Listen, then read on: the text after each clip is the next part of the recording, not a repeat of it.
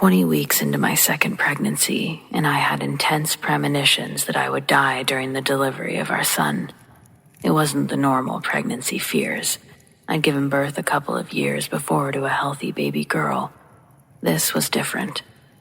My intuition kept telling me that I would need a hysterectomy. My organs were going to combine, and I would need a blood transfusion. Several. I kept seeing my funeral, me delivering a healthy baby boy. Yes, I told everyone, and yes, everyone thought I was crazy. In my doctor's and my husband's defenses, all of my tests were negative, all of them. So when I gave birth to a happy and healthy boy, no one expected anything was going to happen, except for me. And in 3 seconds after delivering our son, I was dead. Everyone was in shock, except for me. Of course, I was dead now, so telling everyone, "I told you so," really wasn't at the top of my list. I was resuscitated 37 seconds later and put into a medically induced coma, where everything I had visions of came true. The intuition was something I could not ignore. I ended up surviving a very rare amniotic fluid embolism, a 1 in 40,000 risk, where most women will not survive a full-blown AFE. There are 2 reasons I'm alive today. One is during a consultation with an anesthesiologist. She felt unnerved by hearing me talk about my premonitions. Based on nothing else but our conversation, she flagged my file and incorporated extra blood and a crash cart during the delivery. And the second reason, I sensed something, and I said something. Over and over again, even when everyone thought I was crazy. I didn't care.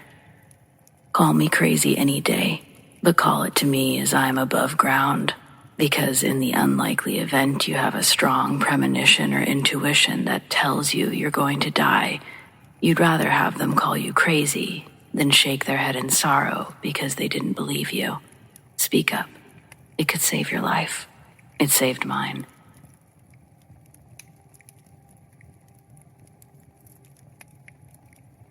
I would call it intuition more than a premonition.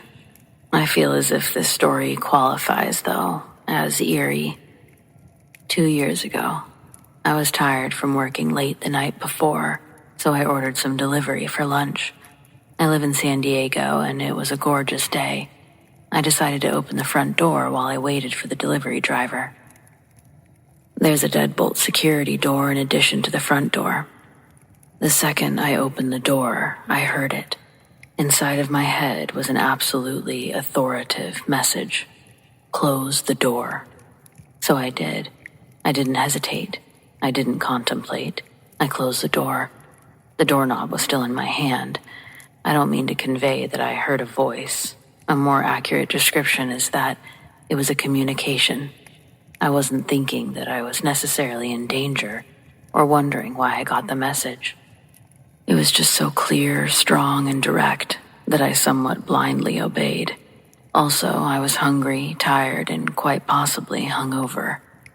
I kept the door closed until 10 seconds after I heard a car door open and close from the front of the house. Right as I opened, the delivery driver was at the door. My cash was ready along with a healthy tip. I paid him, thanked him, and then I closed and locked both doors. I sat down on the couch and put a piece of pizza on a plate that I'd already had out. The doorbell rang. No way in hell I'm answering the door. Hot food was in my hand. Before I would have even had time to answer the door, there was now pounding on the security door. Then I hear a male voice yell through the door. "Hey, it's me. I just delivered your food." I freeze. I'm terrified. There's no reason that the driver would need to speak to me. My order was correct. I paid in cash and tipped generously. In addition to that, he had my phone number. I grabbed my phone, ran back to the door, which was open. The security door was locked, but still, and I closed the door and locked it.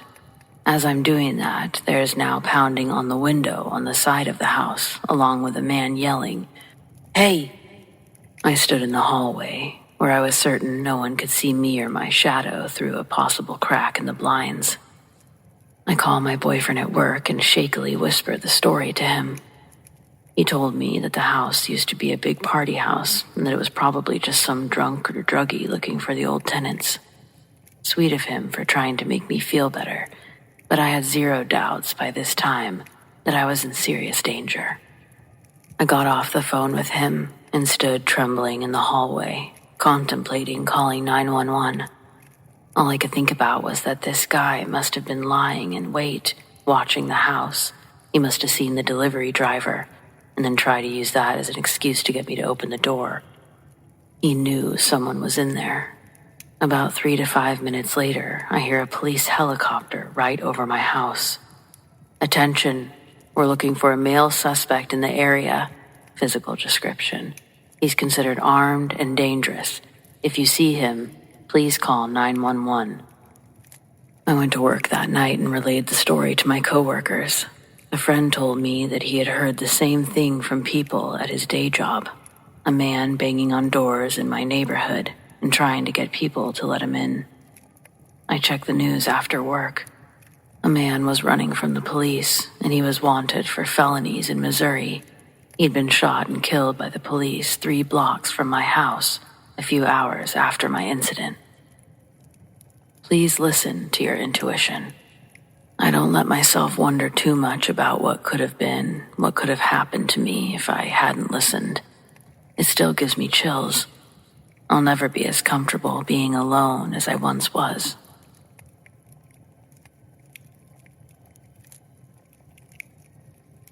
It was late, probably too late to be out. I was headed home from work after a long shift, tired and ready to collapse into bed. The bus stop was a few blocks away, but something felt different that night. The streets were unusually quiet, and the air, it was an unsettling stillness.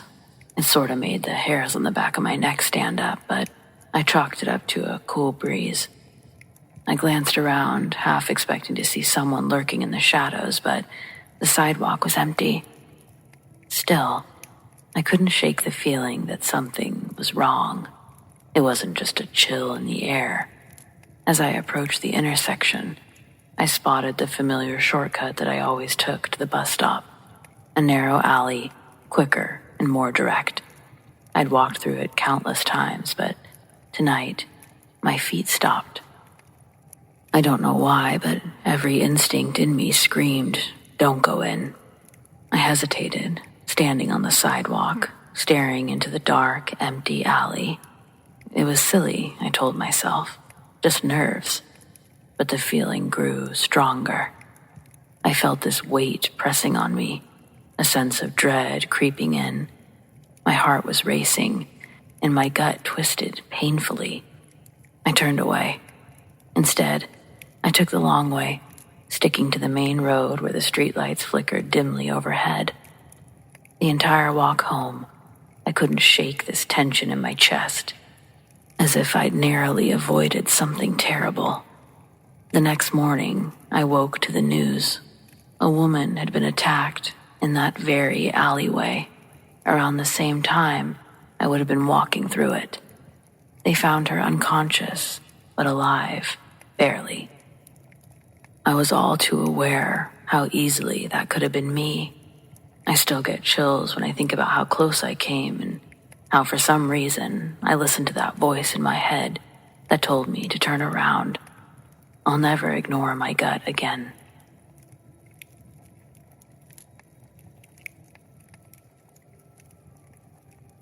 I used to volunteer at a wildlife sanctuary. I guess I probably shouldn't say which one, but we had a variety of animals, including bears. We had just taken in a grizzly that was born and raised in horrible conditions. Basically, he was a giant, angry bear, and rightfully so.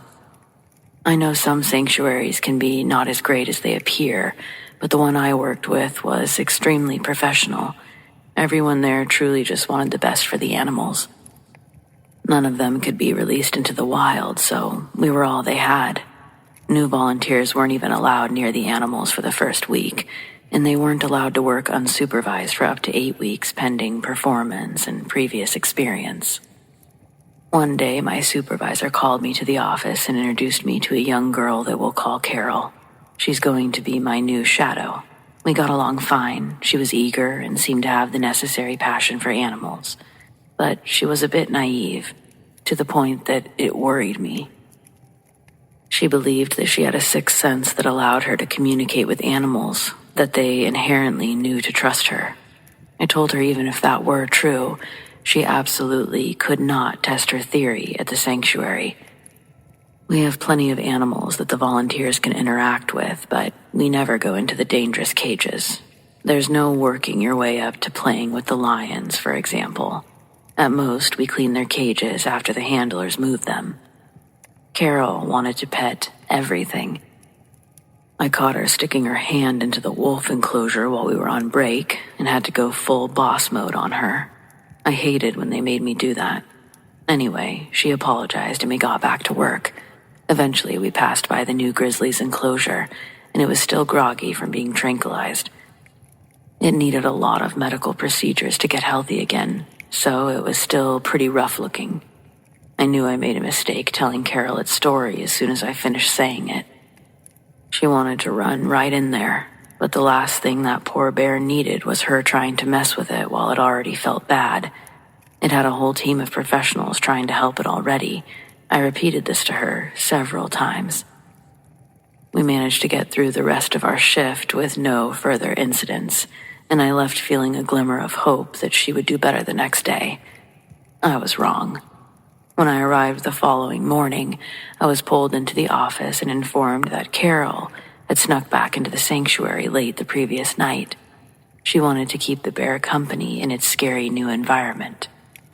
So she climbed into its enclosure and tried to give it a fish. Sadly, she was mauled for her efforts. Not only did she go into the enclosure, she surprised the bear while it was sleeping. She never stood a chance. A few of the grizzly's handlers were sleeping in a crew cabin nearby, and they were able to get her out. She was then airlifted to the hospital, where she passed away shortly after surgery. That was over 10 years ago, but her death will always haunt me. I quit 2 months later. Being there was just too much. Carol's parents were destroyed, but they didn't blame the sanctuary. They said that she did that kind of thing all the time, and it's always been their worst fear that something like this would happen. I feel like that should make it easier to pass off the responsibility, but it doesn't. This kind of thing is never okay.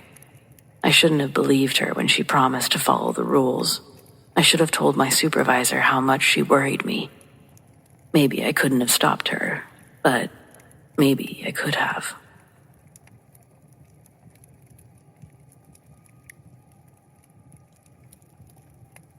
In the 90s, I waited tables at a popular seafood restaurant.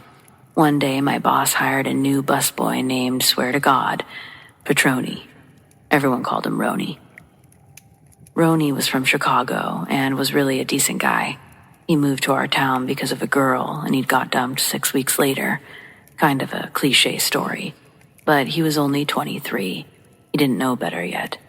He came into the restaurant just wanting to make enough money for a plane ticket home. He was only supposed to be there for a few weeks, tops. Then he met Trinity, a 44-year-old woman with a heavy drug addiction and a history of violence. Somehow they hit it off, and the next thing you know, Roni isn't in such a rush to get home. Suddenly, it's a year later, and they're living in a shotgun house downtown. Roni went from being a pothead to doing all the hard stuff with Trinity. They had to deal on the side just to support their habit, and they were always getting their lights turned off for not paying their bills. For a while, Ronnie's parents would send him money, but when they got suspicious about his drug usage, they cut him off. They still offered to buy him a plane ticket, but he couldn't have any more cash. I bought them dog food all the time just to make sure their puppy wasn't starving too. Trinity had been pretty bad off since she started working at the restaurant. We'd never seen a healthy version of her, but it was incredibly sad to watch Roni waste away, knowing how healthy and vibrant he'd been just a year before. Eventually, the inevitable happened. He got stabbed and told the police that it was a random mugging. But we always wondered if Trinity had stabbed him, or if it was over a drug deal. No one was ever arrested, no surprise there. Thankfully, he survived, but he lost his gallbladder. That was the wake-up call he needed to go home. He flew back to Chicago as soon as he was well enough to travel, and we never heard from him again. No social media back then. In 2010, Trinity's body was found in a ditch. Her clothes were removed, and she'd been strangled. She was still working for the restaurant at the time, and a mutual friend told me that the police didn't come down to question any of them. When they asked about the investigation, they were told not to get their hopes up. Trinity was well known and greatly disliked by the police, so they never even put effort into finding her killer.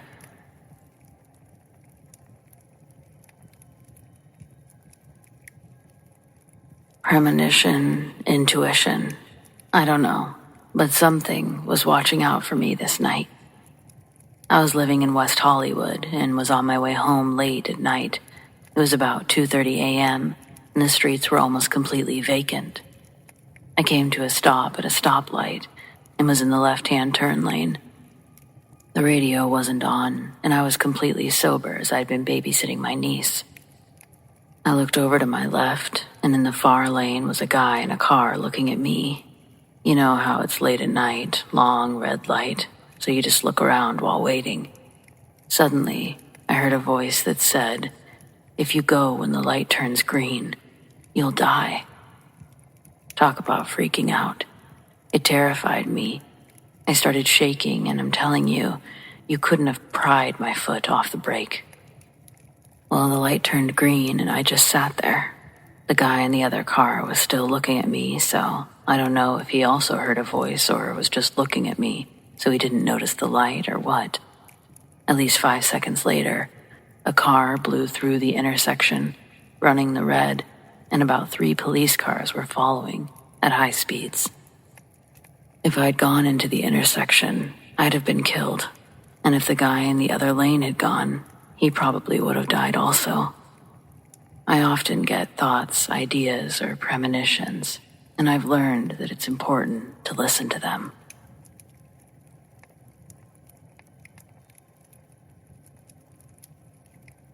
I don't really know how to classify this story, but I know that whatever happened saved my daughter's life.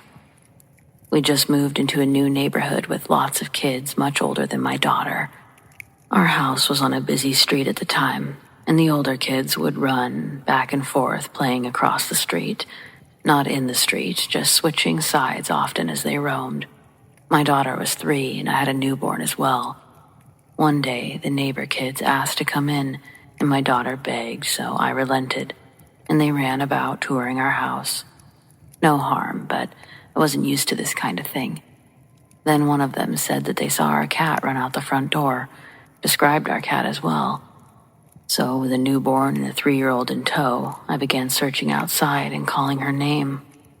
My daughter had wandered for just a moment while I was checking underneath cars, and as I went back toward our house, suddenly my hair stood on end and time slowed, and I heard a voice say, "Find your daughter now." And when I turned around, there was this giant moving truck coming down the street. I just knew that truck was the danger. I searched frantically, and then I hear, "Mommy," from across the street. She starts running at me with a big grin, and I screamed with every ounce of air that I had, her name followed by "Stop." I couldn't see whether she stopped or not.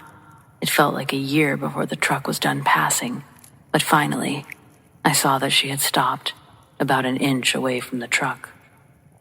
I scooped her up, gave her a stern talking to about street safety, and cried as I was so traumatized by what had almost happened. So traumatized that we didn't play outside at all while we lived there. The parks, yes, but our yard, no. Luckily, we moved 1 year later to a much safer area.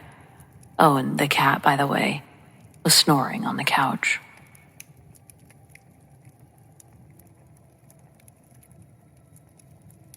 When my mom lived in Texas City, Texas, she worked as a hairstylist in the heart of the city. Her dream was to someday own the salon that she worked at, and this was before I was born. As much as she said that I didn't derail her career plans, I once jokingly apologized for her comparatively boring mom life, and her reaction to the comment was to start crying. Let me tell you, the few seconds of silence we shared were super uncomfortable. But don't worry, after she got her stuttering breath under control, I was like, shit, Mom, that's a fucked up way to react to my joke. She looked up at me, and I don't know if it was my place to start crying, but I couldn't help it. Everything suddenly got really heavy in the room. And then my mom explained herself, beginning with an apology, like, I'm sorry, Gia, I don't know where that came from. Then she was like, well, no, I know where it came from, but I don't know why I just had such a PTSD reaction to it. I'm really sorry, Gia, it's not about you. And I remember that she lit a cigarette, one where she took a long inhale. She smoked inside all the time, but it looked like she really needed that drag more than the air in her lungs. It looked like she had a deer in the headlights expression while she sat with the ash falling onto the table in front of her. All of this confused the hell out of me. PTSD about what? I asked her. She says, I chose to never work in the city months before you were even a thought. Well, apparently, when my mom was in her early 20s, she would take the bus to and from work, and the salon paid for her bus pass. She spoke like it was a really enjoyable part of her job. She would usually use the time to read a book or look out the window at buildings around her.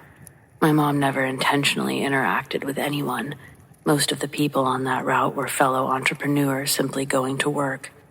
She'd taken that same trip for over a year and a half, and then one morning on her way to work, my mom finds a seat next to a window near the back of the bus. As the bus fills up, a man gets on and walks back to sit in the seat next to my mom. Though the options were growing limited, there were still some open seats that this guy could have chosen that weren't ones right next to her. But, not being rude, she looks over at him to acknowledge his existence with a smile. It's just a normal-looking guy, skinny, peppered hair, white shirt, wearing a denim jacket. In her brief glance towards him, she sees that he's already staring at her. And he continued to stare at her after she looked away. She could see his head turned in her direction from the reflection in the window that she was leaned against. His gaze begins to make her skin crawl, and she thinks, if she turns and confronts him and he goes crazy, there's plenty of people close enough to rip this guy off of her before he could do any serious damage. That's what she thinks. So as this guy begins to scoot closer to her, she turns around, asks him to back off, to stop staring at her. Everyone else on the bus is doing their own thing. Nobody's paying attention to her and this guy. His expression didn't change. He wasn't very expressive to begin with, but my mom's request was ignored in his response. The man presses his finger to his lips like, shh, and then he slowly opens up the right side of his jacket. She hears a small metallic click, and in the layer of white wool that lined the inside of the denim jacket, my mom saw 2 grenades hidden near the sleeve. Speaking at a normal level to my mom, he casually tells her, my name's Hooper. God wants me to blow up this bus. If you scream, I pull the pins and kill us all right now. But I'm trying to wait until we're on First Street. Can you wait until First Street? Come on, lady, it's like 4 stops from now. Please. My mom is completely filled with terror. She can only nod her head in agreement. He had her trapped in the seats up against a window. She saw the people rotate on and off the bus and couldn't believe she wasn't going to do that. It was too much. And as much as she tried to enjoy the view of the outside for her final time, she started to have a panic attack that she mistakenly diagnosed as a heart attack. The shortness of breath and pounding in her chest made my mom start to think that she wouldn't make it to First Street. thinking her heart would explode before the bus did. My mom had nothing to lose, so with the remaining strength that she had, she used it to shout for help. She stood out of her seat and grabbed the man in front of her before Hooper pulled her back down. But by that point, my mom had drawn attention that she desperately needed to draw. Hooper gets my mom's head in the palm of his hands and starts bouncing it off the glass beside her, calling her Satan's whore. A man standing in an aisle jumps up onto the guy. He pushes the man off and then spins from a sitting position to standing on his feet in the aisles. My mom knew what was going to happen next, and all she could do was watch. Hooper screams, "That's it!" And now he had everyone's attention. He reaches into his jacket, and as my mom starts screaming, he has a grenade. Hooper holds one of them out in front of him and pulls the fucking pin. Everyone on the bus dives backwards on top of each other, trying to get away from the explosive. My mom is pressing her back against a window and begins to scream.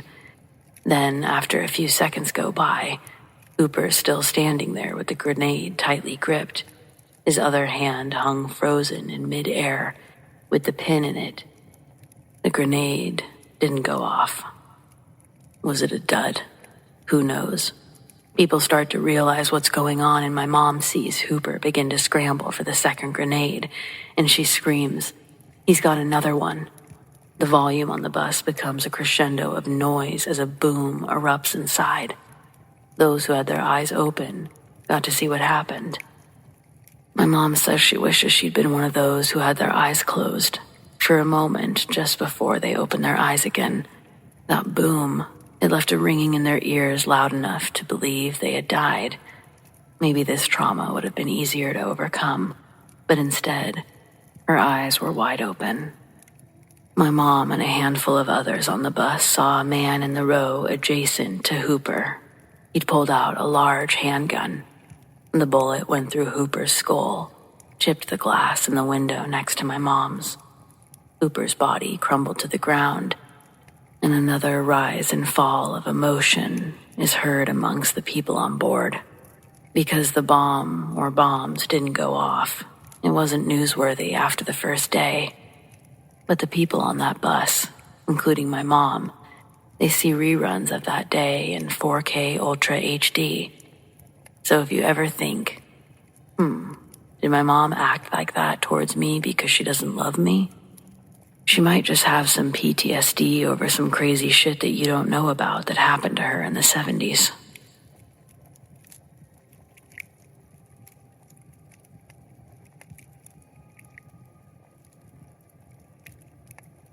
I had a curse put on me over some dumb stuff. I accidentally offended a girl I was taking out on a date, and she went crazy on me like Dr. Jekyll and Mr. Hyde. One minute she's this fine, put-together woman speaking to me in a cute, mousy voice. The next moment she transforms into some psycho, Louisiana voodoo, deep-growling lunatic. Her eyes rolled into the back of her head like the Undertaker, and she was spitting while jabbering some crazy stuff at me. She was acting way out of pocket, so I was like, "What are you doing?" And she says, curse on you," and pushes me out of her apartment.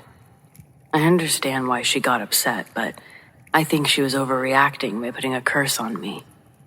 Especially since things started happening, and they still do to this day. It's been around 10 years now, and I'm still feeling burdened by this curse. How long can a curse last? Do I need to find this girl on social media, ask her to reverse it? I'm only writing this right now because I felt the effects of the curse again today. At least I think that's what it was. I don't tell anyone I'm cursed, but I've been making mental and physical notes about incidents so absurd that they had to be from the curse. There's also been a pattern of turquoise-colored items being directly involved. So much so that I instinctively avoid turquoise-colored objects now, associating them with bad luck. A little while ago, my bro Lotto was over, and we were smoking on my back deck. I didn't have a lighter on me, so he handed me his. It was a palm-to-palm transaction. I didn't see the color of the lighter before my thumb sparked it up. It took 3 flicks, and then the lighter exploded in my hand like a stick of dynamite, burning a decent portion of my palm. I've never had a lighter explode in my hand before. The pieces that weren't charred were neon turquoise. I'm typing this with my right hand wrapped up in gauze and duct tape, basically whatever I could find around the house. Lotto said I should go to the emergency room, and if the pain gets worse, I think I might need to take myself there tonight. So yeah, turquoise lighter blew up in my hand a few hours ago, but a few months back, I was at the bank applying for a loan. The second I saw the woman that I was talking to was wearing a turquoise blouse, I knew I wasn't getting that loan. Let's rewind a bit.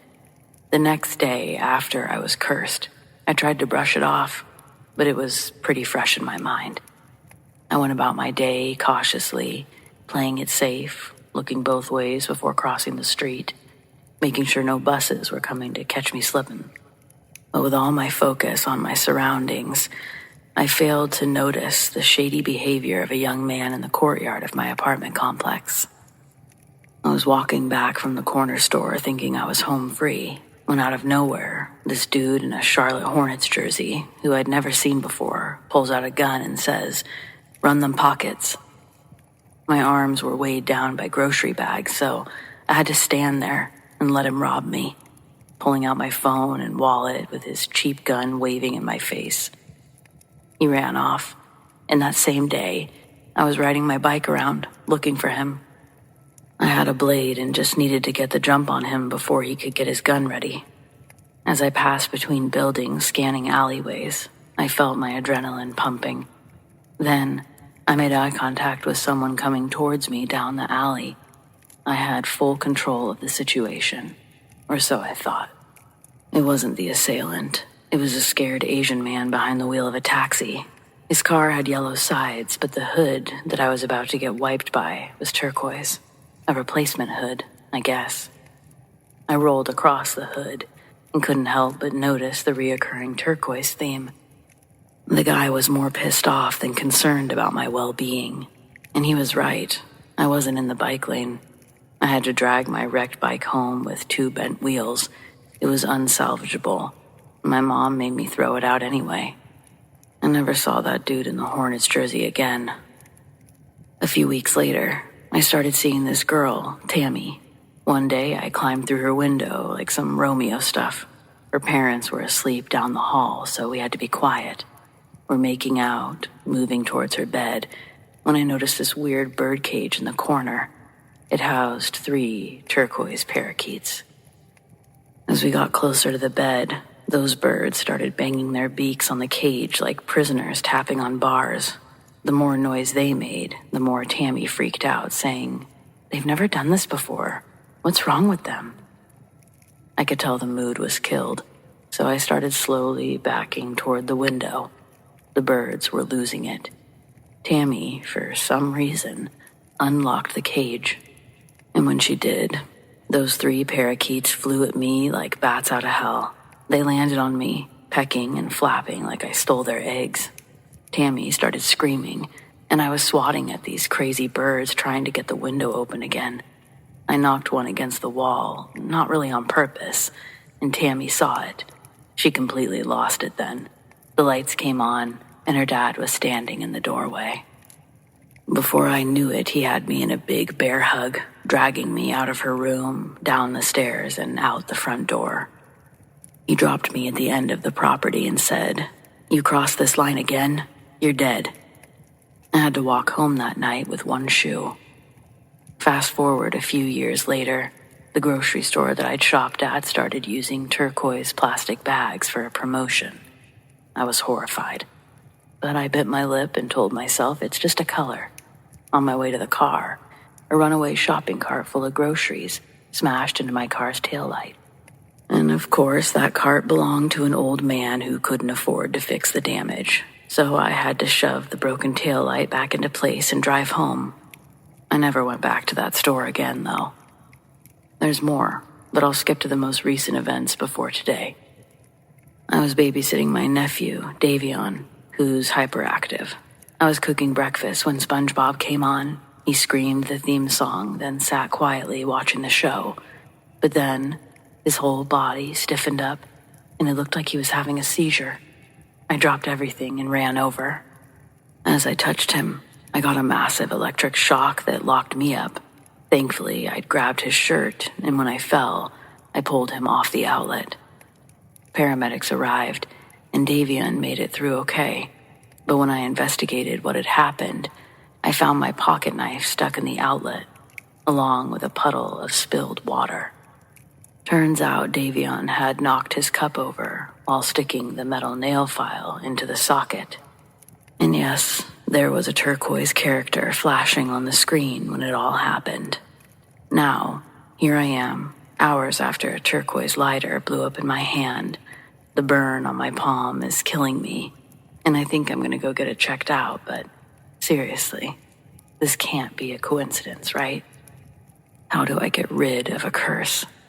And can I do it without contacting this girl? She scares me, obviously. Well, thanks for the no help on breaking the curse. Most people just asked what I did to deserve it. At least we can agree I'm cursed. So, here's the story. I met this girl while hustling demos at the mall. She'd just moved into town for college, and it just so happened to be the same college that I was pretending to attend. She was struggling with calculus, so I offered to tutor her. We exchanged numbers, and I played it cool for a few days before hitting her up. It was her birthday next week, and she didn't know anyone in town yet except her cousin, but I didn't know that. I figured she wouldn't have any birthday plans, so I bought a pizza, a 2-liter of Pepsi, and a slice of cake from the corner store. On my way to her place, I passed by a memorial for a kid who had gotten hit by a stray bullet. The memorial was covered in flowers, stuffed bears, balloons, all that stuff. I got the bright idea to grab a few flowers, maybe a balloon, for her birthday. When I got to her place, she was into me, happy to see me even. But then she saw the flowers, and I got to see that Dr. Jekyll and Mr. Hyde thing start to happen. Instead of taking them, her expression changed. She wasn't smiling. And she starts going crazy, demanding to know where I got those flowers. I tell her I picked them up at the store, but she calls me a disgusting liar. She tells me that she put those flowers on her cousin's memorial just this morning, and that she knows I'm lying. She escalated, so I doubled down, telling her that we must have gotten them from the same store. But of course, I was made aware that her flowers came from a small garden, one that her cousin had kept in the backyard. And that's when she tells me that I have no soul, that I'm the equivalent of human garbage. And then her eyes rolled back into the back of her head, like I mentioned. And she cursed me. She took things too far, right? Now here I am, a decade later, still feeling the residual effects of an impulsive decision made by an immature person. How do I break this curse? I cannot be this screwed for the rest of my life.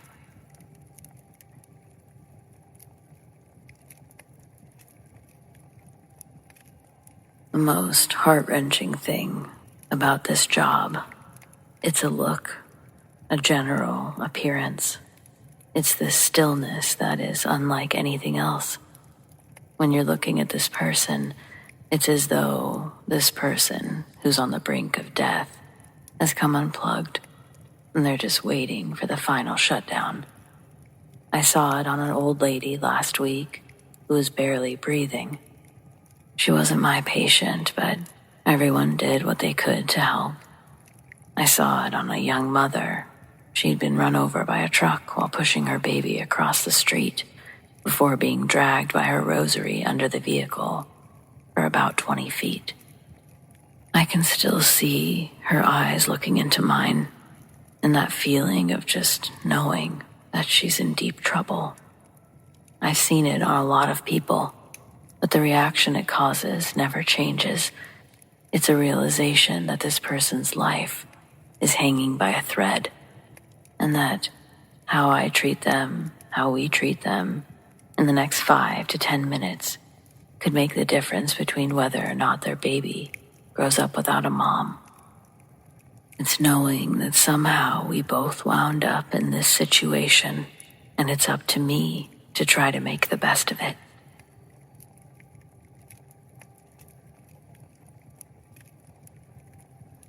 When I was 13, I spent a month at my uncle's ranch.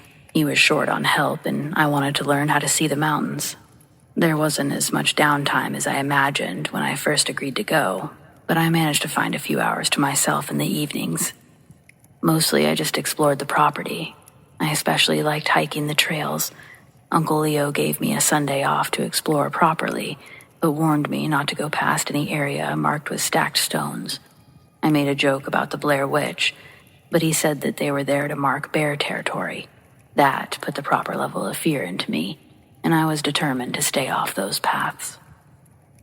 I left at sunup and had a grand old time for the first half of the day. By lunch, I was well into new territory and ate my sandwich with a magnificent view of the mountains and valleys. Shortly after, I ran into an area blocked by stone piles and decided it was time to start heading back if I wanted to get home by dark. Just as I turned around, I heard a dog whimper behind me. The week before, my uncle's dog had gone missing, and we'd just about given up hope on finding him. I looked back just in time to see him walk behind a tree, and I called after him. I couldn't just leave, so I got the rope out of my bag and I went to go fetch him. I kept calling for him the whole time, but he wouldn't come out of the thicket. I could only see his face through the brush, but he was still whimpering, so I thought he must be hurt. I cut back the overgrowth as best I could. I only had my eyes off of him for a second, but when I looked back, he was gone. There's no way he got out that fast or that quietly, but he wasn't there anymore. I called for him again and looked through the surrounding brush. There was no sign of him. I didn't want to leave him with bears, but I didn't want to be out there alone past dark either. Ultimately, I settled for going back and getting help and a few guns. I must have wandered further than I thought because the stone piles weren't nearly as close as I expected. I went in circles for 10 to 15 minutes before I finally got going far enough to find them. I barely made it half a mile before two of the other hands rode up on four-wheelers, hooting and hollering.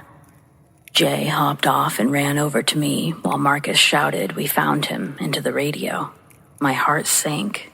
I thought that there had been some kind of accident or Leo had a heart attack, but all the fuss was over me. When it was finally calm enough for normal communication, I learned that everyone came looking for me when I didn't return on Sunday. It was now Monday evening. They'd been looking all day, and an actual search and rescue team was on the way. Even my parents were on a plane. I've never before or since been so confused in my life. I'm still confused. I'd forgotten all about Buck until it was my turn to explain. When I got to his part of the story, my uncle turned white, told me whatever I saw wasn't Buck. Buck came home that Sunday morning, an hour or so after I left. It couldn't have been him, but I saw him. It's not like I caught a glimpse of a random animal as it was running away. I saw that dog, only it wasn't him. I couldn't have looked for Buck for more than a half hour at most, and that's stretching it. Yet I had lost almost a full day. I never saw the sun go down. I never watched it rise. But I left Sunday morning and came home Monday evening. God, it sounds like a bad riddle. And I guess in a way it is a bad riddle, because what the hell happened? Besides a few scratches from digging through the overgrowth, there was nothing wrong with me. I was starving and more tired than I'd ever been, but that seemed understandable given the amount of stress I was under. I don't know, but if any of you have the answer, I'd sure like to hear it.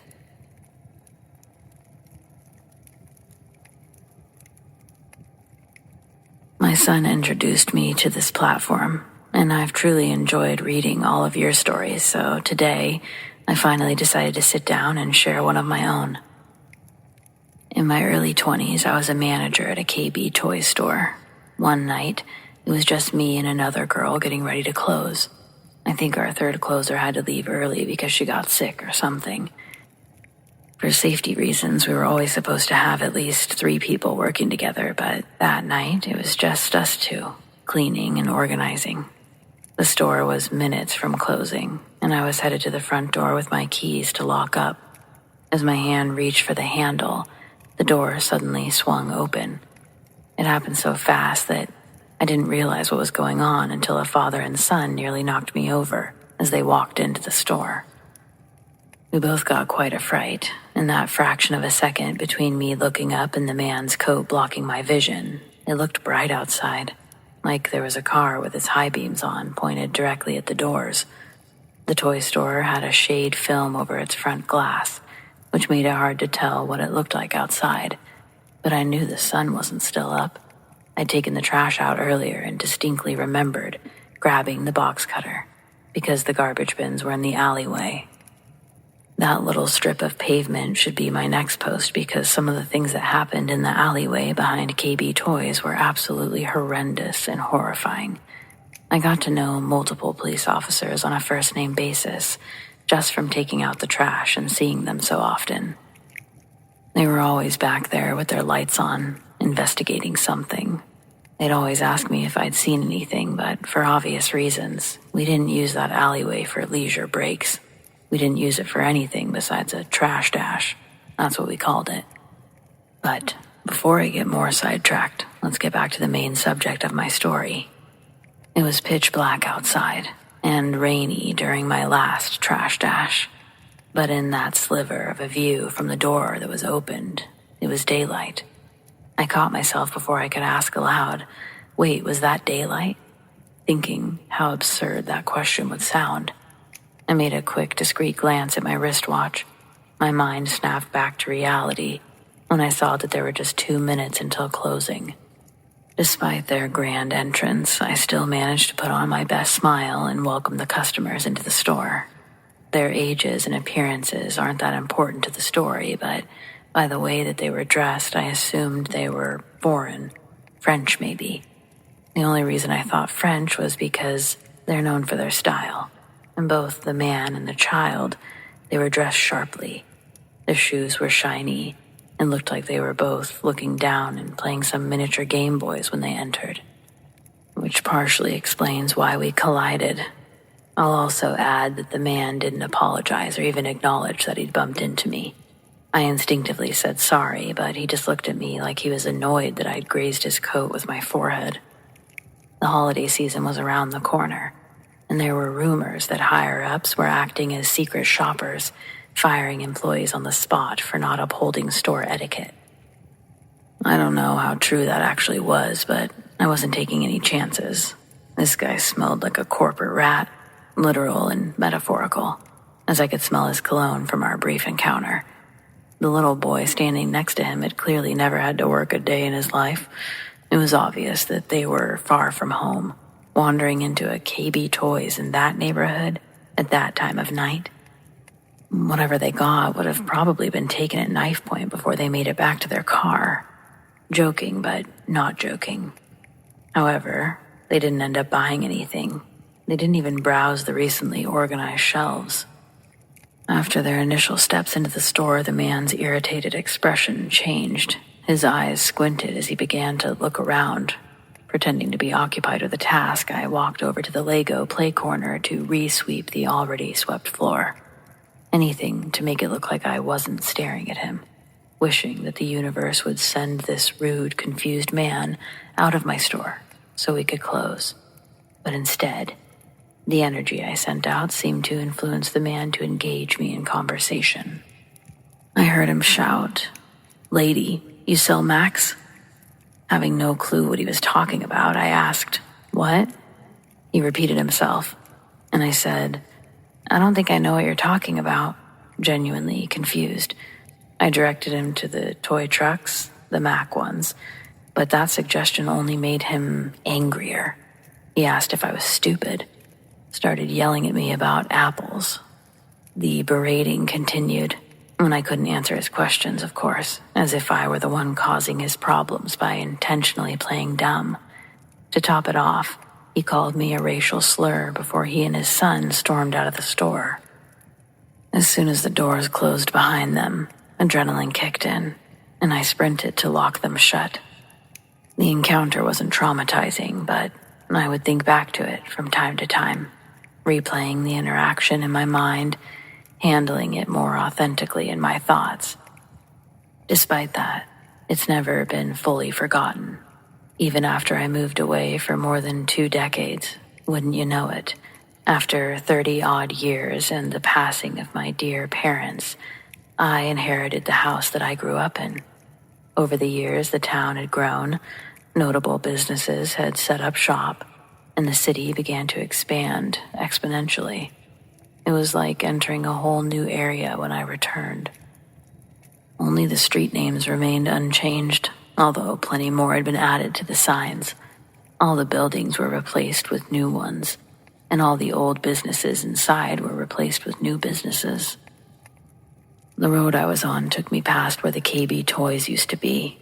That parking lot was practically unrecognizable. Tons of construction had turned it into an outdoor mall, but the original structures were still there. Their bricks didn't match the newer, smoother buildings connected on either side. I instantly knew which building had been my KB Toys, but what it had been turned into made the hair on the back of my neck stand up. There, where the big red and yellow KB Toys logo once hung, was now a silver apple logo, encrusted in the bricks. Like the city, I grew alongside technology. I have an iPhone in my pocket right now, but never had I thought about my ranting racist customer story as a potential time slip, not until I saw that Apple logo. Now, don't get me wrong, that man is still an ignorant racist in any timeline, but here in 2024, if someone asked me about a Mac or Apple, I'd know exactly what they meant. This realization kind of blew my mind, and all I could do was pull into the parking lot and sit there, questioning reality. I guess that's why I mentioned the daylight they seemed to come in from. The whole encounter from start to finish left me feeling uneasy. Then for it all to come back full circle kind of sent me off the deep end. There's no way to ever know if my theory's correct or if I'm just an old coot overthinking things. The only way I'd figure it out is if I ran into that father and son sometime nowadays. If my time slip theory holds weight, they'd be living around here right now. I don't know what I'd do if I actually saw them again, though.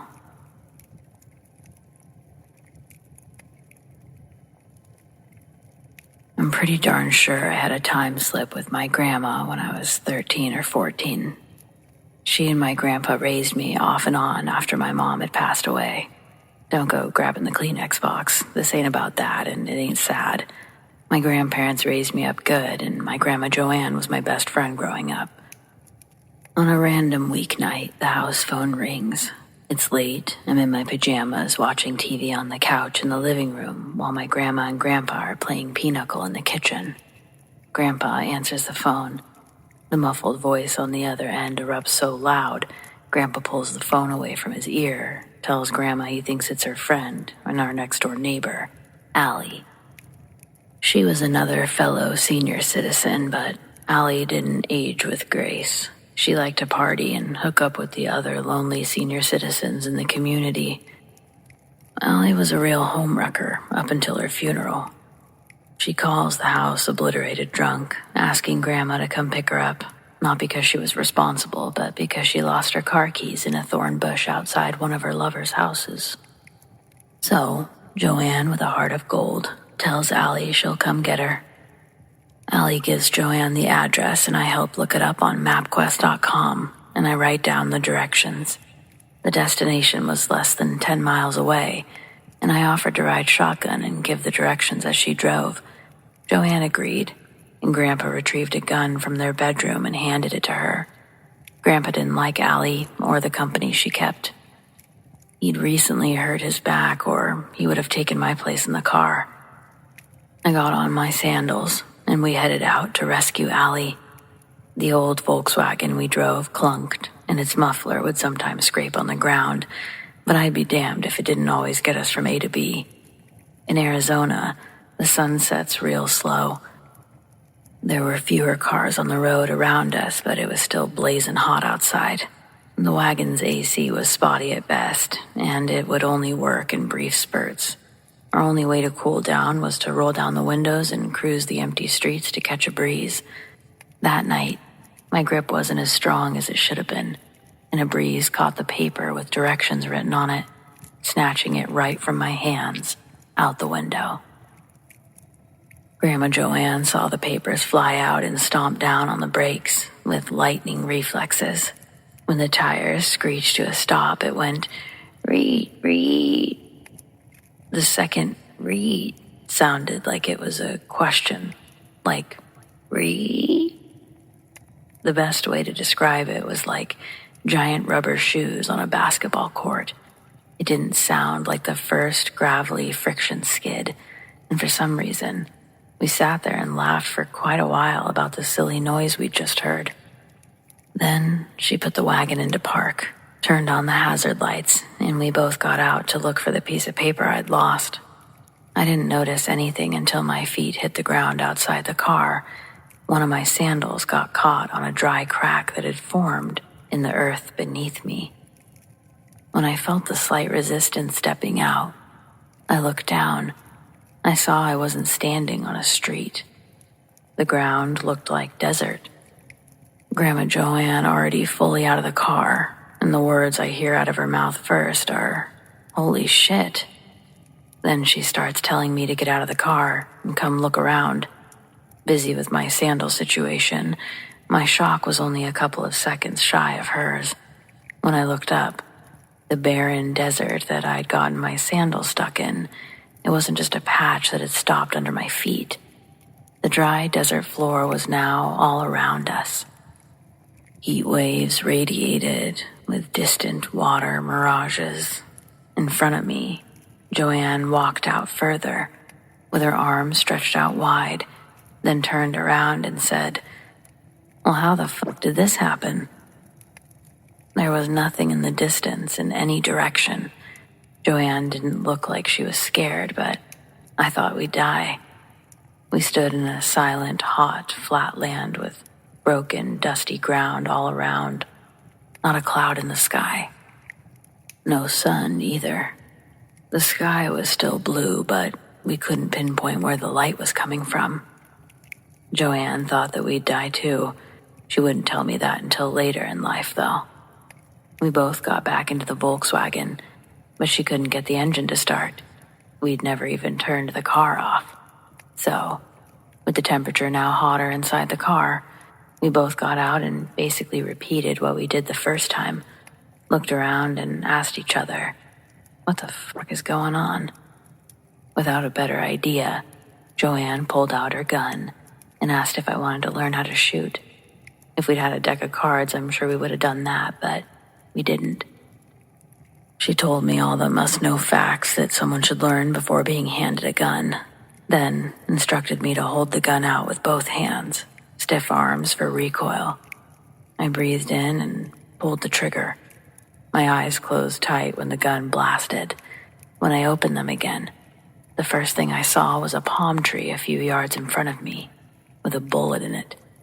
Dogs were barking, and I realized I was standing in someone's front yard.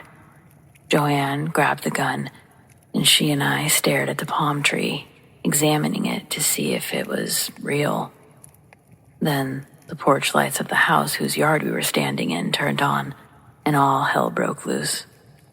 If you didn't know this fact, all the old people around here have guns, and this homeowner clearly felt threatened by two strangers shooting his palm tree. Joanne grabbed my shoulder and pushed me into my open passenger door as a bullet whizzed nowhere near us. Thankfully, most old people need glasses to see what they're doing, and it seemed that we'd woken him up so suddenly he'd forgotten his when he chose to return fire. We noticed the wagon's engine was running again, hazards clicking again, AC spurting in bursts. Joanne ran around to the driver's side and dove in. She was surprised when she tried to start the wagon and it made a metal grinding sound because the car was already on. The old man at the door, he let off another shot, and we heard it hit glass from a parked car further down the street, which made Joanne throw it into drive and get our asses out of there. Another grandma would have had a heart attack, but my grandma drove over a chain-link fence to leave that neighborhood. And almost as soon as she did, we knew where we were again. That experience was all that we could talk about. When we got home, Grandpa told us that we'd left only 2 minutes before. He believed us, but couldn't help when it came to answers of any kind. We never did pick up Allie that night. When my grandparents passed, the questioning and wondering kind of died with them, as I had no one else who could understand the story. I don't really expect any of you to give a fuck either, but it's my Grandma Joanne's birthday today. So in honor of her, I'm capturing our memory forever on the interweb.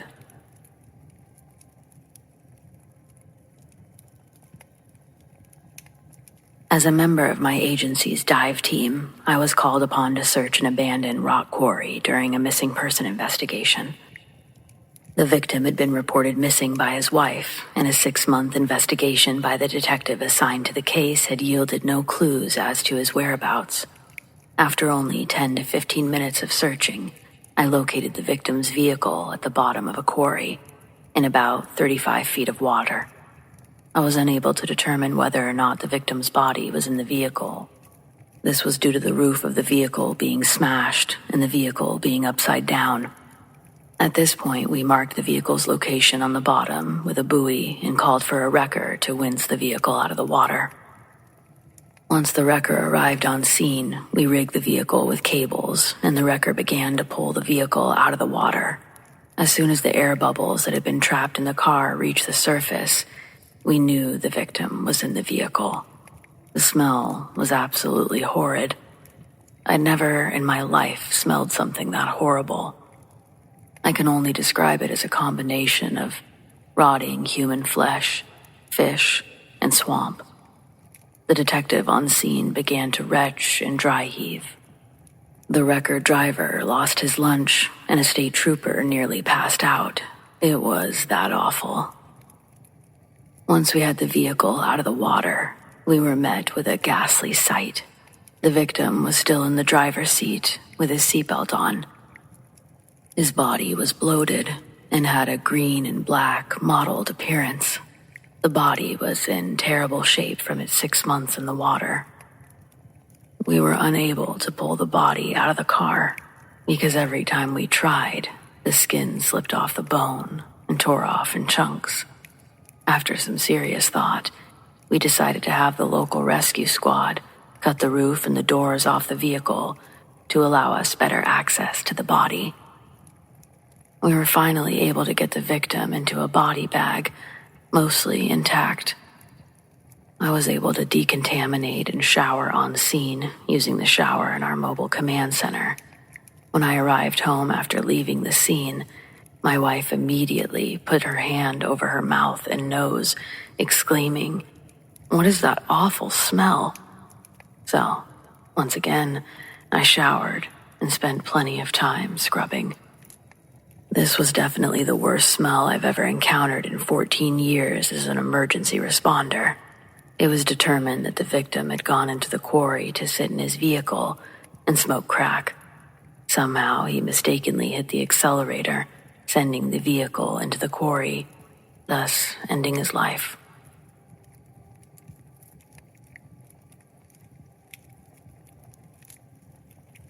I used to take the same bus home from work every night. It was late, usually after 10 p.m., and the ride was never too crowded. It wasn't the best part of town, but I'd gotten used to it. Headphones in, eyes on my phone, just counting the minutes until I'd be home. I wish I could say that the night felt different, that I somehow knew something bad was going to happen, but I didn't. The driver barely glanced at me as I swiped my card, as usual, and the few other passengers there sat in silence, staring straight ahead like they were afraid to make eye contact with anyone. This was pretty standard. I found a seat in the middle, close enough to the back door for a quick exit if I needed one, but not too far away from the driver either. I always did that. just a little safety measure that I'd picked up after living in the city for a while. The bus rumbled along and I was scrolling through my phone, trying to tune out the hum of the city outside. And that's when I noticed a man a few rows ahead of me. He was pacing, his eyes darting around nervously. His hands twitched at his sides, and every now and then he muttered something under his breath.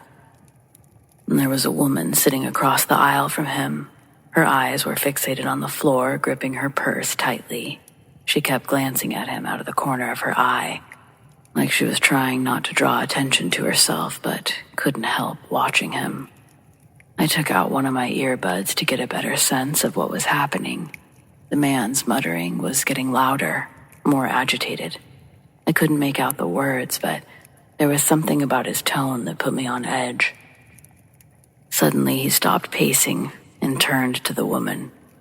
"You think I don't know what you did?"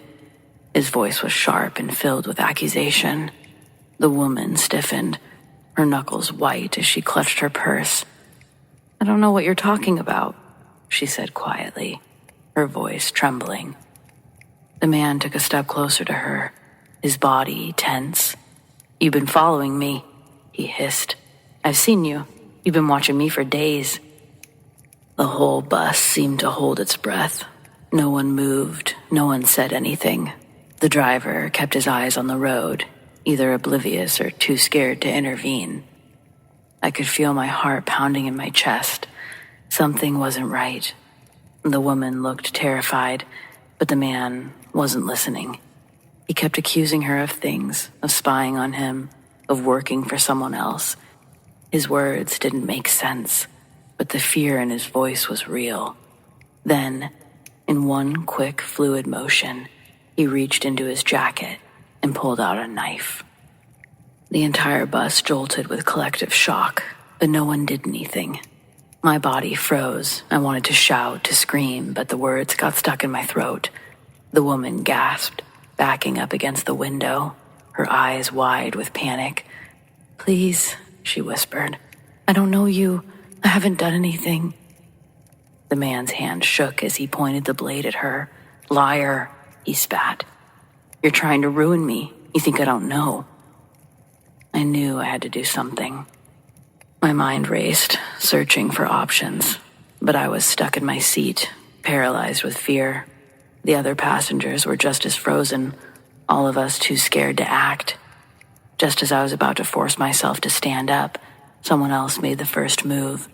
A guy sitting near the front, a big guy, maybe mid-30s. He stood up and stepped forward, raising his hands in a calming gesture. "Hey man, let's all just calm down," he said, his voice surprisingly steady. "No one's trying to hurt you. Put the knife away." The man with the knife spun around, eyes wild. "Stay out of this," he shouted, his voice cracking with desperation. And then everything happened at once. This woman made a sudden move, trying to dash past him towards the front of the bus. In an instant, the man lunged at her. Slashing wildly with the knife, she screamed, stumbling backwards, clutching her arm where he had cut her. Blood soaked through her sleeve. The big guy charged forward, trying to grab the man, but it was too late. In the chaos, the man turned and swung the knife again. This time, the blade was caught in the guy's stomach. I watched as he crumbled to the floor. Panic erupted on the bus, people screaming, rushing for the exits. The driver slammed on the brakes, the bus screeching to a halt in the middle of the street. I pushed my way to the back door, stumbling onto the pavement, gasping for air. Behind me, I could still hear the woman sobbing, the big guy groaning in pain. The man with the knife was shouting incoherently, his voice drowned out by the chaos around us. I ran. I didn't stop until I was blocks away, my hands shaking, my mind reeling. It wasn't until I reached safety, the safety of my apartment, that I realized I was covered in someone's blood. After following up with the police, they told me that the big guy had survived, but just barely. The woman had been stabbed too, though she'd escaped with only minor injuries. They arrested the man with the knife at the scene, but no one ever figured out what had set him off. I'm going to assume mental illness. He had no motive, no real reason for attacking that woman. It could have just as easily been me or anyone else there. It was horrifying for everyone.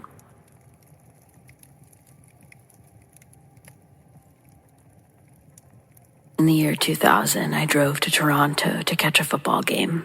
I didn't have much money, and hotels in the city were way out of my budget. I figured I could just sleep in my car for the night, rather than drive the 3 hours back to my hometown. It seemed like a good idea at the time. Nothing too risky.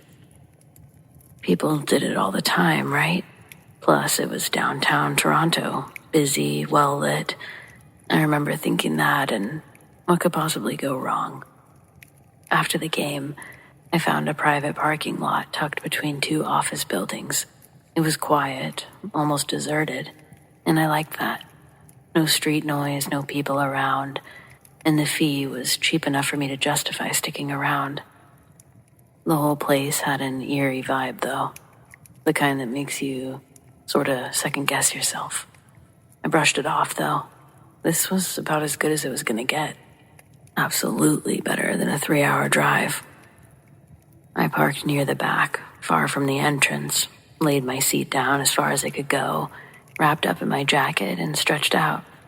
I tried to get some rest, and I sort of did. But around 3 a.m., I was startled awake by the sharp sound of breaking glass. It was loud, like someone had taken a baseball bat to a window nearby. My heart jumped in my throat. I sat up slowly, still half asleep, but then I heard more glass shattering, and this time closer. I peered out the side window, and that's when I saw them. A group of guys, maybe 6 or 7. They'd taken over the parking lot. They were laughing, yelling. I knew I'd parked far enough away from the other cars, but they were just smashing their way through anything they could get their hands on. I watched as one of them hurled a rock straight through the window of the parking lot's ticket booth. The glass exploded on impact, scattering across the pavement. I had that feeling of panic in my chest. They weren't just a couple of rowdy kids. This seemed like a gang, and they weren't messing around. They were going from car to car, smashing windows, kicking in doors, rummaging through whatever they could find. I didn't know what they were looking for. Money, electronics, drugs, who knew? But they were destroying everything in their path. That was clear. My car, an old beater that was practically falling apart, was parked not far from the middle of the lot. I thought maybe, just maybe, they would pass it over. After all, who would bother with a rusted-out hunk of junk like mine? But that hope quickly evaporated when I saw one of the guys, a tall one with a shaved head and a menacing look, point in my direction. My stomach dropped. Without thinking, I ducked down as low as I could, pulling an old hoodie and some clothes from the back seat over me like a makeshift blanket. My mind raced. If they found me, what would they do? There was no way I could fight off an entire gang, but I wasn't about to just sit there like a target. I tried to breathe slowly, quietly, but every sound outside seemed magnified. The crunch of glass under their boots, the clang of metal as they ripped into someone's car door. Though the lot was big, I could hear their voices now, clearer and closer than before. There were only a few cars away now. One of them laughed, this high-pitched noise. It was kind of a manic laugh. It sent chills down my spine, but I stayed silent. Another guy was talking about teaching someone a lesson. I had no idea what they were talking about, but it didn't matter. I wasn't waiting around to find out. What if they looked inside my car? And what if they saw me?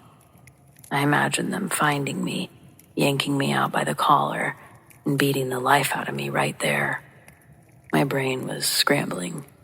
I was trying to come up with a plan. Maybe I could pretend to be drunk or stoned, just completely out of it. Maybe they'd laugh and move on. But that didn't feel right. I had no idea how they'd really react. My heart was pounding so hard I was sure they could hear it. The guys were now right next to my car, their voices just outside. I could hear the jangle of metal. One of them must have been fiddling with something, maybe a crowbar or a knife. Every muscle in my body was tense at this point, waiting for the sound of my window shattering. That moment when everything would go from bad to worse.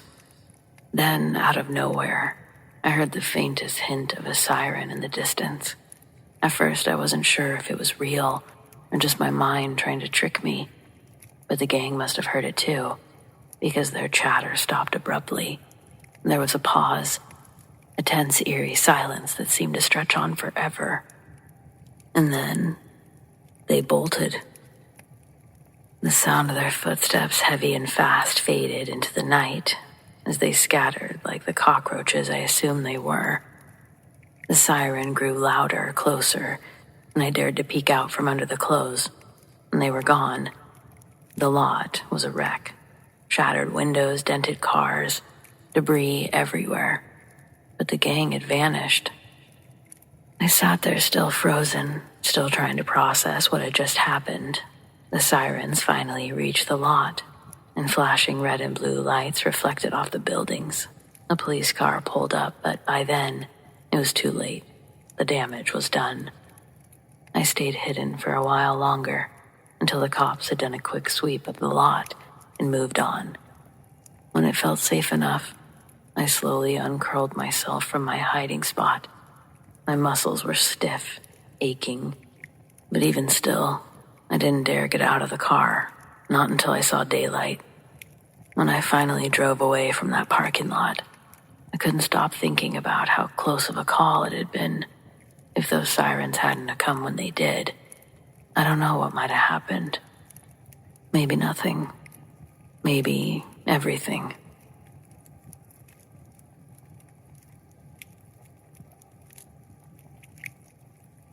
My buddy sent me a link to post this. I was a member of my church's Boy Scouts, and no, this isn't a story of me being touched. I really wish I didn't have to preface this, but sorry if I killed your anticipation. Actually, if you were secretly hoping I was about to tell you a story about that, stop reading and get out of here, you sicko. Okay, now that all the pervs are gone. When I was in 3rd grade, the pack that I was in was called the Bear Scouts. Our den consisted of 7 boys, other 3rd graders who attended my church. Our badges were themed to our name's likeness. Already earning 2 of them, I was eager to obtain my 3rd, the Bare Necessities badge. Our pack leader scheduled an overnight camping trip with the troop. The pack leader was named Jojo. He was someone who had earned first-class honors within our pack. Along with him was a teenager working for his Eagle badge. 2 very capable people kept a consistent, vigilant eye over us, and I still managed to get lost for almost 24 hours. I was lost within the first hour of arriving at our destination. Instead of learning how to build a fire, my fellow Bear Scouts spent the day and night combing the forest for me. I don't think anyone earned anything towards any badge that trip. There's not a search and rescue badge, and even if there was, they didn't find me. Thankfully, a hiker's dog found me the following morning. What's crazy is that when my troop returned home, they never informed my family of the real incident. I don't know if that was their attempt to cover it up or what, but they left a nice write-up for my parents, saying that I had run away, intentionally abandoning the pack. That's not exactly how it happened, though, and I was never able to fully explain my side of the story. I can understand how, to a third party, it may have looked like I just ran headfirst deep into the woods, but they apparently didn't see what I was chasing. So, here's my story. Miles of driving in a cramped church van led us to the thickets of Yellowstone National Park, a part that's reserved for events like this. We all jumped out of the van and went into our respective directions, eager to use nature's restroom. After I shook off, I heard one of the boys call my name. The voice sounded like it came from in front of me. I waited a few seconds until I heard the same voice call out my name again. There was a tall bush directly in front of me that I had pushed my arms into and tried to spread apart to peer through. On the other side, I can see one of my fellow Bear Scouts. They're wearing a vest like mine, but facing away from me. They start moving their arms in a clock-like manner. They gesture for me to come over to that side. Before I can fully get through the bushes, the scout starts to jog further into the brush away from me, so I followed, assuming the rest of my pack was doing the same. As I pushed my way through the bushes, following the scout's lead, the forest seemed alive with whispers. I'm sure it was just the wind, but it felt intentional, like words could be found in it if you could just listen to it carefully enough. The voice calling my name grew louder, cutting through the whispers and silence. I quickened my pace to catch up with the scout, but as I ventured deeper into the woods, a strange unease started to replace that excitement I was feeling earlier. The trees loomed overhead, their branches intertwined, creating a dark canopy that blocked out most of the sunlight. The air grew colder, and a faint mist began to creep along the forest floor. It was as if I had entered a different world by following this scout. Perhaps this was what he wanted to show me. An area untouched by man. But then I have to question, where was the scout? I called out to him, but my voice seemed to disappear into the eerie silence of the forest. And that's when I considered turning around and going back the way I'd come from. As I realized I had lost sight of the scout, I also realized I didn't recognize the area around me. Panic started to well up within me. Alone and disoriented, I stood still. My heart was pounding in my chest. That's when I heard it. Clear whispering. It was soft, haunting. It sounded like it came from all around me. My name was being whispered, over and over again. But the voice became distorted, unnatural. It sent shivers down my spine. I couldn't shake the feeling that something was terribly wrong. With no other choice, I tried to retrace my steps. But the forest, it seemed to twist and change. I was taught to identify markers on a trail or leave a trail of your own. I didn't do either of those things on my way in. I did know I needed to find my way back to real noise. I just needed to listen for the troop and follow their voices. But for whatever reason, I couldn't focus on anything other than the whispering around me. It was my name, followed by words I couldn't figure out, and then back to my name again. They grew louder. Despite me thinking I was running away from them, they echoed in my ears. Shadows moved around the trees. I could swear I saw glimpses of figures moving just beyond my line of sight. This place had become a maze. I knew I needed to get out. I mustered all my courage and just started running, blindly following the faintest glimmers of light that peeked through the dense foliage. The whispers, though louder, they were also more urgent with every step I took. I found myself screaming just to drown them out. I was also hoping my troop would hear my screams and investigate. As I'm running and screaming, everything goes white and then black.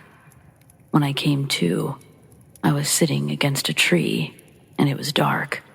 This was incredibly disorienting. Hadn't the day just started? Where was I? I couldn't move, but I didn't understand why. I laid there a minute trying to figure out what had happened. The last thing I could remember was running and screaming. Suddenly, I knew that I could move, so I attempted to stand up, only to realize I was going to throw up, and I did, everywhere. But then I felt much better. Sure, still stranded in the dark, but I saw light. It was in the distance, but I knew that I could make it to the light. After running in the dark for what felt like an eternity, the light didn't seem to be getting any closer, and once again, I found myself completely lost and helpless in the forest. It could have been the kid in me, but I was exhausted, and I just stopped moving, sat down, began to cry. And then I heard the whispers from earlier. I covered my ears, hoped my crying would drown them out, only they got closer again. I could now feel something around me, stalking me. Out of nowhere, I feel this pressure in my chest, almost as if someone is sitting on it. But I'm sitting up. There's no way for something to press against my chest. Still, it made it hard to move. I was crying, attempting to stop myself in order to get some deep breaths. And then, just like before, everything went white and then dark. This time, though, I opened my eyes to see faint sunlight. It was warm, and it made me almost forget about my situation. Then, I almost jumped out of my skin when I heard something running towards me. Snapped out of my sleepy state real quick. Back on my feet, I tried to move away from the sound, ducking behind a larger tree. From my new hiding spot, I realized the sound I heard, the thing running in the woods, was a dog. I don't move, but regardless, the dog spots me and starts in my direction. Then, for the first time in ages, I hear another human's voice. This one feels real. The dog was now sitting directly in front of me.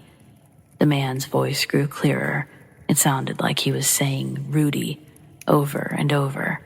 The dog would bark when he did, and then look back at me and bark again, repeating this until the man reached us.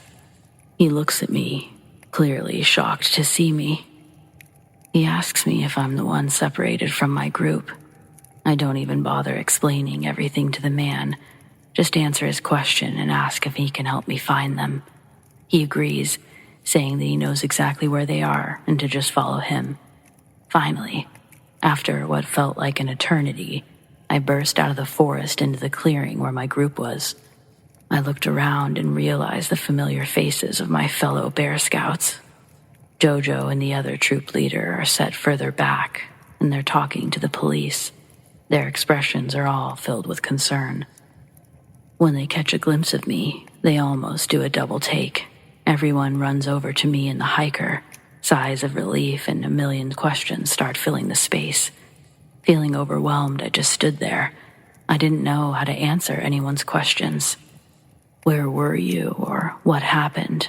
I felt like I didn't really know. They told me I'd been missing for hours, almost an entire 24. Then they said they'd been searching desperately for me, calling my name loudly, flashlights out and everything. The hiker explains where he found me, and Jojo says they searched there several times and found nothing. The first thing I ended up asking or saying was, "Did you hear my screams?" Everyone was quiet for a moment, and they said that they heard lots of things, but they never heard my voice out there. This was followed by people over-talking each other, but I heard one of my fellow scouts say, "You were following the boy, right?" I shook my head yes, but that was the end of that. As Jojo and the others recounted their efforts, I couldn't help but feel that they were leaving something out, something they couldn't explain either. How could they have been walking past and calling out to me for several hours and never have found me? Surely I didn't walk that far into the woods, but just as surely there was no boy in the woods besides me. I was sure that whatever I saw, whatever the other scouts saw, it wasn't a real boy. Does that mean I know what it was? Absolutely not. The incident was never spoken of again. The official story remained that I had run away from the pack on purpose with no purpose at all, other than to cause trouble, of course. But deep down, I knew the truth. I'd stumbled into an odd place in those woods. The experience sorta changed my perception of the woods, not really for the better, and I guess of whispering. They're both just really creepy to me now, and I definitely don't venture into the woods alone.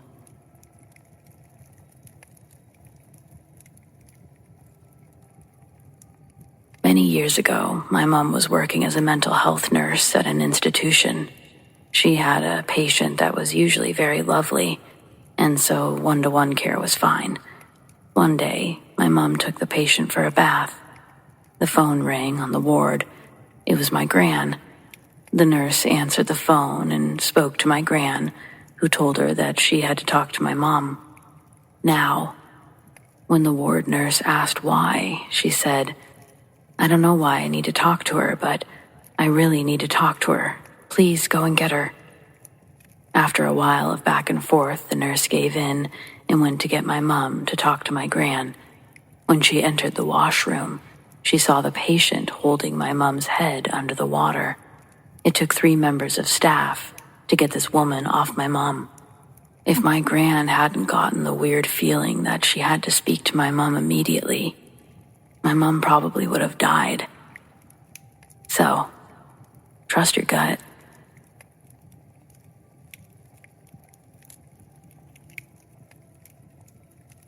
My dad worked in a hospice wing for almost 20 years and just retired earlier this spring. Back in the early 2000s, he worked with one of those broody, keeps-to-themselves types, a guy named Carlos. Carlos wasn't the friendliest person, but he arrived on time, and his patients never complained, so they just accepted that social skills weren't his forte. One day, they received a new patient, Carlos' grandfather, but obviously, Carlos wanted to care for him. The old man suffered from Alzheimer's and would often forget where he was or mistake Carlos for his older brother.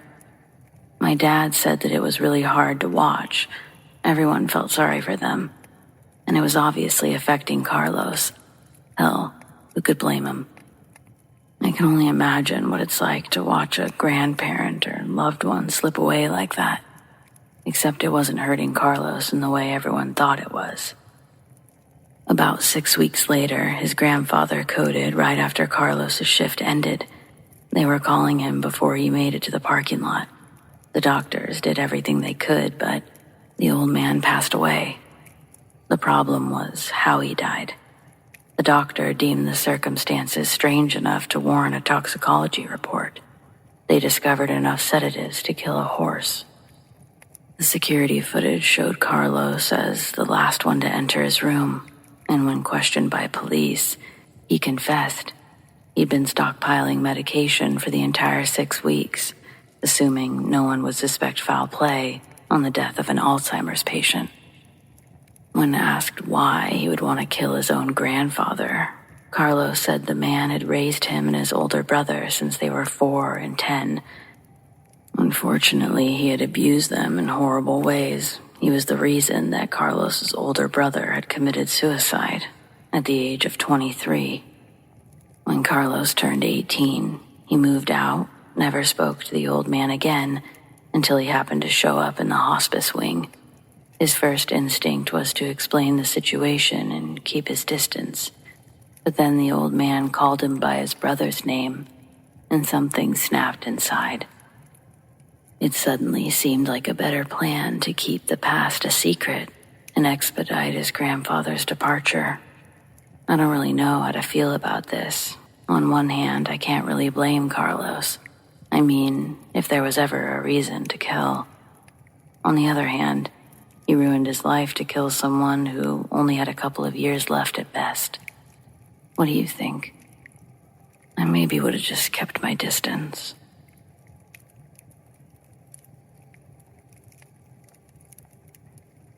April 14th, 2010. My brother and I had spent the afternoon at a local game center, losing ourselves in the noise of arcade machines flashing lights. After about 3 hours, as the day began to turn into night, we headed home. Once I got back, I grabbed my Sony Ericsson phone, plugged in my earphones, and settled in for the evening. It wasn't long after, maybe a few minutes past 7, when there was a knock on the door. I pulled out my earphones and opened the door to find 3 friends from the game center standing there. I greeted them casually, but their expressions were serious. They told me something had happened back at the game center and that I needed to come and clear my name. Without thinking much of it, I agreed, something I would later regret deeply. As we made our way back to the shop, I couldn't shake the feeling that something was off. The other boys were unusually quiet. Despite my attempts to chat with them, they offered no response, and their silence was unsettling. When we arrived at the game center, I was taken aback by the sight of a large crowd gathered just outside. As soon as I stepped into full view, someone seized me by the arm. Confused and panicked, I struggled to get free, but before I could say anything, fists started flying. The crowd was upon me, delivering blow after blow. I tried to scream, but the words got stuck in my throat. Tears streamed down my face as they lifted me off the ground and tied me to an electrical pole. The pain of everything was unbearable. I'd chipped a tooth and blood was pouring from my mouth. It was then that I began to piece together what was happening. People were shouting accusations at me, calling me a thief. They claimed that I had stolen a mobile phone. My heart sank. I hadn't touched anyone's phone, let alone stolen one. I pleaded, screaming over the roar of the mob that I was innocent, but the cries fell on deaf ears. My protests only seemed to fuel their anger. Someone picked up a 2x4 plank and slammed it into my knee. This sent a wave of agony through my whole body. They slapped me, cursed me, and then, worst of all, they stripped me naked. Humiliated and broken, I still maintained my innocence, but no one cared. Just when I thought things couldn't get worse, witnesses started to come forward, one by one. They all claimed to have seen me unplug the phone from its charger and pass it to an accomplice. I couldn't believe what I was hearing. It was like I was living in someone else's nightmare. By now, it was late into the night. My vision was blurry, and I could barely see the faces of those who came to insult me, calling me every name under the sun. Some accused me of being responsible for a string of thefts in the area, but I had no one to defend me. I was alone in this brutal, unjust trial. This is in Nigeria, where the mob rules, where being from a different ethnic group can make you a target, where not speaking their language makes you an outsider in your own country. Desperate, I begged for them to take me to the police station. Maybe there I could have a chance. But instead, my plea only enraged them further. They saw my request as arrogance. The crowd turned more hostile, and that's when I saw it. The torchlight, the tires, and the kerosene. My heart stopped. I knew what was coming next. They were going to burn me alive. I started to weep uncontrollably. My body trembled with fear. I prayed for a miracle, and by some grace, that miracle came. Out of nowhere, a family friend named Chuck appeared. He had been heading home from work when he noticed the crowd, and he came closer to investigate. To his horror, he saw me tied to the pole, barely conscious. Without wasting a second, he ran to get my brother and sisters, who had already been searching for me. They arrived just in time, but the mob resisted their attempts to free me. It wasn't until some respected figures from my community intervened that they were able to cut me loose. By that point, I was barely standing, my body battered and bruised, my spirit crushed. In a desperate effort to clear my name, my older brother quietly pulled the owner of the missing phone aside and asked for his phone number. The man, skeptical, told my brother there was no point, that they had tried calling the number earlier. The phone was switched off, but my brother insisted. Reluctantly, the man gave him his number. When my brother dialed the number, something incredible happened. The phone began to ring within the crowd. Everyone turned to follow the sound. It led them to a young boy. Shock rippled through the onlookers. They asked the boy where he got the phone, and he calmly replied that his older brother had given it to him to take home. His brother had asked for the charger, so the boy came back to retrieve it. To my disbelief, it was one of the very friends who had come to fetch me from my house. I was stunned. He'd set me up to die, and for what? I couldn't understand why. I was rushed to the hospital that night, where I stayed for 3 days, recovering from injuries. In the days that followed, my family received countless apologies, and the owner of the game center offered me a free pass to the shop, though we moved out of the area before I could ever use it. I still carry the scars from that day, the deep cut on my forehead that required stitches, and the chipped tooth that served as a constant reminder. But the worst scars, they're the ones you can't see. I'll never forget how close I came to death, all because of a lie.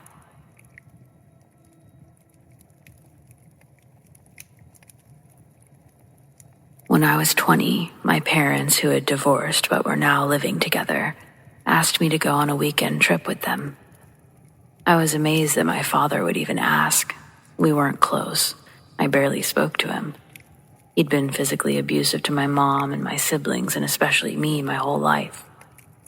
I ran away from home at 13, married at 16, so that I'd never be under his thumb again. Yet suddenly he wants to be cozy. My mom was sweet, but a weak woman. She never knew when to get out. This invitation came on the weekend of my 20th birthday. My dad was insistent that I go. I came up with all sorts of excuses. I had to work. My husband had to work. Dad was fine with the latter excuse, said that just the three of us would be great.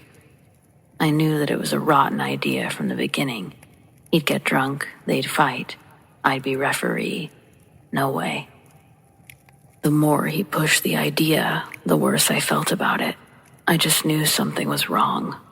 I finally just said that there was no way that I'd go. We'd already made plans for my birthday party with friends, so they went alone.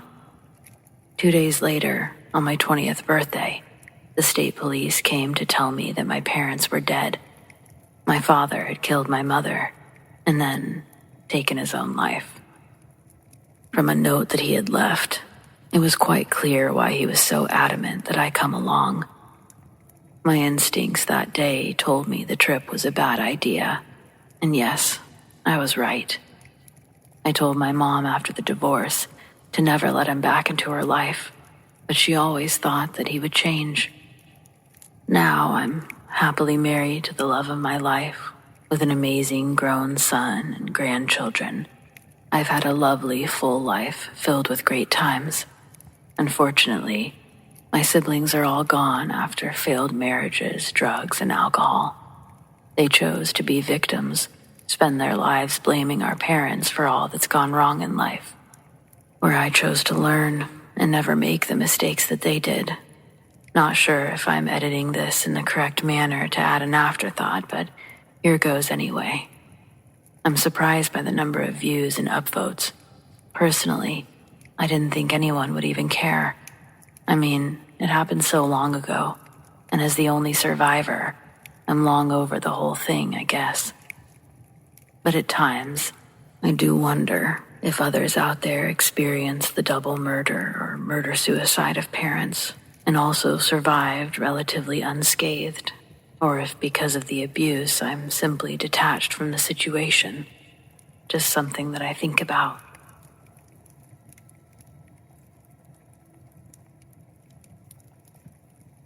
It was supposed to be just a game. Me and my 9-year-old brother had spent the evening running through the neighborhood, playing ding-dong ditch like we'd done many times before. The thrill of ringing a stranger's doorbell and running away before they could catch us, it was enough to keep us giggling all night. It was harmless fun, until it wasn't. We picked a house that looked perfect, car in the driveway, dimly lit. I dared my brother to ring the bell, and with a mischievous grin, he darted up to the door. He pressed the button, and we both took off running. But just as we turned the corner, the door flew open, much faster than we'd expected. I glanced back only for a split second, just long enough to see a man standing in the doorway. He was tall and shadowy, but I didn't think much of it. We'd always gotten away before. I ran and found a spot to hide behind a nearby bush, crouching low, trying to keep quiet. My heart was pounding, but in a fun way. I was expecting my brother to come giggling up beside me any second, but seconds had passed, then minutes, and there was nothing, no sign of him. At first, I figured that he was just trying to scare me. It would be like him to turn a game on me and hide, waiting for me to freak out. I waited a little longer, peeking around the corner to see if he was nearby, but the street was eerily quiet. That's when the unease started to creep in. Something wasn't right. 5 minutes had passed and my brother still hadn't shown up. Panic was now building inside of me, and I kept trying to convince myself that it was just a joke. He was playing a prank on me. But then I remembered the man, the one who had opened the door just as we ran. I hadn't seen him clearly as I wasn't as close, but I remembered the look in his eyes, the way that he moved with purpose. And suddenly, a horrible thought hit me. What if he'd caught my brother? I stood up and ran back to the house where it all started. The door was closed and the house seemed silent. I looked around frantically, calling my brother's name in a shaky voice. There was no answer. The street that was once familiar now felt sinister. Every shadow seemed to scare me. I screamed his name, louder this time, but all I got in return was the echo of my own voice. My legs felt weak, and dread settled in the pit of my stomach. Something had happened, something terrible. I turned and bolted for home. My breath was becoming short gasps. As I ran, the only thing I could think about was the man who had opened the door. What had he done with my brother? Bursting through the door at home, I screamed for my dad. My words were jumbled and panicked. Dad, he's gone. I was barely making sense, but somehow he understood the terror in my voice. He got those words. My father, still in his pajamas and my mother's kitchen slippers, didn't even pause to ask questions. He just ran out of the house. Kicking the slippers off, he was barefoot, clutching his phone in one hand as he dialed the police. The minutes that followed felt like hours. My dad ran down the street, shouting my brother's name while I stood frozen, waiting for any news. The police arrived, and the street that was quiet moments before was suddenly filled with flashing lights and the sound of radios crackling. And then, after what felt like forever, one of the officers found him, my brother. He'd been taken by the man who'd grabbed him at the door, but by some miracle, they got to him in time. He was shaken, but he was alive. That night changed everything. What started as a game became a nightmare, one that still haunts me and my brother. The memory of that man opening the door, the moment I realized my brother wasn't coming back on his own, those are things that I'll never forget. What if I hadn't gone home? What if I hadn't called for help? It's just a reminder that sometimes the things that we think are harmless can turn dark in the blink of an eye. And it's lucky that we didn't both approach the door like we usually would.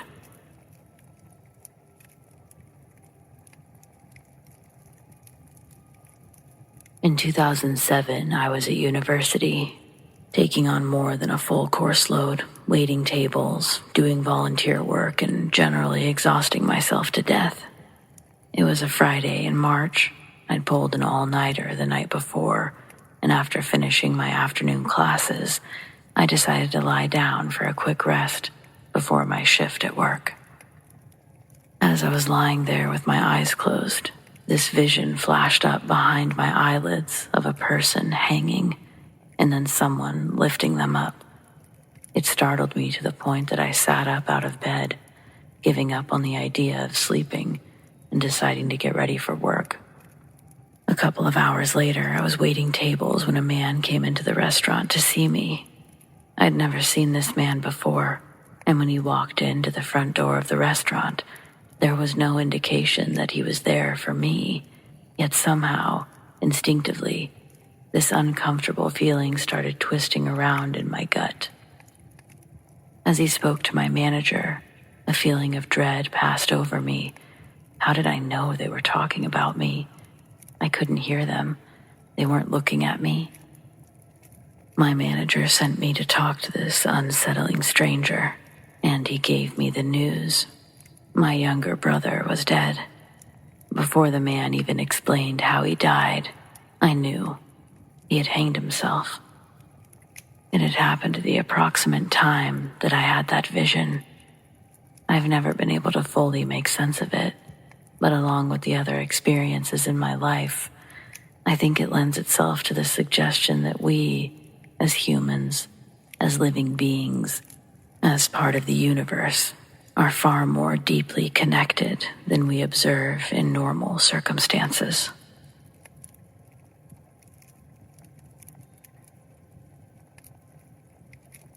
I was on patrol behind a strip mall when a call came over about someone being attacked in the front parking lot of a bar in front of that very mall.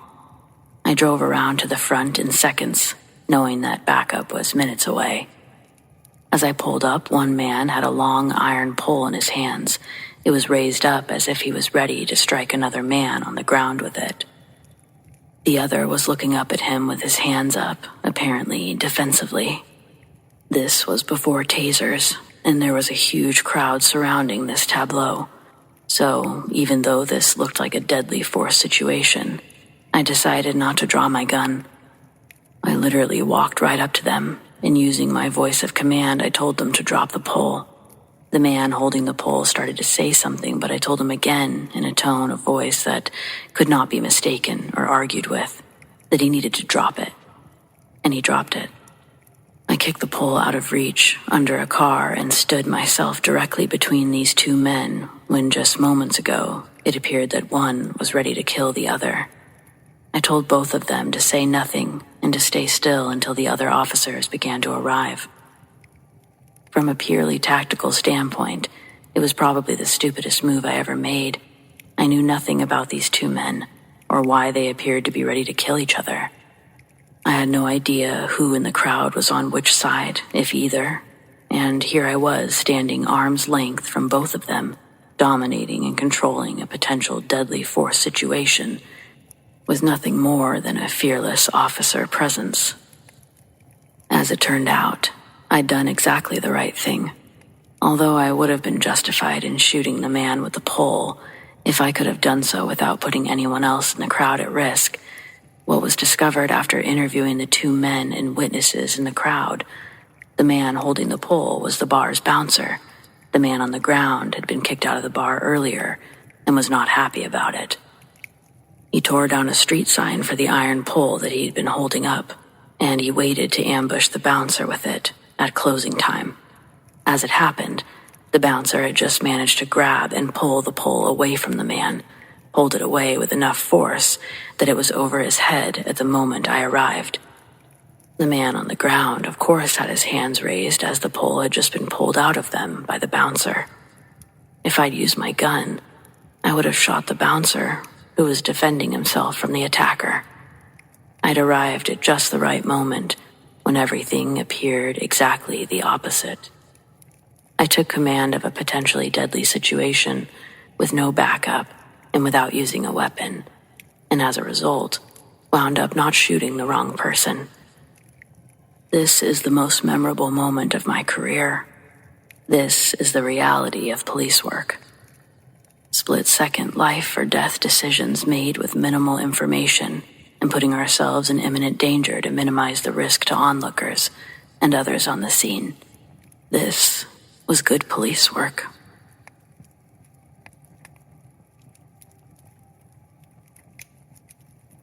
I was driving home along a rural road. I'd just left a friend's birthday party and planned to call my husband when I stopped at the closest gas station, as that's what we would do when either of us would hit the road. Before even making it that far, I heard this incredibly loud bang. So loud and intense, it actually momentarily rocked my vehicle. After literally a couple seconds of sheer life-altering panic, I regained my composure. Briefly, I wondered what part of my car had been busted or fallen off, and then my cell phone rang. I pulled off to the side of the road, and I saw that it was my husband, so I picked up. "What happened?" he asked, alarmed. "Are you okay?" At first, I assumed he was referring to my car, but I quickly reasoned with myself that there's no way he could have experienced that or known that I have, all the way at work. I sensibly answered, "Nothing's wrong. I'm fine, unsure of what he meant. You just call me screaming and crying from the side of the road and nothing's wrong? He barked. I thought you had a car accident. How did he even know I was driving? I thought to myself. I swear, I didn't call you. I planned to, but I hadn't made it that far yet. It must have been someone else, and you confused the call with me. I suggested this. He's a psychiatrist, so it wasn't the most unusual suggestion. No, it was you, hun, he insisted. I'll show you when you get home. I really thought something terrible had happened to you. I'm totally fine, I said. Just driving home now. I'll see you later tonight. I got back on the road and stopped at the nearby gas station. I was relatively surprised to see that there was absolutely nothing wrong with my car. Despite the combustion sound so loud it actually shook it. Everything checked out, even under the hood. My husband calling 1 second after that sound would indicate that he got the alleged phone call from me at the exact moment of the boom. Honestly, I'm not sure what happened that night. I do know that my husband showed me his call log, and sure enough, there was a call from me at the time he'd claimed. I'm not sure if we breached some time-space barrier, or if we somehow experienced an alternate reality just for a second. Either way, it's just one of those moments we have no explanation for.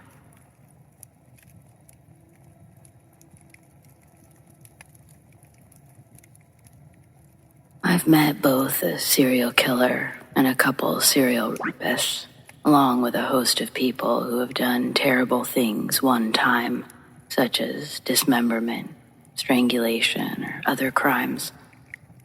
I used to do forensic work where I would meet with people who were either in prison already with psychiatric problems, usually protective custody where they were not to be with other inmates, or about to go to court, requiring evaluation for a mental state at the time of the crime, or in long-term psychiatric care via the court.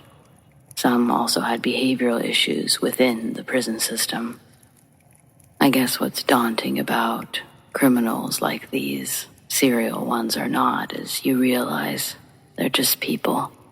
They're not special, often not different in any way. You couldn't pick them out of a crowd. I think most of us like to think that we know who the terrible people are, or that we could spot them. Truth is, you usually can't. It's not because they are sophisticated or smart. It's just because they're average people who happen to do things that many people likely just think about. So they blend in. It's not intentional or deceptive blending, as people might think. Not most of the time. It's just because they're actually your average Joe 99% of the time, except for that 1% of the time when they're doing something awful. In my job, they like to try to shock you or relive their crimes, but I've heard enough that I just kind of look at them blankly and we continue along. I was often brought in because these guys, they were all men, liked to brag once it was all said and done. And they particularly liked bragging to a young woman. I was in my late 20s at the time. Someone who they thought they could get a response from. It was a fatal flaw for most of them in being evaluated, and they'd tell me all sorts of things they likely shouldn't have. Sure, there are some who have real disorders, but the amount of that is often overhyped in the media.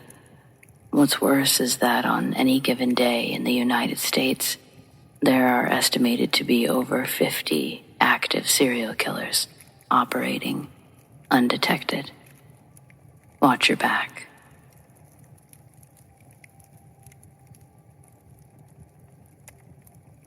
I believe children are a little more connected to the other side when they arrive here, until the third-dimensional world we live in beats the magical thinking out of us. Why do I believe this? Well, before I had my first confirmed psychic experience at the age of 3.5, I had already had a very strange paranormal experience a few months prior to that. One that I cannot explain to this day. This was my very first introduction into the realm of the unexplained that I can recall. In the early 1960s, my mother was a bit of an anomaly. She worked in a large corporation while most other mothers stayed at home. My father worked as well. My oldest sister was in school. This forced my parents to search for childcare. My mother found a woman about 6 blocks from our house and began dropping me off there every morning. Now, I was a very loved child up until then, and I'd always felt secure and safe. But this, my first foray into the world outside my family, was a bit of a shocker. The babysitter had 2 little girls that were 2 to 4 years older than me, and they obviously really disliked my being there. They didn't get a lot of attention from their disengaged mother and resented what little attention she had been paid to give me. Within the first few weeks of being there, they would hide every one of my toys that I brought to play with and torture me endlessly. It was a hide-and-seek game with my toy of the day that I had brought. I could never win because they always hid it in one closet that we're not allowed to go into. That was in their mother's bedroom. I was a compliant child who obeyed the rules, never looked for the mother's bedroom. I didn't understand the concept of deviousness, lies, and manipulation at the time, and then I would get distracted and finally forget about them. But I eventually caught on, stopped giving them my toys to hide. With that game over, they resorted to simply calling me to come find them down the hallway, pulling me away from quietly watching cartoons in the living room. As I toddled down the hall, one of them jumped out of hiding and bit me as hard as she could on the arm, for no reason other than pure hatred. I was stunned at this behavior and this unprovoked attack. When I cried in pain and complained to the woman who was tending to tasks in the kitchen, I was telling her that her children were behaving like animals, hurting me. Her detached response was simply, "Well, bite them back." I was stunned that the rules that applied in my house didn't apparently apply in others, and that random violence was condoned and even encouraged here. I tried to point out that her girls were much bigger and stronger than I was, and she just shrugged. If I had bitten someone, my mother would have beaten my butt. Why did this woman not react the same way?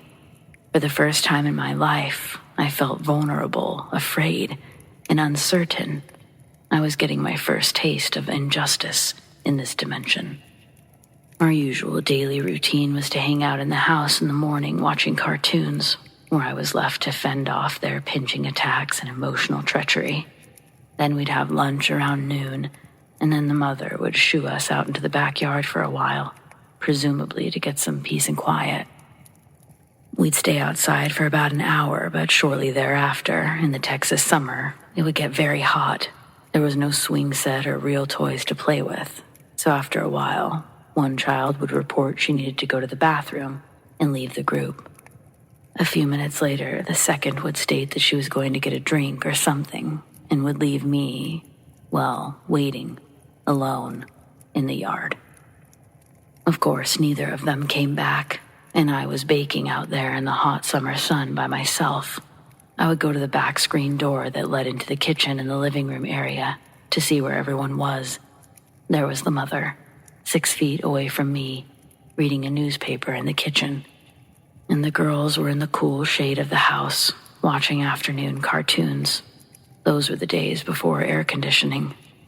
Well, I certainly didn't want to be outside in the heat with nothing to do, and I really would like to be in a cool house watching cartoons too, so I tried to open the door. First came the surprise, and then the shocking realization that there was a conspiracy against me when I found the door to be locked. I asked the mother, too, "Unlock the door, please, and let me in." But she just said, "Nope, you stay outside." My pleas that it was hot, or that I was tired or thirsty, or I'm 3 years old, shouldn't I be taking a nap? All of it fell on deaf ears as the mother just shut me down with every request. The girls rolled over, and looked at me from their spot on the floor in front of the TV and snickered in glee at my plight. Apparently, this is how the mother decided to show her girls that she loved them. Group torture of a little outsider girl. I don't know. A couple of hours later, the father would show up from work. I would sneak into the house right behind him as the mother unlocked the door for him. He never questioned why the door was locked in the first place or why I'd been outside. After the third or fourth day of this, I tried waiting for the dad to come up the walkway. So I proceeded to go out to the front yard and sit by the curb in the shade of a tree and wait for him there. My plan was to tell him about the unfair treatment I was getting when he would presumably ask what I was doing upon his arrival. I had a plan for justice. But the mother suddenly realized I wasn't on the back porch anymore and was looking for me. When she found me by the curb, she freaked out and beat me with a paddle so hard she left a large, noticeable bruise on my body. A couple. I was to never go out into the front yard again, she screamed. I did, however, get to stay in that particular afternoon, watch cartoons in the shade for a little bit, till my parents came to pick me up. Apparently, she realized her mistake, because when the father came home before my parents arrived, she showed him the bruises that she'd left on my body with some concern. She wondered out loud to him what my mother might think about this. I'm not sure, but his reply seemed to be along the lines of, "You did it, you're going to have to deal with it." That night, when giving me a bath, my mother notices them too and questioned me about them. I explained, as best as a 3-year-old can, why I'd gotten a spanking. My mother seemed to get it and seemed upset with her. I had a feeling that my mother was going to right this wrong. She was a strong woman. I had no doubt she would protect me. The next morning, though, I was dropped off as usual, and my mother didn't say anything. She actually had what appeared to be a friendly conversation with that woman. In retrospect, I'm sure that she was just being smart and simply didn't want to rile the woman into abusing me even more on my last day, as she needed to find alternate childcare. So, she kept her mouth shut and pretended everything was fine and left me there to go to work. Things were harder for working women back then. Now, here's where it gets interesting. I felt a little more than betrayed and dismayed after watching my mother converse in a friendly manner to this woman, and I thought that there was nothing to be done about my situation. Was this woman somehow stronger than my mother? I resigned myself to, that's the way it is, I guess. This is my lot and I'll have to make the best of it. But I'd hoped that the woman would be a little kinder after realizing that her abuse had left me with bruises. Well, it didn't, and she wasn't. The same routine happened that afternoon, except this time, when the girls made their excuses to go into the house, I attached myself to them, tried to go in at that very same time, thinking there might be a time window thing, and maybe it wasn't all about just being mean to me. They forcibly shoved me away from them and prevented me from entering the house while simultaneously laughing and locking the door behind them. They jeered at and ridiculed me from the cool shade of the house while they proceeded to watch the beloved cartoons. Nope, it was obvious now that it was just about being mean to me, and I was mad. I asked the mother, who was chatting in the kitchen with a neighbor friend, to let me in too, and to unlock the door. The mother, even in front of the neighbor lady, said, "No, you just stay outside," like I was a dog or something. The neighbor lady looked a bit confused, but did nothing to rescue me. So they're all in on it, I thought to myself. My anger at the injustice and abuse began to boil, anger that I had never felt before. I wasn't giving up this time.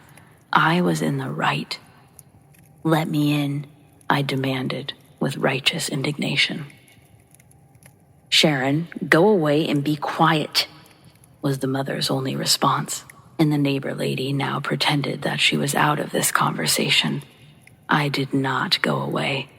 I stood there, and I screamed even louder and with more determination. "No, I won't. Let me in." And I planned on continuing to scream until I wore her down. Each up modulation of my voice matched the up modulation of my anger and intent. But she had a plan too. "If you don't be quiet, go away right this minute, I'm gonna paddle you again." Oh my God, the dreaded paddle. Again? Punished for not liking being punished for no reason. The unfairness, the injustice. I'm a nice little girl. Why would anyone be so mean? Well, I'm not going to be nice any longer, that's for sure. It was the first time in my life I consciously decided against being kind and loving. I screamed with all my might. "No, you won't. You will let me in right now." And I meant it to my very core of my soul. I had never felt true anger before, and this was a very powerful emotion that I was experiencing for the first time in my life. I could feel the power of it growing inside of me. The idea that it was my fate to suffer abuse at the hands of this woman for no reason was more than my pure little soul could handle. All of my bioenergy, all of my new emotions, anger and hatred, seemed to converge into one uncontrollable shadow being that was now growing and welling up deep within me. I've never been so wholly and absolutely angry in my entire life. It was turning into pure rage and fury. It was the first and last time I've ever allowed myself to become that angry. Every cell in my body was mad as hell as this powerful new emotion or whatever surged through me, pulsing larger and larger. Even as I was feeling it grow and expand inside of me like an energy volcano, in that moment, I was also acutely aware that I was feeling something very different than I'd ever felt before. Part of me subconsciously knew that this thing, this emotional, powerful energy volcano, it had the ability to become very large and possibly uncontrollable. It might overtake me. It might even kill me, crossed my little mind. I actually thought I might cease to exist at that moment. Weird for a 3-year-old. Most people would have backed off at that point and ratcheted it down. But I, being the curious and science-minded sort, continued to allow it to grow, just so I could see what would happen. Consequences be damned. At that moment, I didn't care if I lived or died. I just had to see what would happen, and this wrong needed to be righted, in spite of what might happen to me. So, as a 3-year-old, I made a conscious decision to permit it to continue.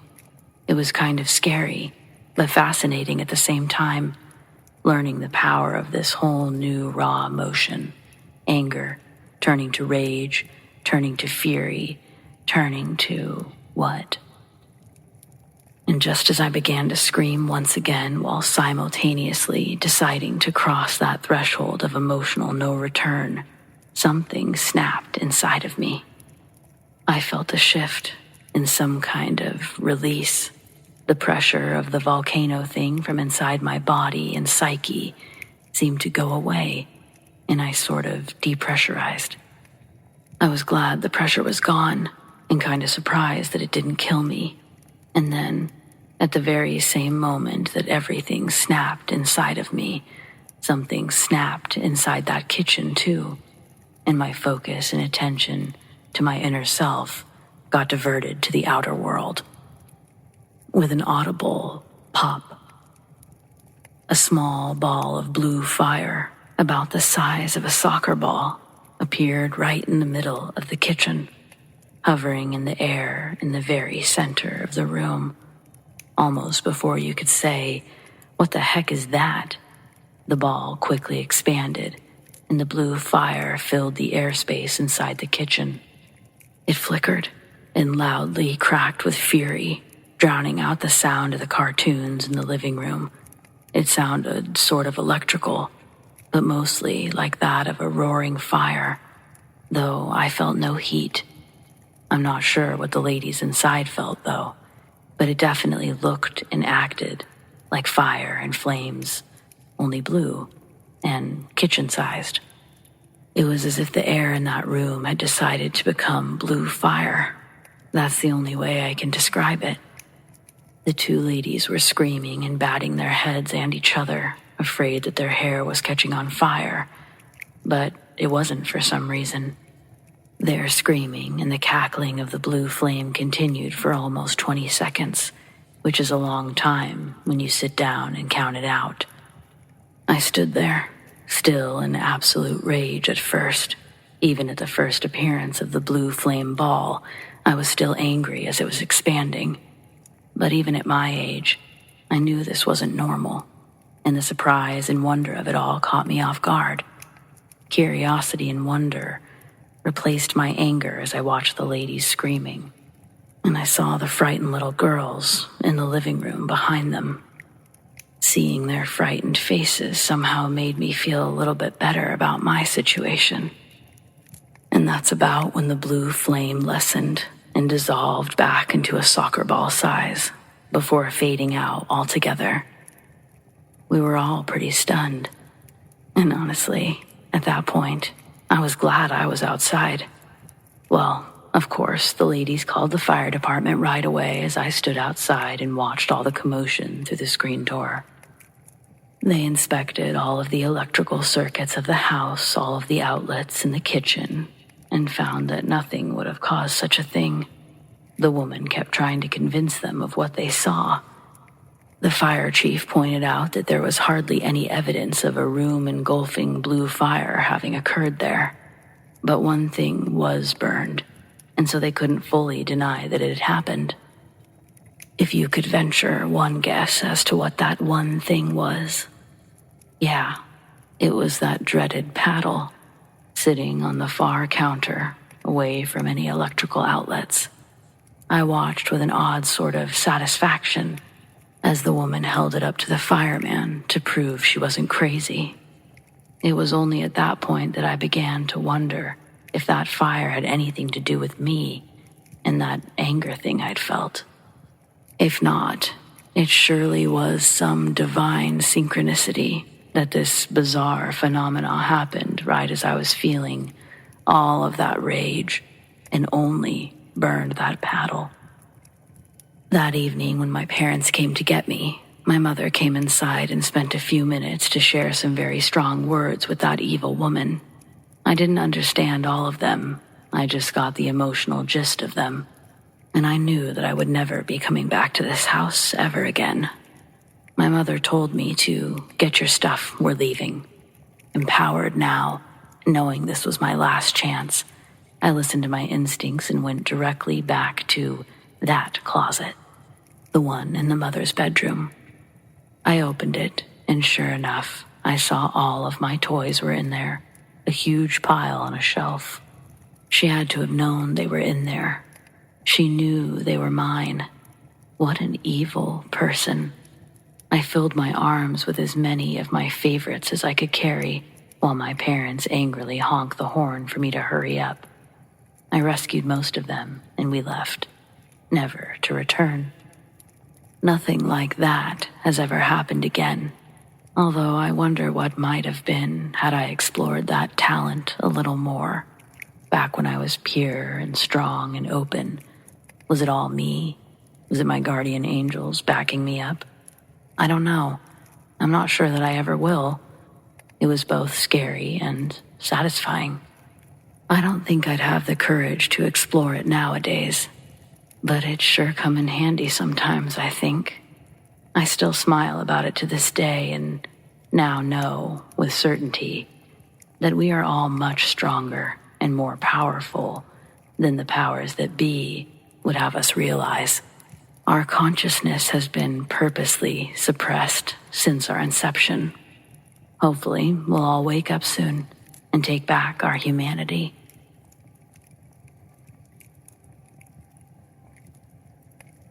In 8th grade, I used to babysit for my next-door neighbor sometimes after school. We lived in an apartment complex and they were literally the door next to mine. We shared a wall and everything.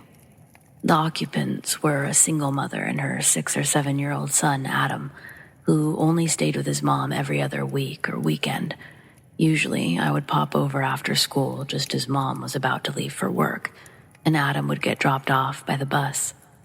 I'd spend about 4 hours watching him, or on Fridays I'd watch him for several hours, and sometimes fall asleep over there.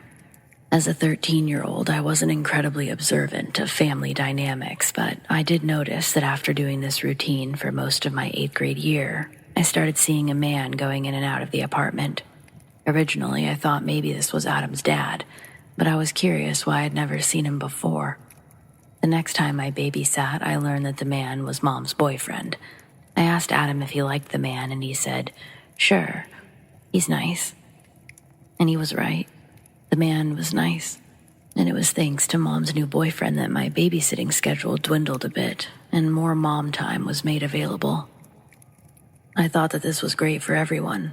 I would see them less and less, but every time I did, they looked really happy, especially Adam.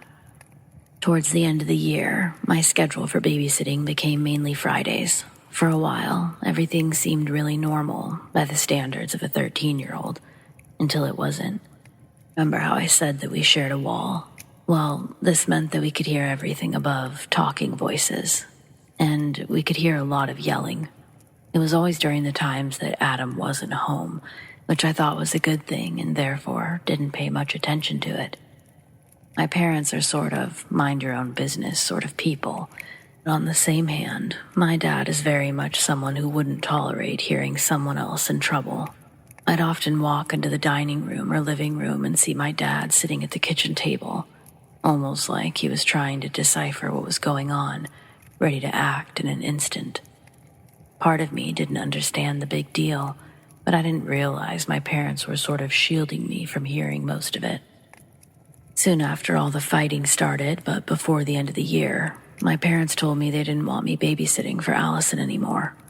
I was pretty upset because, though I didn't see much of Allison herself, I really liked spending Friday nights with Adam. He was sort of like a little brother, and I always wanted a younger sibling.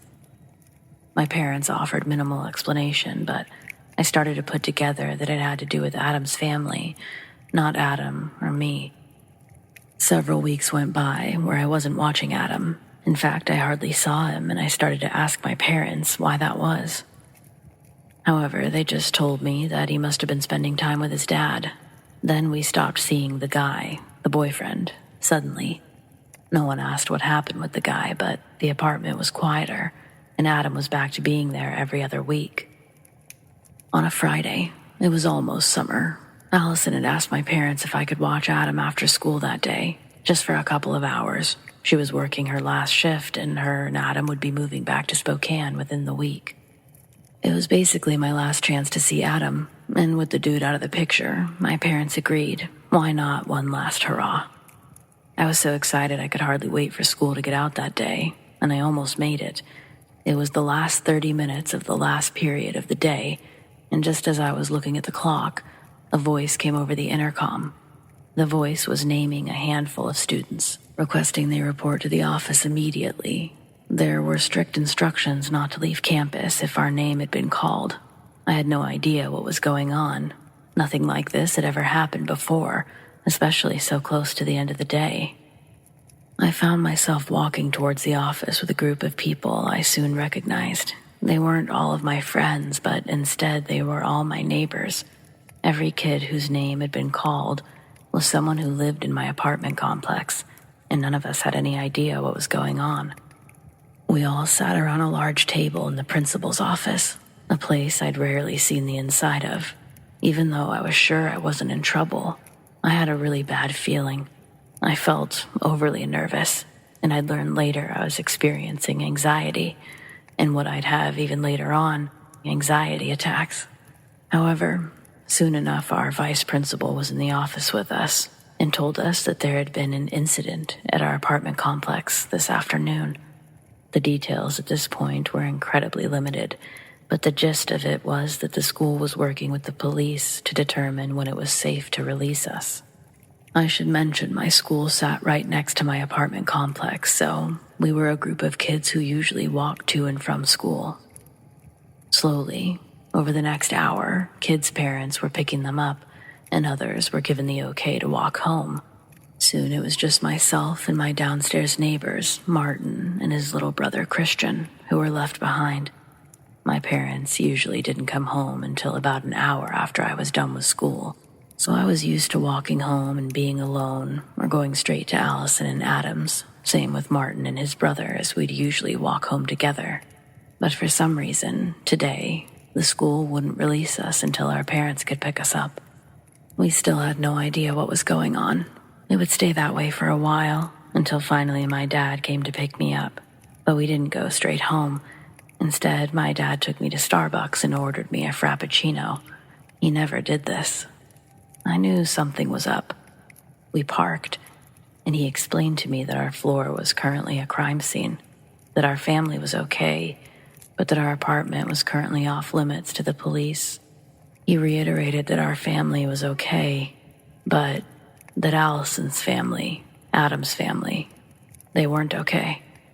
He said we were going to go to the beach for a while, wait for my mom to get off of work, and he's going to explain it to me. On the way, he told me the whole truth. A truth that would be repeated on the news for weeks and weeks before news cycles found something else tragic to report on. Allison had been murdered, and her ex-boyfriend was the murderer. A murderer who had also killed himself. It wasn't just a murder that happened behind closed doors, though. The man had attacked Allison while she was in the shower. It's still unclear how he got into the apartment, but rumor was that the apartment's front office may have made the mistake of giving him a spare key. Allison had managed to escape her apartment at one point, proceeded to run around the parking lot screaming for help. Allison was being chased. Apparently, it was also the front office that noticed the horrifying event taking place in the parking lot. A knife-wielding man chasing a naked woman through a parking lot. He eventually captured her and managed to get back upstairs and into her apartment. They were only inside for a few moments before several gunshots were heard. Thank God Adam wasn't home. His school bus hadn't dropped him off today, and I have to assume he was going through something similar at his school, or maybe his dad would have picked him up by now. Either way, I'd never get to see Adam again. Everything grew very dark very quickly. One of those gunshots went through the wall of our dining room, essentially piercing the wall exactly where my dad had spent so many evenings sitting, listening. The whole house had trouble sleeping, and sometimes I'd find my dad sitting at the table, staring off, or even one time I'd seen him crying out there. Within less than 2 weeks, we were packing up our belongings and moving on. We'd originally signed a lease for another year just a couple of months prior, but my dad made it clear that we couldn't stay there anymore. I always assumed it was because of the whole bullet hole murder situation, and I guess in some ways it was. But the real thing, the thing my dad wouldn't tell me at first but did tell my mom, was that we couldn't stay there any longer because he couldn't stop hearing their voices. He couldn't stop hearing them arguing, even though they were dead. Call it shock, call it grief. I don't know what you'd call it, but I know that my dad isn't one to make a fuss or make things up.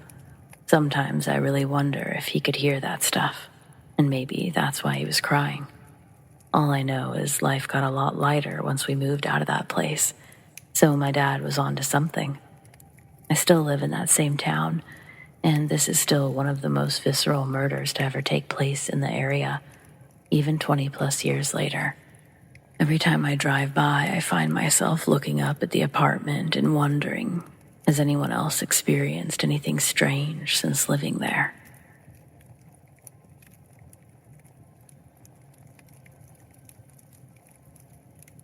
Hey there, love the channel. I heard you read a noodling story the other day and decided to tell my own. I hope y'all like it. This happened about 5 years ago. I was in my 20s and still living in Mississippi. Most folks call it hand fishing there, but I prefer to say noodling. People always act surprised when I wade into the water with the boys, but there's lots of girls who do it. I don't compete or take it too seriously, but I like to go when I get the chance. When I was younger, I ended up with 8 stitches in my hand, and I've been wearing a protective glove ever since. I know noodling sounds a bit extreme, especially when you look at Google images and see how big catfish get, but it's actually pretty safe as long as you take the necessary precautions, which I failed to do on this particular day. It's true that you shouldn't reach into any hole that isn't fully submerged. Your biggest dangers come from things that breathe air. No air, no snapping turtles. But it's also true that you should stay away from the holes that go too deep. If you're wading into waist-deep waters and then crawling halfway inside a 6-foot hole, you could get stuck, and people might not be able to get you out in time. I was noodling with 2 of my cousins, Chris and Brandon, and we hadn't caught anything for over an hour when I found a choice hole just a couple feet deeper into the river. The water was just above, about halfway up my torso, but I went under and reached in for a feel. Sure enough, the hole was occupied with a big mama. They get protective over their eggs, so they'll spin and thrash around with more force than you'd expect. Their mini death rolls can scrape up your arm pretty good if you aren't wearing protection, which I was. Unfortunately, it wasn't my usual gear. Our fishing trip was a last-minute thing, so I had to borrow Brandon's girlfriend's glove. It was loose and a little short on me, so the fish's mouth made it to the exposed skin. It wasn't anything to panic over. People do worse all the time, but I was starting to run out of air, and the fish didn't budge as I tried to pull. It just kept thrashing, and then I realized the glove was stuck on something. When I couldn't immediately withdraw, I began kicking to signal Chris and Brandon. I immediately felt their arms pulling at me, and then there was an incredibly sharp pain just above my wrist as something punctured deep into my skin. I had so many things racing through my mind. There couldn't be any air breathers down there, and whatever got me was definitely inside the fish's mouth. But catfish don't have needle-sharp teeth, so what the hell jabbed me? It went in deep enough that I had to restrain myself from gasping. I was on the verge of running out of breath when the fish finally came free with my arm, and we were pulled to the surface. There was only a brief moment of relief before the pain in my arm intensified. I had a catfish all right, and it was twice as mad as it had been in the hole. My cousins didn't understand why I was screaming, but it took both of them to wrangle that fish and get it off of me. For the most part, when we catch something, the only trophy we're looking for is a good picture. 9 times out of 10, we release the fish with no harm done. Some people, however, are scumbags and release fish with hooks still in their jaws. In this case, it looked like someone couldn't get the hook out, so they cut the end off and called it a day. This wasn't a little hook either. It damaged the ulnar nerve, which apparently runs from your elbow to wrist. Chris called a friend to help him with the catfish while Brandon drove me to the ER. A little fun fact about the ulnar nerve. It's the thing that makes the tingling sensation when you hit your funny bone, and when it's damaged, that sensation is 10 times worse. Mine was particularly nasty. It hurt like hell for weeks, and it was numb for months. It was probably close to a year before I got full sensation back. There was a while at the beginning that I could barely even move my hand. I've been noodling twice since then, but I only use my own gear, and I'm much more cautious about picking my holes. Getting an angry mama with a hook in its jaw was just bad luck, on top of using the wrong glove. But I had no business going into a hole that deep. Yeah, I mean, people can drown in the shallow water too, but I don't know. I did so many things half-assed that day, and now I've paid for it. It took some doing, but for those interested, they were able to liberate the fish and safely return it to its home. They even brought me the hook as a souvenir. So yeah, that's my noodling story.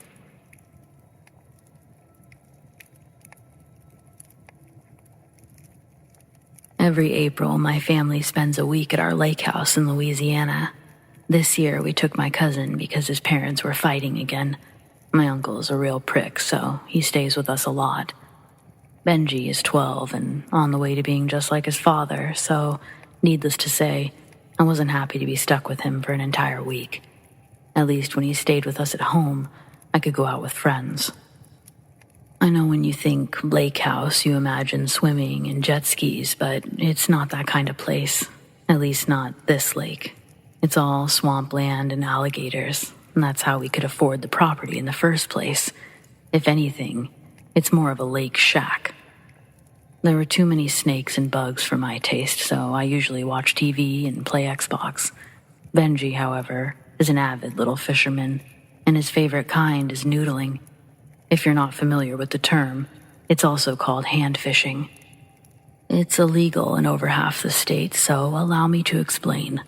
Noodling is when you go into muddy water and stick your arm into a giant catfish hole. If you're lucky, the fish will latch on and you can pull it out. Sounds fun, right? There's a few problems. It can be fairly dangerous for a number of reasons. Chief among those reasons, lots of things live in holes, snakes and snapping turtles among them. The first rule is to never stick your hand in a hole that's not 100% submerged. You also want to wear a protective glove, if not a full sleeve, or you can get cut up pretty badly.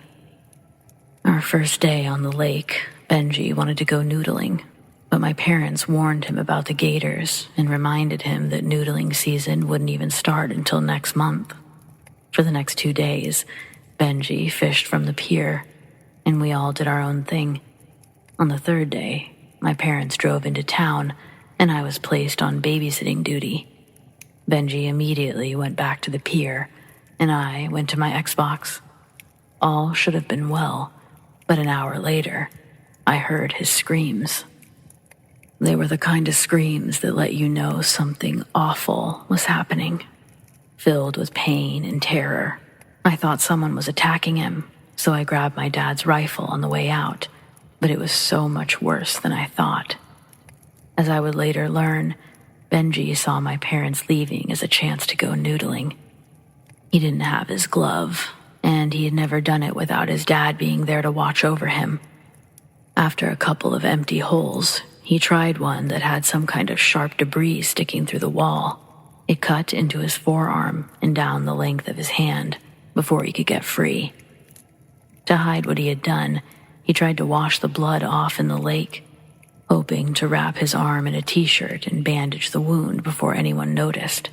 Unfortunately, splashing your bloody hand in alligator-infested waters is a very bad thing to do, especially when you're a small boy.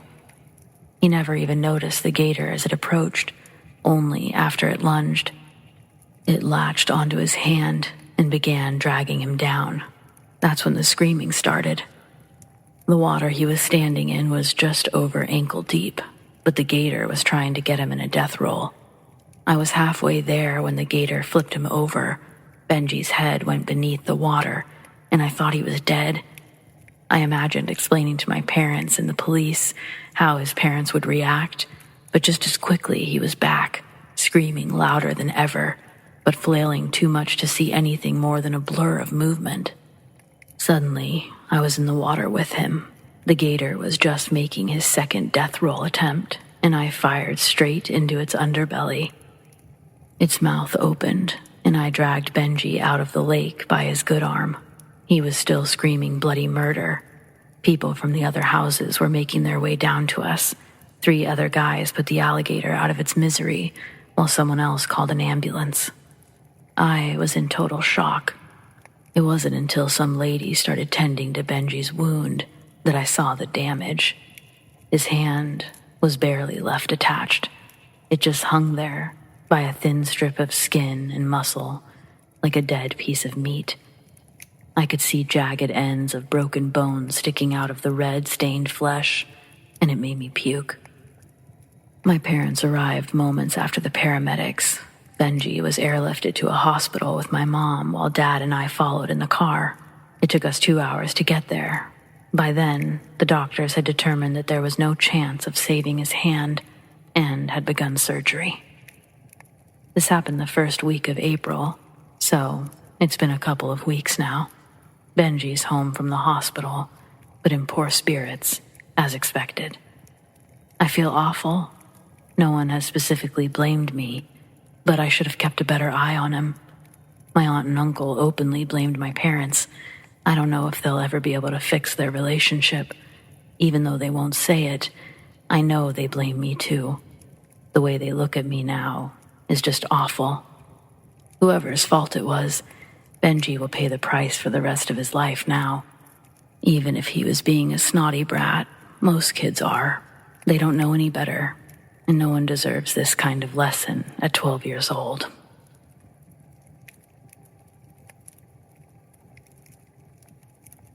I come from one of those small towns where nothing exciting ever happens. If there's a crime or a deadly accident, it will be news for generations. A few years ago, a man we'll call Ray learned his wife was at her boyfriend's house, so he drove over to see them.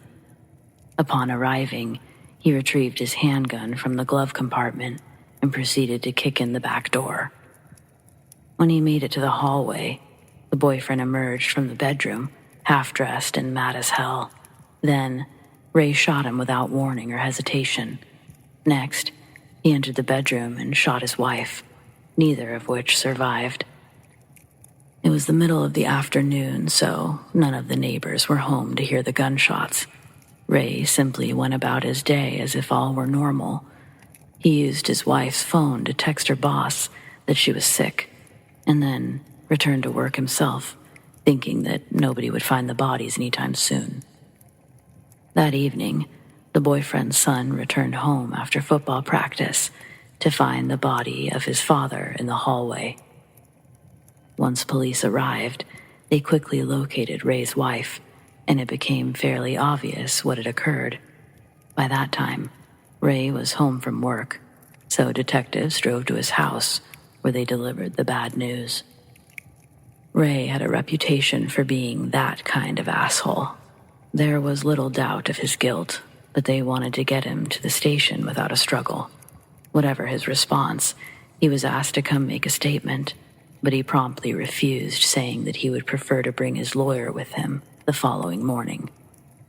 The detectives took this as a further sign of guilt and were resigned to watch the house from a distance while awaiting a search warrant. An hour later, Ray emerged from his house with a suitcase and hurried into his car. He was clearly making a run for it. In his haste, he ran a stop sign, so the detectives turned on their lights, but Ray only increased his speed.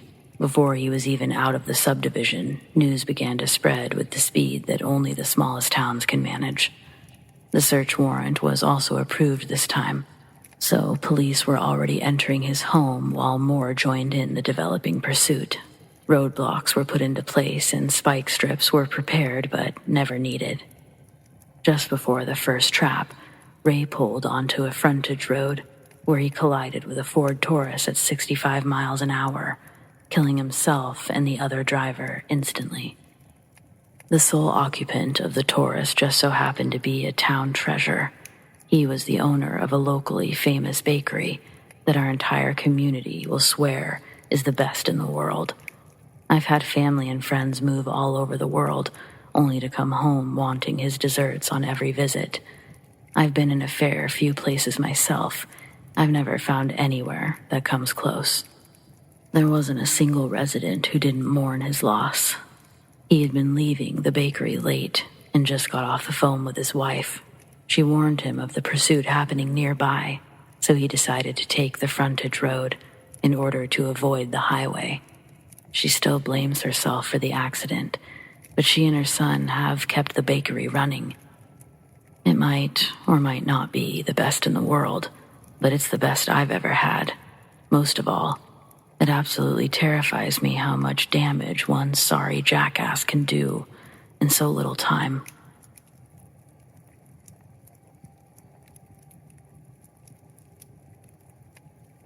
I don't know if this constitutes as a wild AA story, but I wouldn't have it if it weren't for AA, so here goes.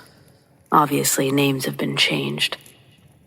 Attending my Thursday meetings, there were a few regulars that I got to know.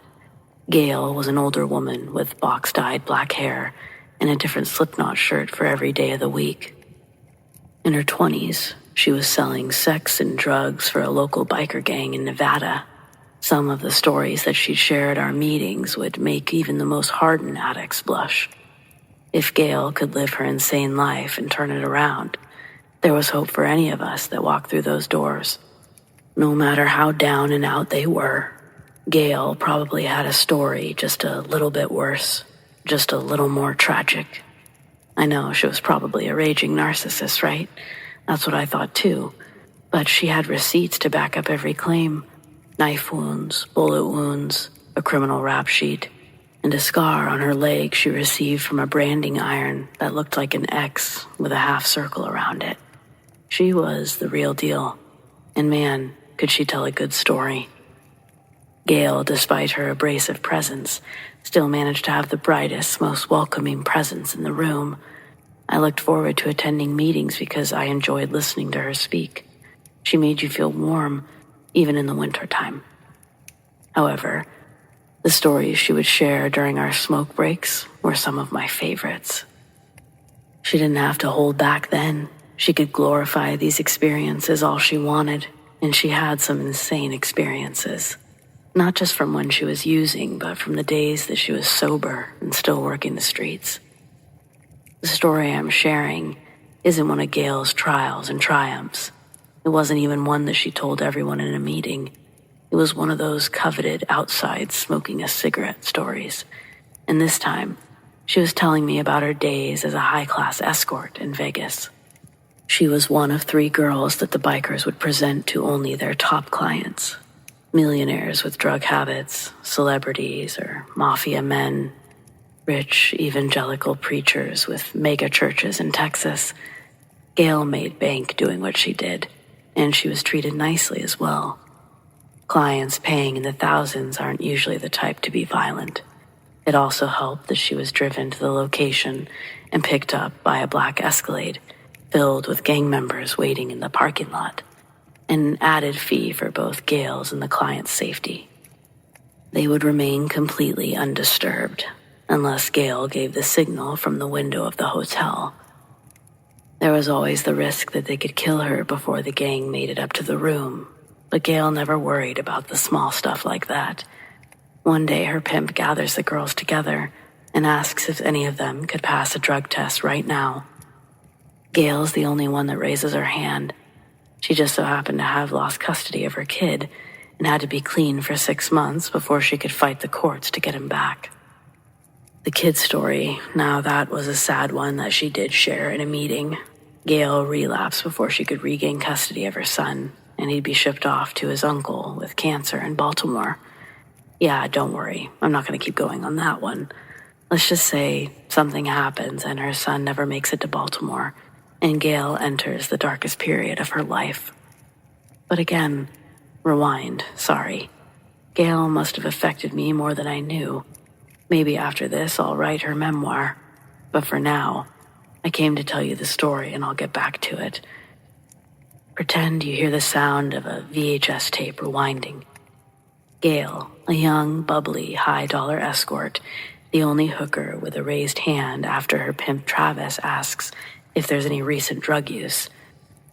She was clean for 3 months. Travis takes Gail out and dresses her in the nicest things, gets her hair and nails done, a new pair of heels for her client that night. She's told that he's an international visitor from Europe, that he insists on his escorts being narcotic-free. She'd be meeting him in a suite at the top of the Flamingo. When the elevator doors opened up, Gail saw 2 security guards standing outside the door. Apparently, they were almost as tall as the door they were guarding. From the way their clothing hung, it was clear they weren't adorned with bulging muscles, like the regular goons Gail was used to seeing. But the 2 men standing there were equally menacing in their own right. Both wore matching black suits, dark circular sunglasses, and bowler hats. Neither of the men say a word to her as she exits the elevator. They stay completely silent as Gail's frisked, and every pocket and crevice she has is checked. Then, one security guard beeped the walkie-talkie on his shoulder twice, and the suite doors opened up. Gail's seen close to every penthouse suite, rooftop mansion, golf course, luxury Las Vegas can offer. It wasn't the suite that had her stumbling on her heels when she walked inside the double doors. In the living room area, the couch had been slid up against the wall, and the large, thick rug that was usually under the couch was rolled up in the corner as well. Where the rug should be is now 4 big blue plastic tarps taped together, covering the living room floor up to the walls. Directly in the middle of the tarp is a hospital bed and an IV and other tubes hooked up to a medical device. The sight made her stop. She wasn't but a few steps into the door, but then she tried to backpedal. She bumped into her client. Gail jumps away in fright, landing onto the blue tarp. The man that was standing behind her walls forward from the dark entryway to better reveal himself under the small chandelier that had decorated the living room. In a thick German accent, he apologized for the scare and introduces himself as Elijah. Being on the floor for her first sight of this man, she describes him from the ground up. He's dressed nicely. He wore expensive loafers under black business pants and a dark cardigan. He was handsome, looked to be in his 40s. He wore the same dark circular sunglasses as his security did. He extends a hand to help Gail up. She accepts his gesture, and the blue tarp loudly crinkles as she stands. The first thing Gail asked Elijah is, "Are you going to murder me?" To her relief, he says no. Her next question is if the doctor setup was a kink and if she's playing the nurse or patient. Elijah casted her as the patient in their little scenario they'd be playing that night. Gail's ushered to the gurney, and she approaches it with noticeable hesitation, but hops on. Elijah's quiet as he straps her arms down. Gail thinks it's weird his face hasn't changed expressions during this. He wasn't getting turned on by what was happening. His lack of enthusiasm started making her feel a little self-conscious. As crazy as this was, she would have much preferred a psychopath that was actually, into it. Elijah looked uninterested in Gail and mainly focused on plugging in medical equipment, tapping IV drips. Along with her arms and legs, her forehead was also strapped down tightly to the gurney bed. In situations like these, Gail was taught to never make the client feel bad and just be cool, unless it's a do-or-die situation. So Gail just smiles and says that she's just hoping that whatever he plans on them doing, they get it over quick. With her head strapped in, Gail's line of vision is basically straight up into the chandelier. She can hear Elijah quietly walking around her. Beside her, a bag is unzipped. Then, Elijah appears over her with a syringe. Seeing this in his hand, Gail starts sweating. She tries to hide the tremble in her voice as she lets out a playful laugh and asks, "What's the big needle for, Doc?" Elijah responds and finally tells her what exactly he had planned for the night. He tells Gail that the needles are to extract blood from the jugular vein in her neck. Tears grew in her eyes. Gail knew that she was completely helpless. "Why?" she asks. Elijah tells her, no more talking. It will wiggle the needle once it's in her throat. Then a poke of pain radiates into Gail's neck and down her shoulder. She can feel the needles gone under her skin, jabbed into her neck with lightning accuracy. A scream builds up in her chest, but Gail knows if she screams, the needle could possibly go deeper into her neck and do more damage. She didn't know what she was hooked up to. all she could see was the chandelier above her. A machine near her head starts beeping and buzzing. Gail can feel the blood being pulled from her veins. Her shoulder muscles begin to ache. Soon she starts to feel overwhelmingly woozy. Gail tells Elijah, "You're taking too much blood.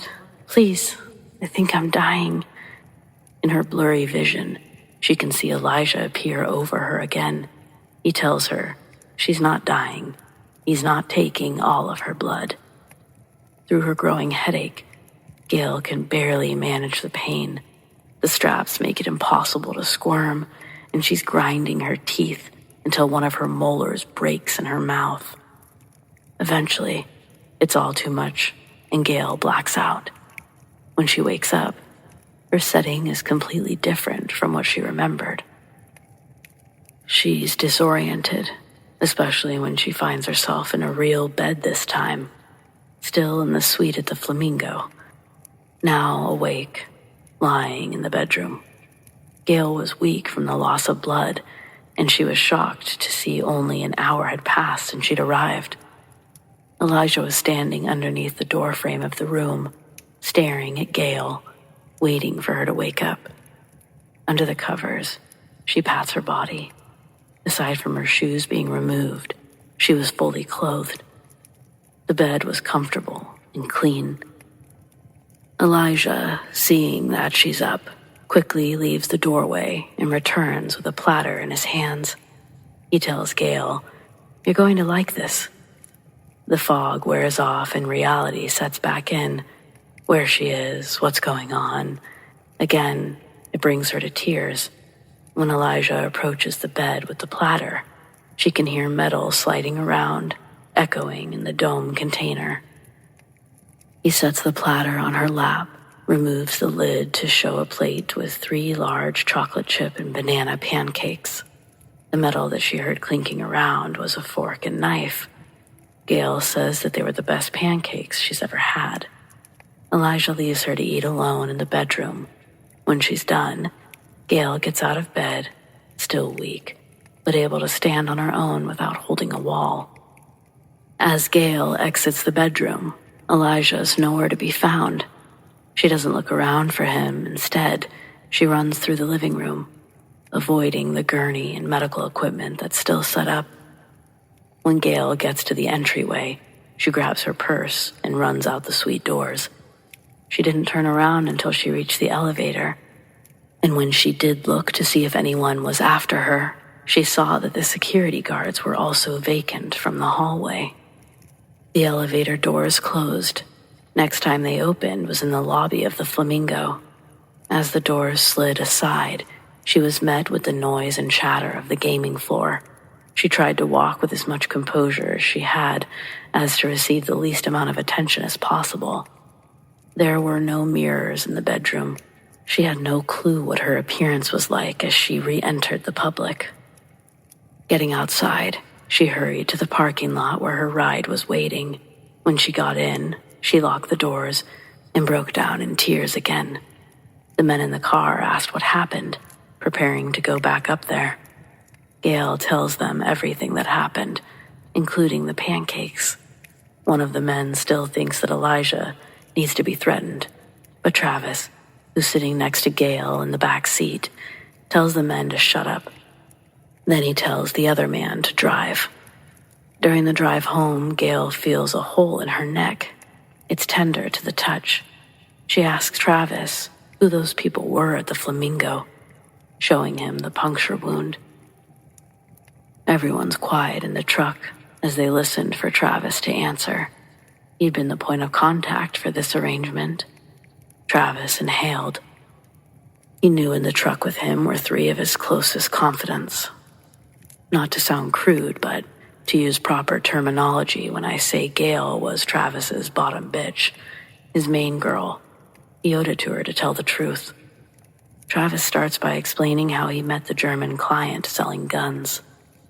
Elijah contacted him later, telling Travis that he was coming to the States for a few days to personally pick up the guns, along with a leisure visit to gamble. He then makes one more request of Travis before disconnecting the call. asking Travis if any of his escorts have clean blood and that he'll pay high dollar for one. Needless to say, Travis is a bit taken aback by the question. Elijah can sense it on the phone, and he quickly follows it up by saying, "I'm not going to kill the girl. I'm not a sadist. Warm blood is a refreshing change from the sealed packs they bring while traveling." The man in the front passenger seat asks, "What does that mean?" And Travis says, "Elijah drinks the blood." Gail asks why, and he says he doesn't know. All he knows is that he was paying over $1,000 for a pint of her blood. He looks at Gail, and trying to be sweet, he says, "I didn't know anything else other than you were going to be okay in the end, and that's what's the most important part." "Sure, Travis, sure." Well, fast forward to the present or later. A month after the Flamingo, Gail relapses, gets picked up by the cops, turns informant, and sends a couple members of the biker gang to jail. Then she moves to where she is now, far, far away from Las Vegas.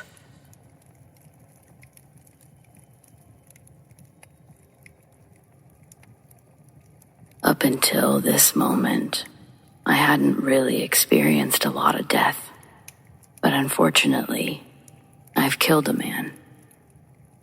My boyfriend wanted a steam cleaner, and I wanted to pick up a few things from Walmart. It was around 8 p.m. when I departed. Little did I know, this would be the biggest mistake of my 22 years of living. I arrived at Walmart safely. I picked up the steam cleaner and a few other silly items, home decor, cleaning supplies, etc. After checking out, I headed home. My drive went smoothly, up until I was a block away from home. It was around 9:45 p.m. at this time, and I was literally just thinking, I almost made it home. I was traveling around 35, 40 miles an hour. The streetlights are very dim on this road, and at night, you can rarely see what's in front of you. I see a red car parked on the opposite side of the road, but since this road is very scenic during the day, I really didn't think too much of it. And that's when I heard the horrifying thud. Ba-dunk, ba-dunk, ba-dunk. I slammed on my brakes. As soon as I open the door, I hear the blood-curdling screams. A man is running towards my SUV, which I later find out that it's his son. He rips his tank top off. He starts calling me a bitch, informs me that I just killed his dad. His brother followed. I immediately start screaming. I still couldn't see the father. I ran up to the red car, and his two sons start to hug me and inform me, "Ma'am, you didn't do anything wrong. There was a family altercation, and he wanted to die. We called an ambulance for him to get some help." I'm still screaming as they explain this. I come upon his body, sitting in a pool of blood. Within minutes, a policeman pulls up. He immediately starts rendering aid. Minutes later, an ambulance pulls up. I'm still in shock. They started to do CPR before putting his barely alive body in the ambulance. He was life-flighted to a local hospital. It turns out that his body was laying between the two streetlights, and from his chest up was laying in my lane, face down, wearing a black sweatshirt against black pavement. He told his ex-wife, who was at the scene, that he wanted to kill himself because she did not want him back. I wonder why the ex-wife wouldn't put her car in front of the body. I wonder why the two sons couldn't seem to move him from my lane. I wonder why it had to have been me. The man was pronounced dead upon arrival. I'm 22 years old. What could I have done that was so wrong that I deserve to live with that for the rest of my life? I'll never stop replaying the horrifying sound from running the man's body over, the blood-curdling shrieks, the image of the man laying in a pool of his own blood. I don't know if I'll ever be able to live with myself.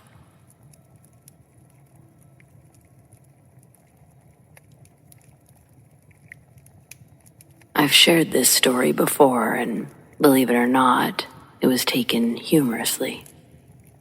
I may not go as far as calling you a bad person for laughing, but I can assure you, it's not a funny story. It's actually a story so traumatic that I can remember odd and every detail, and I was 7 years old when it happened. My bus stop was on a road that makes a super tight L shape. That's where me and the other kids from Deer Lake Elementary waited for the bus to pick us up in the morning. The bus stop area was designated by a big boulder on the side of the road in the grass, right at the elbow of the turn. After, it's another long road that branches off to different parts of the town, neighborhoods, and the school. If you go down even further, there's a graveyard at the end of it. A funeral procession was driving by one morning.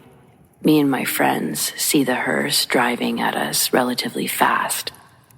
So all of us hop off the boulder and walk a couple of feet out of the way of the approaching hearse. The thing tries turning too late and hits the boulder head on. It was only going 20 at most, but it was enough to eject the casket out the back of the hearse. When it smacks onto the ground, both its doors pop open, and we get to see the peaceful old man resting in his casket slide past us. Problem is, coming up behind the hearse was the rest of the funeral attendees. First one's a blue Toyota truck with big tires. The guy driving doesn't see what happened from his vantage point. He knows how to take the turn, but he doesn't see the casket. He did feel the truck lift up a little bit on the front passenger side tire as it actually rolls into the open casket. The whole thing made a snap, snap, as the wooden walls at the top of the casket was crushed under the truck, dropping it back down from its tilt. The driver was confused. I think he thought that he hit one of us bus stop kids because he immediately looked out his window at us with a, "Huh?" face. Then he hopped out and walked to the front of his truck and saw his tire inside the casket, flattening the upper half of the body like a pancake. He's like, "Oh no," and jumps back into the truck, throwing it into reverse and hitting the gas with enough torque to shoot the casket forward, out from under the body, spinning it around on concrete until it stopped in an Egyptian-looking pose. That's when me and my friends all went fucking nuts and ran home to our houses. From crash to pose, this whole thing lasted 12, 13 seconds at most, but I don't think I'll ever get the gross, flat-top corpse sliding around out of my core memories. Yuck and sad, really sad for the family. I'm sure they also didn't want that to happen.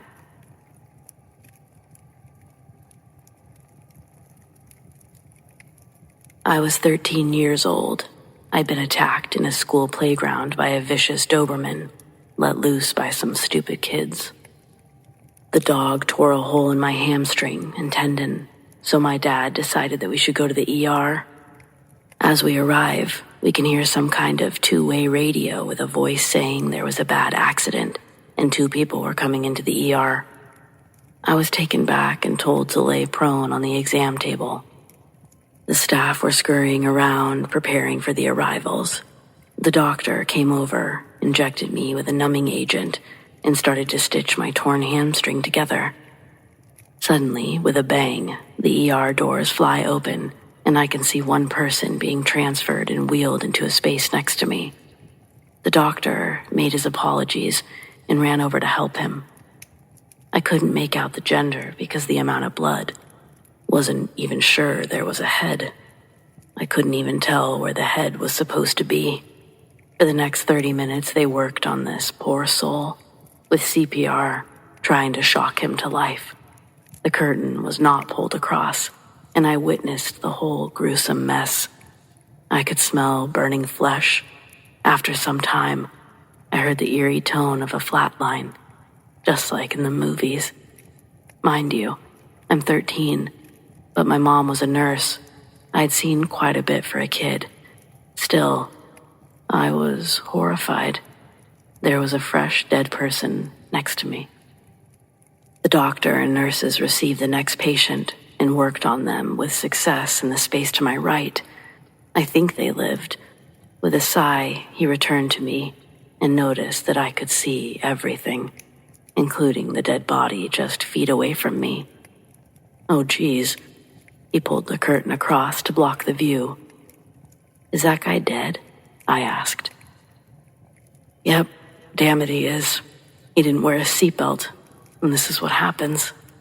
After pulling his bloody gown and gloves off, he slowly washed his hands in silence, walked over to me. At least I can fix you. My dad asked how it went in the ER, and I told him I just wanted to go home.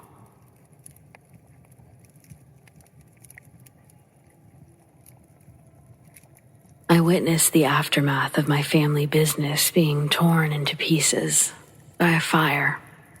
It was January 2018 when the fire occurred. At 10 a.m., my mother called me. I'd only been at work for an hour. Hurry, everything's gone. There was a fire. You need to come right now. I was in shock.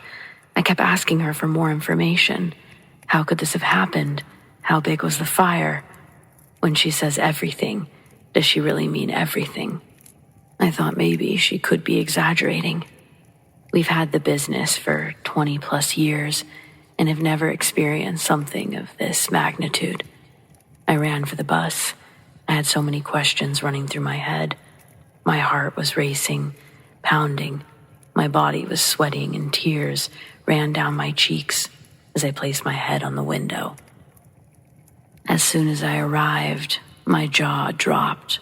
I inhaled the smoke and choked profusely. The walls were black, and the glass shattered. I walked into the kitchen. Nothing felt real. It felt like a dream, a nightmare. I've never seen my dad so heartbroken.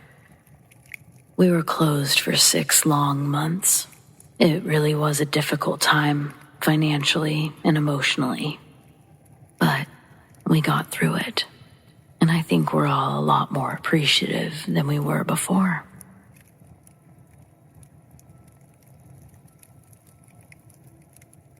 I don't even know how to start this story. Honestly, it's so fresh, some of you have probably even seen it on the local news if you're in Cali.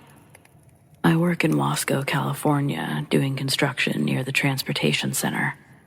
Well, yesterday, Friday, the workday took a pretty horrific turn. There was word that there had been a fatality at the Amtrak rail station on the tracks, which was basically where we were working. This isn't entirely uncommon, but it's not exactly good news to hear. Well, around roughly the same time as hearing about the train accident, my attention is drawn to a man in the distance as my coworker waves me and another guy over. This man was roughly 30 yards away, wearing a bright-colored shirt, hunched over, and for several moments we stared at this man. Why were we looking at him? I couldn't quite figure it out at first, but he did look out of place, and then my coworker says, "Pretty sure he's eating something." I'm color deficient, so sometimes browns and reds can look pretty similar, especially at that distance. So what I initially mistook for dirt or mud was actually blood. He was covered in it, but worst of all, he was holding and yes, eating something that was also bloody. I'm not drawing this out for dramatics. It truly wasn't clearly visible based on how this guy was standing, until it was. The man turned around, facing almost entirely in our direction, still hunched over, and indeed eating something. He was gnawing on a human leg. I think we all had the same realization at the same time. One of the guys runs and grabs our supervisor. Meanwhile, I almost still cannot believe what I'm actually seeing. I'm looking back and forth between the man and my coworker's status in retrieving our supervisor. when I see the man is now waving the leg in the air above his head. He appears to be triumphant, presenting it more like a trophy than another human's leg. I officially walked away as my supervisor arrived, and I spent the next 30-45 minutes on the verge of puking. We learned from the police investigation and the news crew that the two incidents were related: the fatal train accident and the man eating someone's leg. He had stolen the leg from the accident site, likely well before the police showed up, and just walked away with it. Absolutely insane. Needless to say, we didn't get a lot of work done that day. Almost the entire crew had witnessed the event, and that took up the better part of Friday. Fuck. I'm still in shock, I think. For sure I had to work this out in writing. Update. Wow, a lot of people have heard about this story already. I guess it is like the craziest thing a lot of people have heard in a while. Just to answer a couple of questions. 1. No, I didn't know this cannibal guy. I know the news said that he was a local homeless man, but I just work in Wasco. I don't live there, so I'm unsure how much of a regular he is or isn't. Either way, based on what people were saying who did know him and what I witnessed on Friday, I think it's safe to say that he's got some mental issues and likely should get some sort of help for that before being released. I'm no lawyer, but I'm sure someone could get creative and think up a charge with something other than removing evidence, but who knows? 2. No, I was not the man on the news. I know the man on the news, and yes, he was a fellow witness. 3. No, I don't have any footage. Like, what the fuck? I didn't even think to grab my phone. 4. Yes, it was eventually obvious what he had was a human leg. No, I didn't puke, but I kind of feel like it just about every time I hear this story repeated on the news, or even when I read my own, so who knows how long I'll keep this up. Thanks, honestly though, to anyone who read it.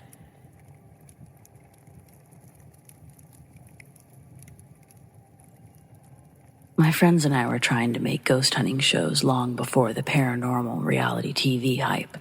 It was me, my friend Mike, Garrett, and his wife Lacey. Lacey was the manager of a Radio Shack, and she was able to get us all the equipment that we needed for cheap. Her and Garrett would do all of the filming. Mike had the idea and was the face of the show, and I had the van. We did most of our shooting down near Rayleigh. For one of the episodes, we filmed at a supposedly haunted house. Its history had a whole family murder-suicide thing attached to it. It felt like the real deal. The other episodes we filmed previously were at our local graveyards, real lowball content. When everyone loaded into the van that night, Garrett and Lacey were bickering.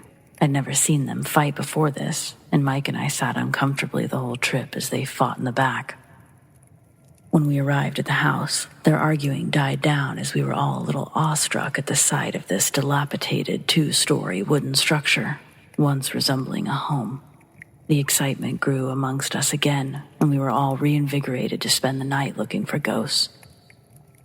It was heightened even more when we walked in, and Garrett got a spike on his EMF detector. The house smelled like mold and dust, and all the furniture in the house looked like it had been thrown around, almost like the couches, tables, and chairs were balanced upside down or laid on their side up against the wall, intentionally. Oddly, there was no graffiti on the walls, and none of the mirrors or glass picture frames had been broken. Some tables still had stuff on them. The house wasn't messy, but every room had the same thing going on with the furniture. Mattresses resting against the wall, upside-down vanities with crystal-clear mirrors still attached and intact. There were technically 4 floors in this house that we'd been exploring. The first floor was the more open area. It held the family room, kitchen, a bathroom, 2 bedrooms. There was a balcony on the second floor that could look down to the first from the stairs connecting them. That floor was more of a long hallway with more bedrooms and another bathroom. The attic, where the supposed suicide of the mother had taken place, after she'd killed her family.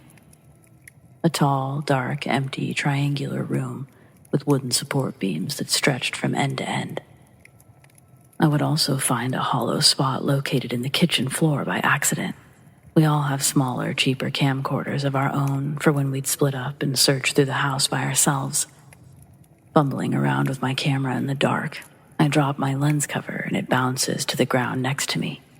The room is quiet enough for me to hear it bounce and pinpoint the approximate location that it would be. When the plastic cap hits the ground, it made a sharp metallic tink noise. Instead of a dulled tap the cheap linoleum should have sounded like.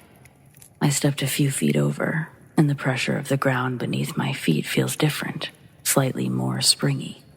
I call Lacey over and she shines a light so that I can find my cap. While I'm on my hands and knees, I also felt around for the suspicious piece of metal flooring. I used my fist and pounded around on the ground in front of me until I found the spot again. Lacey saw the handle that would pull up a large section of flooring, revealing stairs into what looked like a homemade bomb shelter.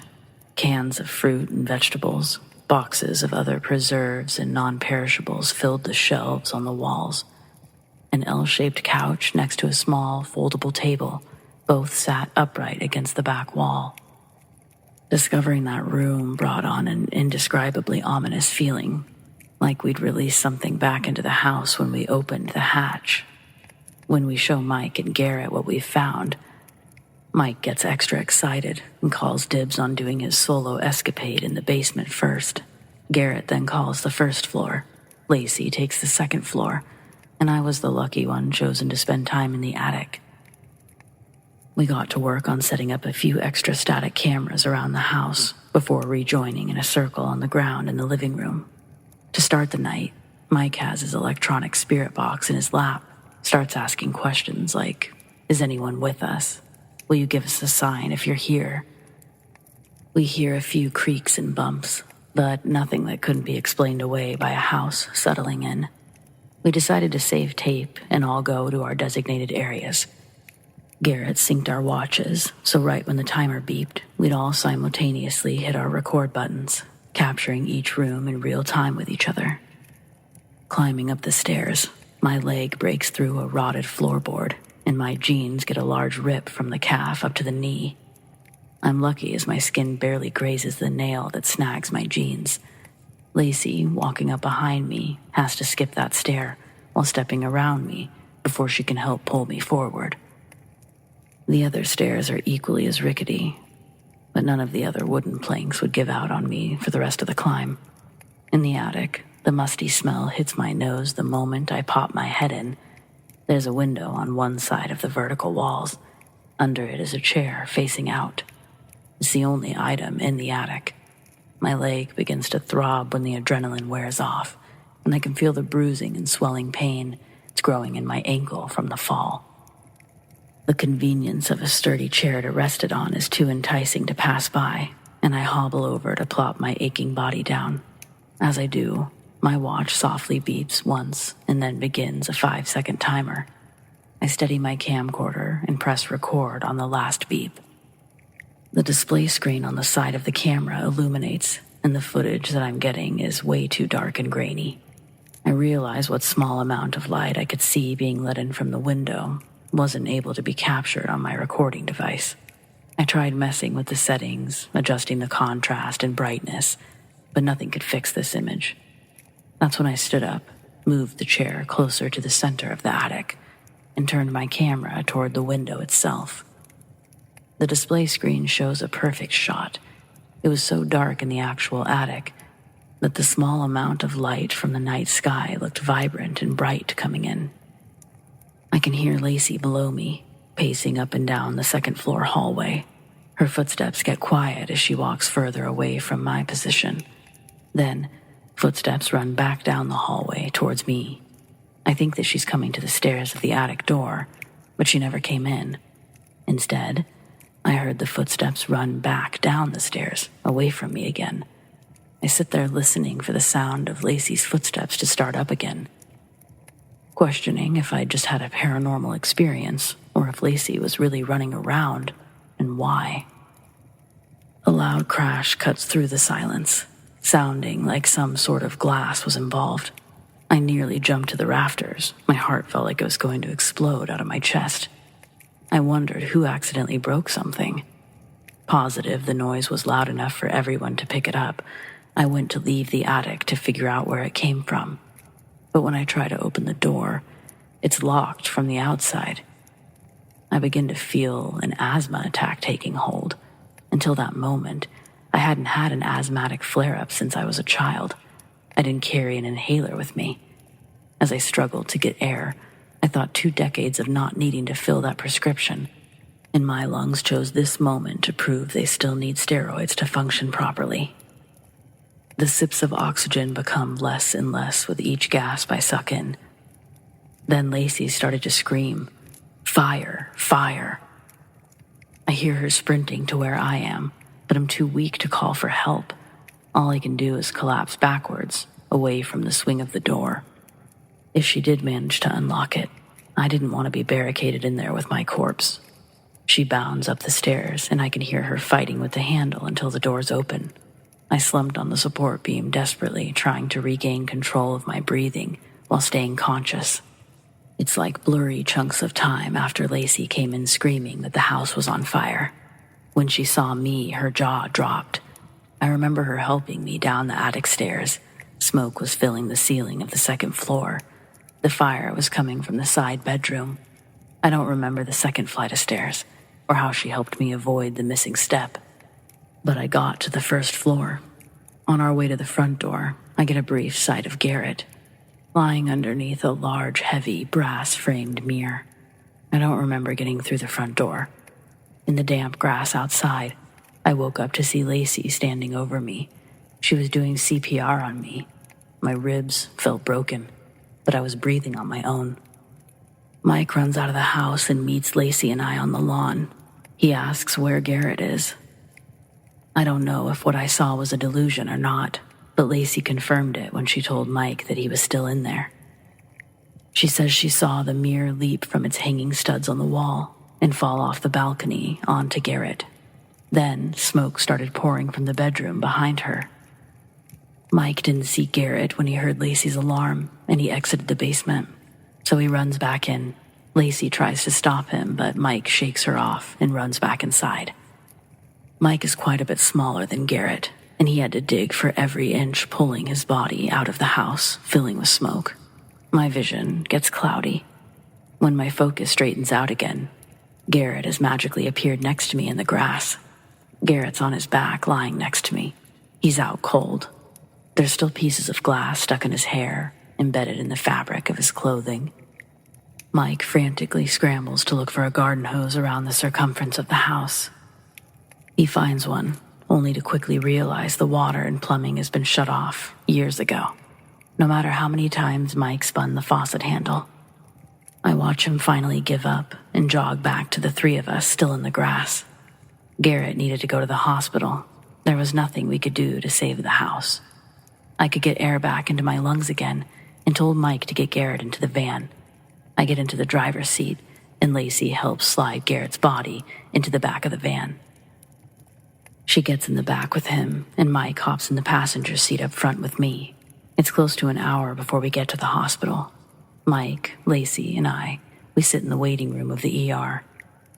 A doctor eventually comes out to talk to Lacey, and I get to hear her recount what happened, filling in the blank pieces of my timeline. She wrestles with words, trying to describe her accounts. A mirror with a heavy brass frame, weighed easily over 50 pounds, floated off the wall and just so happened to land on top of your husband, the doctor asked. Lacey then described the fire that started, and the doctor stops her again and leaves to get the police officer to hear the story and get the fire department out to the house. Lacey repeats the story over again to the cop, and he just stares at her, and then us, then back at her, wide-eyed. He gets on the radio and asks a couple of units to go check on the address we gave him. Then he asks Lacey to tell him again how the mirror floated off the wall. Mike steps in and tries to explain our ghost hunting show, but that doesn't change the cop's expression. The doctor says something clever like, well, your friend Garrett almost became a ghost tonight. Garrett would spend 9 days in the hospital. I would swing by after work every day to check on him, talk to the doctors. By day 3, he's awake again. His jaw had to be wired shut, His face was swollen and a neck brace held his head up. The back of his head had chunks shaved out of it, replaced with rows of staples and stitches. The x-rays on the board above his bed showed that he'd fractured his skull in 3 places. When the mirror hit Garrett, it essentially power-bombed his face directly into the floor, the brass frame landing on the back of his head, crushing it against the ground. When he looked up at me, I could see that his eye sockets were purple and swollen. Besides gestures, for Garrett to communicate, the nurse had to give him a notepad and a pencil. Later in the visit, I asked if he saw the mirror levitate before it hit him. Garrett slowly grabs the notepad and writes on the top piece of paper, then rips it off and shows it to me. The note says, "Can you keep a secret?" I stared at the note, wondering what in the hell kind of secret he would be sharing. I tell him yes, and he quickly rips up the piece of paper. Then he throws the scraps away in the waste bin next to his bed. Garrett picks up the pencil and starts to write again. This time he's writing a while, filling up the page and flipping it over before continuing what he was writing down on the next. Finally, Garrett hands me 6 pages with his tiny handwriting covering each available line the paper provided. I sat back in the chair next to his bed and carefully read his notes. Garrett says he did see the brass mirror, but it didn't float off the wall by a malicious spirit. It was thrown at him by Lacey. On the next page, Garrett tells me that Lacey found some emails with a coworker, with some unforgiving photos attached. He confesses to a brief affair and begs Lacey's forgiveness. Garrett believes that she was just mad at him and understands why. Then he begs me not to tell the cops. The last few pages, he says that he's still trying to make things work with her. Garrett and Lacey were the kind of couple who were okay sharing their business with everyone. I already knew that Lacey had a crazy side, but this was on a level clear past the moon. Garrett was also a little mentally unwell if he was really going to accept attempted murder as a rational response to anything. The house was a total loss by the time the fire department got there. When the cops got around to asking what I knew, I stuck to my original story because technically I wasn't lying about what I'd personally seen that night. Lacey took all of the tapes from the cameras that night. After finding out what really occurred, it was too late to retrieve any video from the night. I don't think Garrett ever told Mike the real story either. Now, get this. Over 20 years later, Mike has a kid and pays child support to a woman he divorced the same year they were married. I too have been married and divorced. My marriage lasted 6 years and thankfully didn't result in any offspring. But Garrett and Lacey are still going strong. It was literally their anniversary at the beginning of this month. Last weekend, we all went bowling. I still regularly hang out with these people. All I can say is that love is strange, but their relationship is none of my business. If they're happy, I'm happy. Oh yeah, years later, I'd be told that Lacey started the fire in the bedroom. She also locked me in the attic before she went bananas, in fear that I'd walk down and stop her from enacting her revenge. And would you believe it's been over 20 years? I've worked my ass off to never get on Lacey's bad side. She's a cool chick, and I'm really happy she married my friend. Here's to many more years of happiness.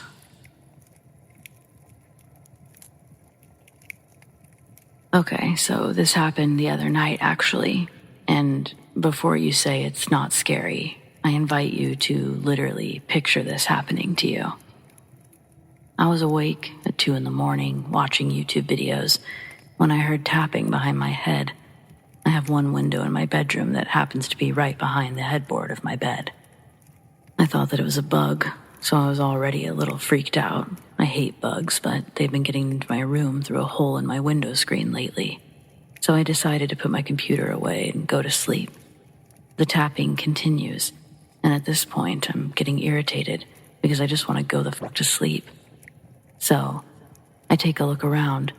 It was too dark to see out my window, so I grabbed my phone to use as a light. I swear to all that is holy, I nearly had a heart attack.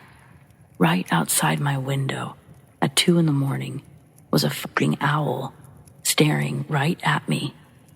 Despite me screaming, waving my arms, and even throwing something at the window, it just stayed, staring at me. I don't really know why, but my heart was racing. It didn't feel like an animal was looking at me. And right at my peak scaredness, it flew away. Owls, they've always creeped me out, and I've never seen one up close except for a stuffed dead owl that was on display at my old elementary school. Maybe that's why they freak me out. Either way, it was weird as fuck.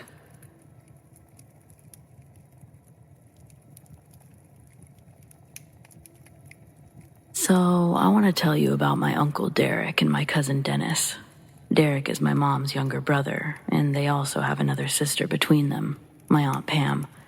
Their dad was abusive, and their mom was submissive towards him, so their childhood was rough. My mom was the only one to move away from the toxic small town they lived in while both of her siblings stayed and got hooked on drugs. And I don't mean they smoked weed and took fun party drugs. We're talking the meth variety. Pam married her own abusive husband, and he supports her habits, but Derek didn't have that luxury. He got married right out of high school. Both of his sons were born addicted to drugs, and his wife left him when the youngest was only 2. In order to pay the bills, Derek went to work on a land rig, and my grandparents took care of his sons while he was gone. The rig paid a lot of money, yet he always needed my grandparents to pay for anything the boys needed. Clothes, food, school supplies, everything. Derek also needed help paying his bills every month, and that also fell on my grandparents. That's how expensive his habit was, until he got fired for failing a drug test. Fast forward to the present. My grandfather passed away a few years ago, and my grandmother is going to lose her house because she still supports Derek and both of his sons. Every week, she or my aunt go to the food bank for him because he can't be bothered to go for himself. And they can't afford to buy his groceries anymore. Derek's oldest, Colby, is around 30. He's been in prison since he was 18. He won't be released anytime soon either, and that's a whole messed up story unto itself. His youngest, Dennis, is in his early 20s, with a wife and a son of his own, but no job. His child was likewise born addicted to drugs, and suffers permanent mental deficits because of it. The 4 of them live in an 80s single-wide trailer that has holes in the walls and floors, plus it's missing several of the interior doors.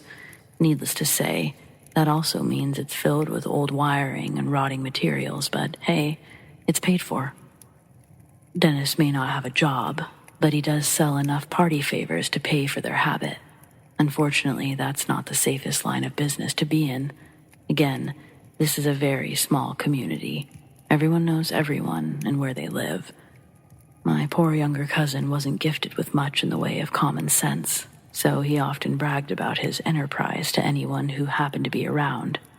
Earlier this year, his mouth finally caught up with him, and 4 guys decided to relieve him of his supplies. They were people he hung out with and considered friends, but they didn't have any money that night. Nor did they have to break in since none of the locks worked. Uncle Derek had passed out after being awake 4 or 5 days, so he was dead to the world. Dennis and his wife didn't wake up until all 4 guys were standing in their room. Anyone who's lived in those old single-wides knows that they usually have the master at one end, the second bedroom at the opposite end, and though it's small, there's a tiny 3rd room in the middle of the hall. The baby was in the 3rd room, and there's a bathroom between the 2. It's relevant. They wanted everything Dennis was holding, and he wouldn't get hurt. I know people say that in movies and then they end up dead anyway, but these guys were kids his age, just looking for an easy high. They knew Dennis wouldn't go to the police, and he has a reputation for being a bit of a wuss. Well, he tried to fight back anyway, not with his fists or a gun or anything useful. No, all he could get to was a lighter and a can of Lysol. What he thought was going to happen, none of us will ever know. From what I've heard, even he doesn't know. The reality, however, is that he burned some of the exposed insulation sticking out of the back wall, and it started spreading fast. Now, technically, it did scare the intruders enough that they left without the drugs. This is true. but the entire wall was catching and had already started spreading to the carpet. The fact that most of their neighbors were the type to stay up for several nights in a row saved their house. Dennis's wife got the baby outside right away. He was completely unharmed, though she and Dennis both suffered damage from smoke inhalation. It took 3 men to drag my uncle out of the house because he couldn't wake up. Meanwhile, the whole street had began working together to contain the fire. They were able to do enough that the fire department got it out just as it was working its way to the baby's room. I don't know if that's something that insurance would cover. I've personally never had it come up, but they don't have insurance, so it's a moot point. They couldn't live with my grandmother because she wouldn't have a house in another 6 months, and no one else had room for them. Well, no one willing to take them anyway. So what did they do? They blocked off the back bedroom and bathroom, and they continued to live there. Dennis and his wife moved in with the baby, and everyone shares the master bedroom. The kicker? Dennis's stash burned up in the fire, so he lost it all anyway. He received second-degree burns to his hands and arms, all trying to save his drugs before being dragged out of the house. They still wouldn't press charges on the 4 guys. It's a very snitches end up in ditches community over there. And Dennis's new reason for not having a job is PTSD. Never mind, he didn't work before the fire. I truly don't know how they're going to survive once my grandmother is gone. When she loses the house, she has to move in with my parents. And even if my mom's plans to make her cut off Derek fails, she won't be around forever. I've been reading horror since I was 8 years old, but the stories that come from my uncle and his sons are the most terrifying shit I've heard in my life. Remember, kids, weed is all you need. Leave the rest of the mess alone.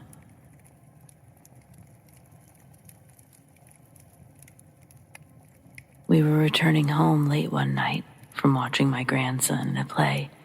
Our car was packed with my mother, 2 grown kids, 2 grandkids, my husband, myself.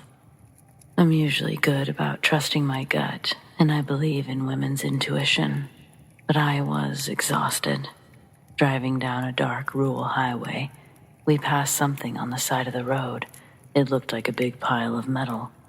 My brain was trying to process what it had seen and was trying to shrug it off as construction debris. But there was a voice in my head, and it kept saying I should turn around and investigate. I didn't say that out loud, but I was thinking it hard. My youngest daughter finally said, "Mom, if you think we should check it out, do it. Turn around." So I did, and what we found was a mangled car with a young man trapped inside. No one else on that road stopped, but I'm so glad that we did. We called 911, flagged down a passing car that just happened to have a nurse inside, and we all stayed with the young man, talking to him until help arrived. I was never able to find out what happened to him after that, but I felt like we'd saved his life.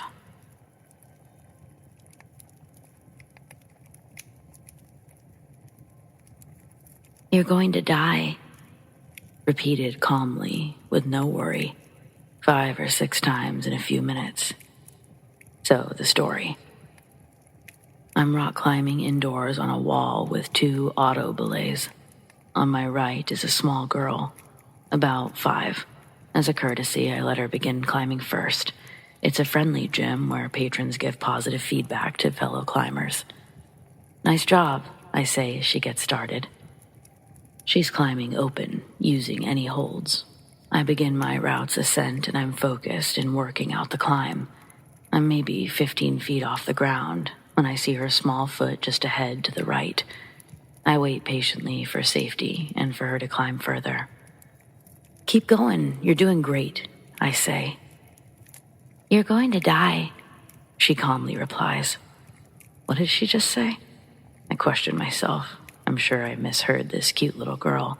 I'll just let her climb a bit further and ignore her.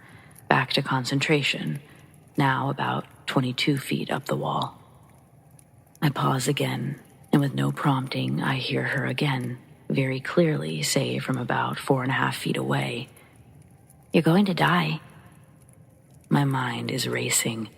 Why would this little climber have such odd things to say? Maybe best not to engage with someone who's so young and saying such odd things. I nod my head at her. We continue climbing. At about 32 feet, I realize she's slowing me down a bit as I keep waiting for her, and I should probably just pass her at the next safe opportunity. I visualize my next few moves, and before I proceed, she breaks my train of thought. You're going to die. Okay, what is going on? Why? Why is she saying this to me? She's not being rude or obnoxious, more just matter of fact. I proceed to pass her. My brain is focused on her words and something I don't understand. As I pass her, I smile nicely and figure no reason not to ask. Why are you saying that? I ask her. You're going to die. You're going to die. I can't shake it off. I climb a bit higher and prepare for the hardest move on the route that I'm climbing. A route I've climbed before, a route I set, known as Han Solo and Carbonite. I am 45 feet in the air. I go to re-chalk my hands before a move that I sometimes get, but sometimes fail and miss. I pause. One last time. Why is she saying this? I freeze. I stop breathing for a second. I realize the childlike meaning of her words. I begin to slowly and carefully climb down. I move at a consistent pace. I breathe in and out. I'm past the girl who's still going up. I continue down, watching her in case she decides to come down. I reach the ground. And it is then I walk over, white as a sheet, and get a drink of water, and catch myself looking back. And I realize the words of this little guardian angel, who realized well before I ever did. I hadn't clipped my harness into the auto belay and was free climbing up the wall with no safety equipment in place should I fall. I would have died.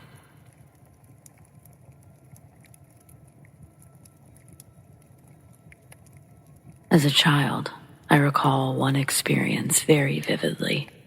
I was about 12 years old. I lived in a 2-bedroom home with my parents and 2 sisters. One summer night, my mom was boiling a chicken while we waited for my dad to come home from work. I remember going to bed around 10 p.m., and my sisters, the 3 of us, shared a room. In the middle of the night, I started feeling very uneasy. I felt nauseous and woke up. I tried falling back asleep, rolled onto my right side. This is where the strange things occur. At first, I wanted to believe that it was just a dream, but I still question that to this day because of the real-life repercussions. In my dream, I had woken up. I'd rolled to the left side of my bed and was facing my sister's bed in the middle.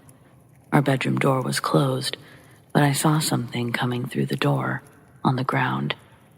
It was a small being, not sure if it was a sort of dwarf or alien, but it had milky, translucent skin with long, skinny arms.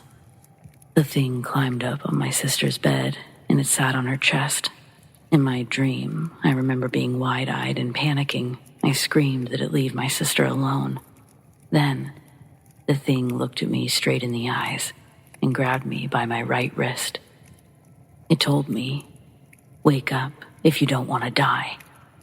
I woke up and screamed my head off. I ran to my bedroom door to go to my parents' room, but when I opened the door, the house was full of thick black smoke. I started to scream and woke everyone up. My dad got all of us outside, and I was crying. I told my parents about my dream, and they were in shock. If I hadn't woken up, we would all be dead. My mom had fallen asleep and forgotten to turn off the chicken that she was boiling that night. I'm 27 years old now, but I remember this event and that thing very clearly. They're embedded into my memory. I just have no idea what it was.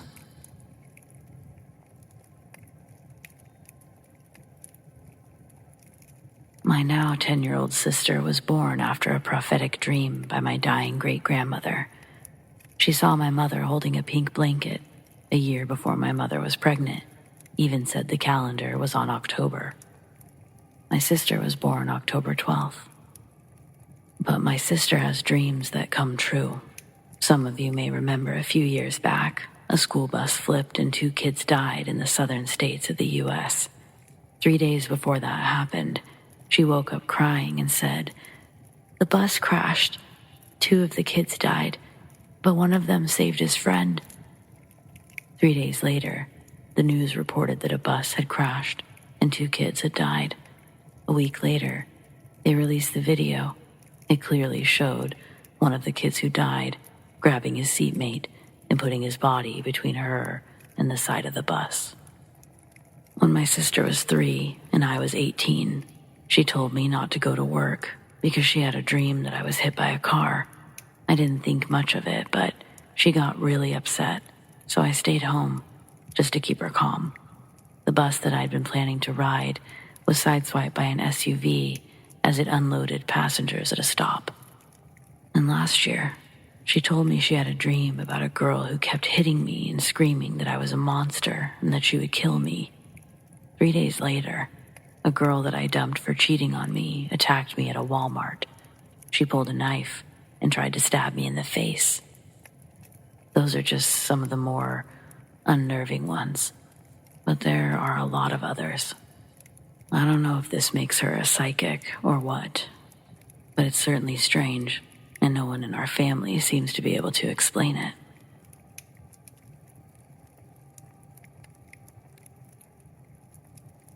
There was a new girl at our school.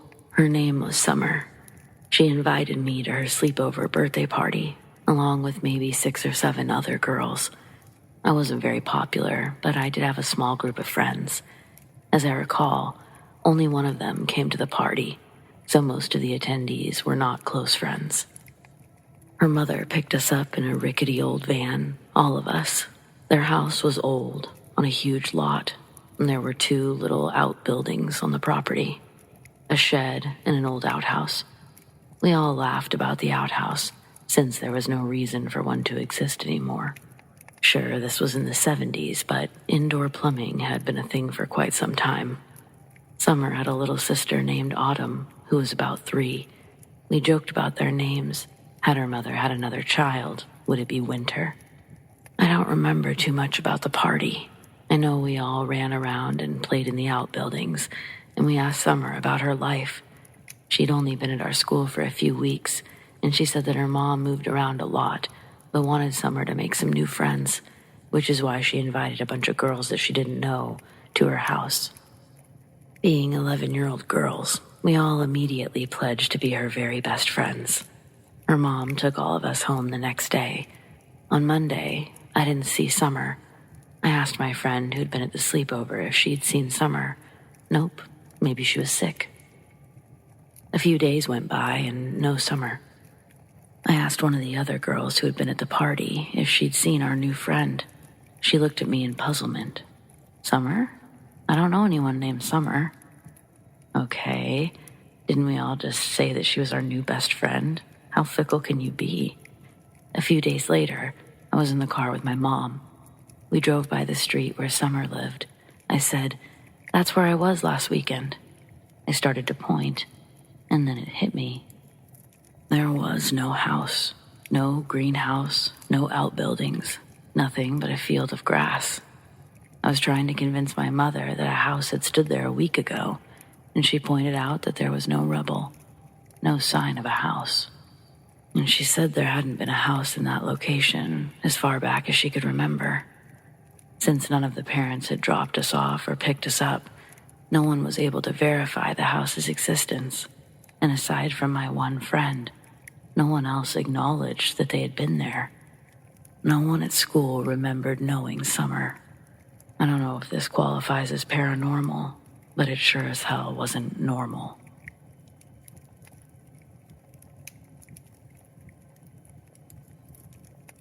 When my daughter was 3, she asked me if she could watch a cartoon while I was busy doing something.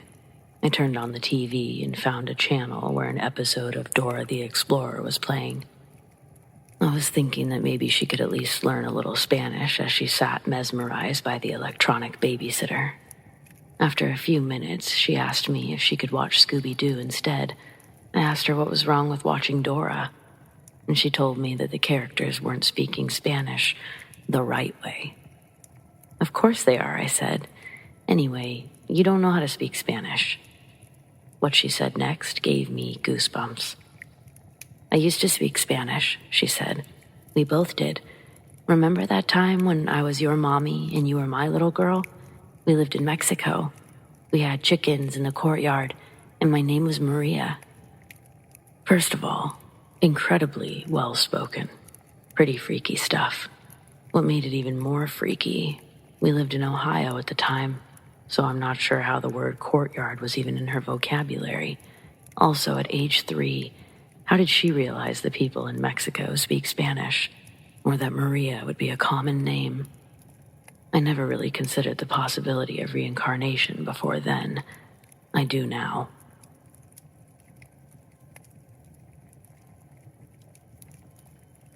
This Saturday, I went to a 1-year-old's birthday party with my daughter.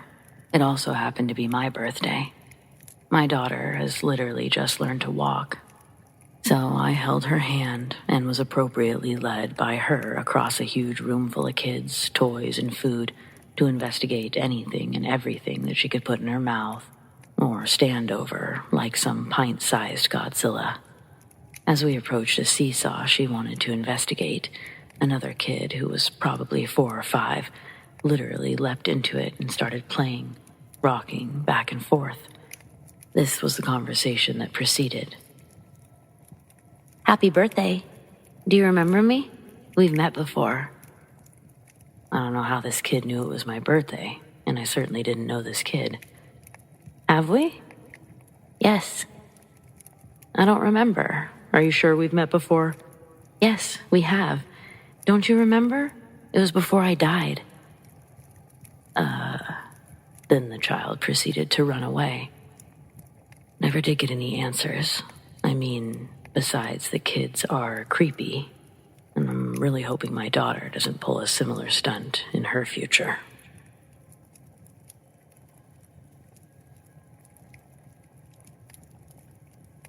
I guess I'm just gonna dive straight into this one.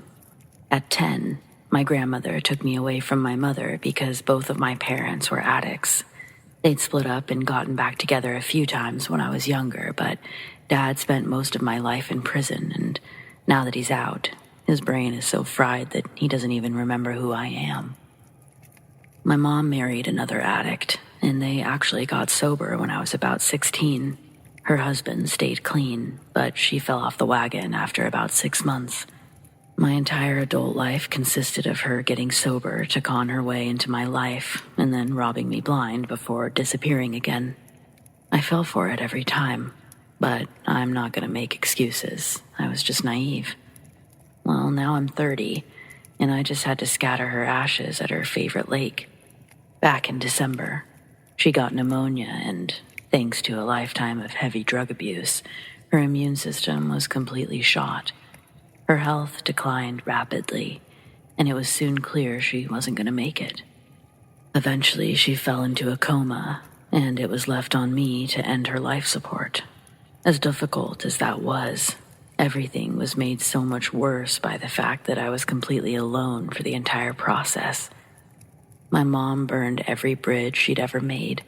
Even her sister refused to come. The confession happened just a few hours before she slipped into a coma. She was telling me how sorry she was for everything, all the usual stuff. Then she got really serious and straight up admitted, I killed that girl in '96. I knew what she was talking about right away. My parents would often get back together for a short period of time when Dad got out of jail, but this incident was the last time they ever spoke. I don't personally remember many parts of it, but I've grown up hearing the story and accusations from all sides. It had a big impact on our lives. Somehow, Mom found out that Dad was seeing another woman, someone that they were partying with and buying drugs from. She got him really drunk and high before confronting him, So it turned into a huge fight during which Dad said that he was going to leave her for the other woman. I'll just call her Vicky. It didn't take long for the fight to turn physical. Dad broke Mom's nose, and she hit him with something right back.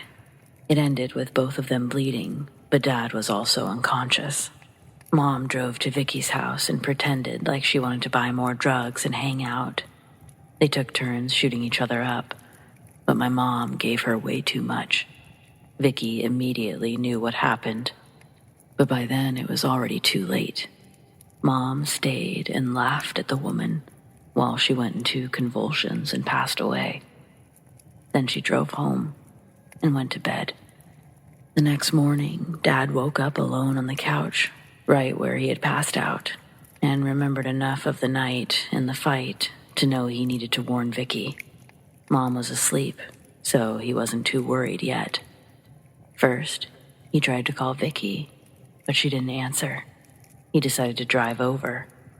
It was when he actually got into the car that he noticed the seat had been moved and began to get nervous. Then he got to her house and found the door unlocked. That's when he knew. As a rule, drug dealers don't generally leave their doors unlocked. Sure enough, Vicky was dead. He told paramedics and the police that he thought it was murder, but they knew exactly who he and the woman were. It was ruled an accidental overdose, with essentially no investigation. And that was the end of it. But Dad told everyone who would listen that Mom murdered Vicky. Mom, of course, denied everything and said that Dad was out of his mind.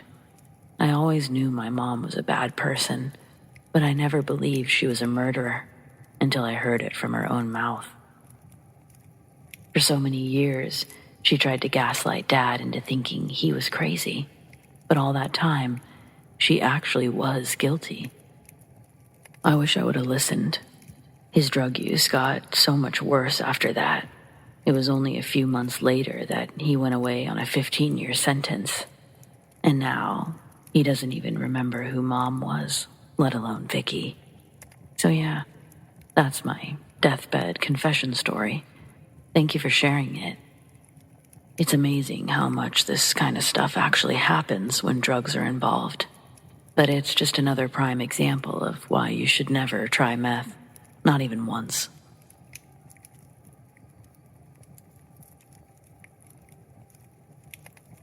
On my 14th birthday, I got an electric mountain bike as a gift from my uncle.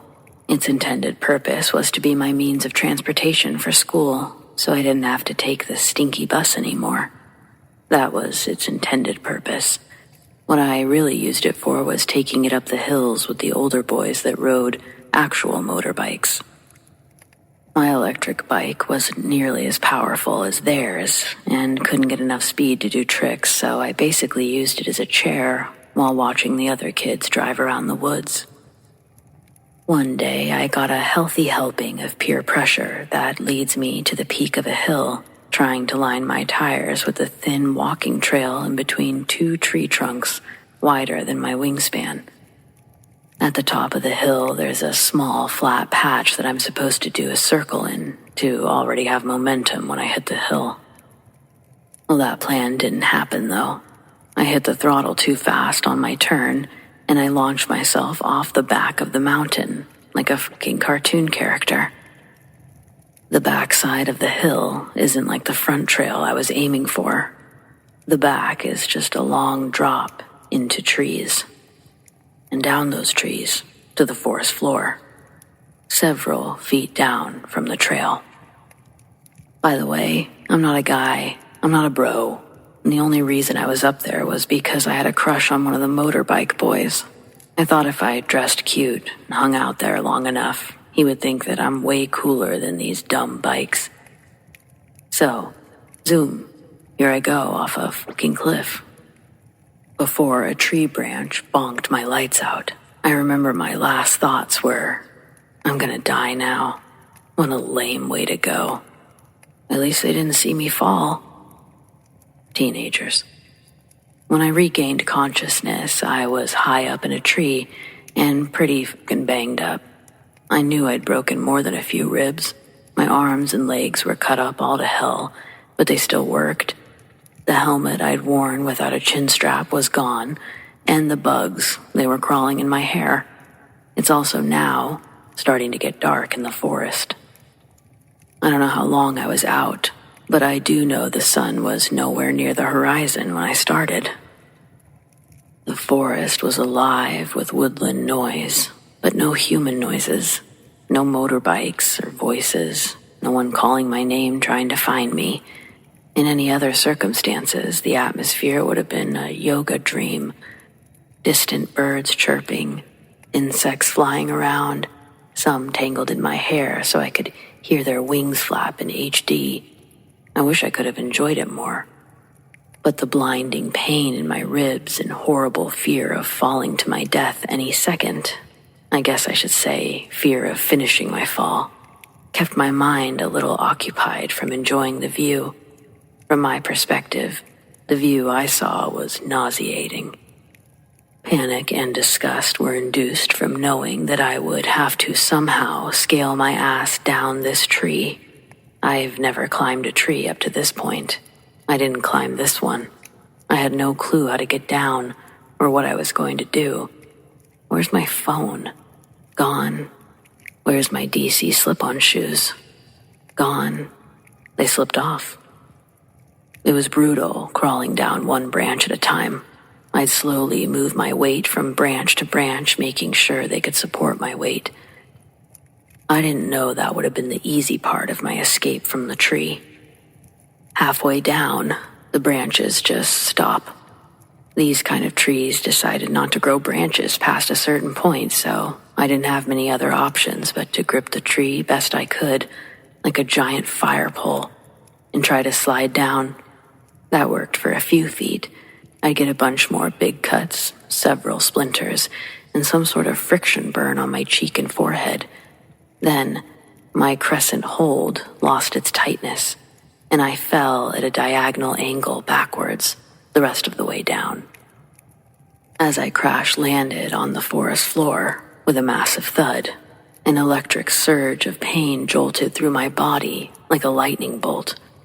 The impact aggravated my already fractured ribs, so now gasping for breath was added to my list.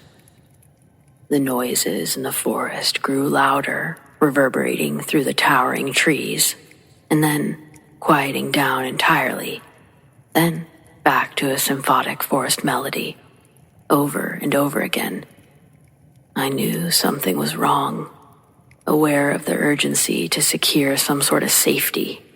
I battled with my weak and seriously bruised physique, summoning every drop of strength that remained in my slowly emptying tank.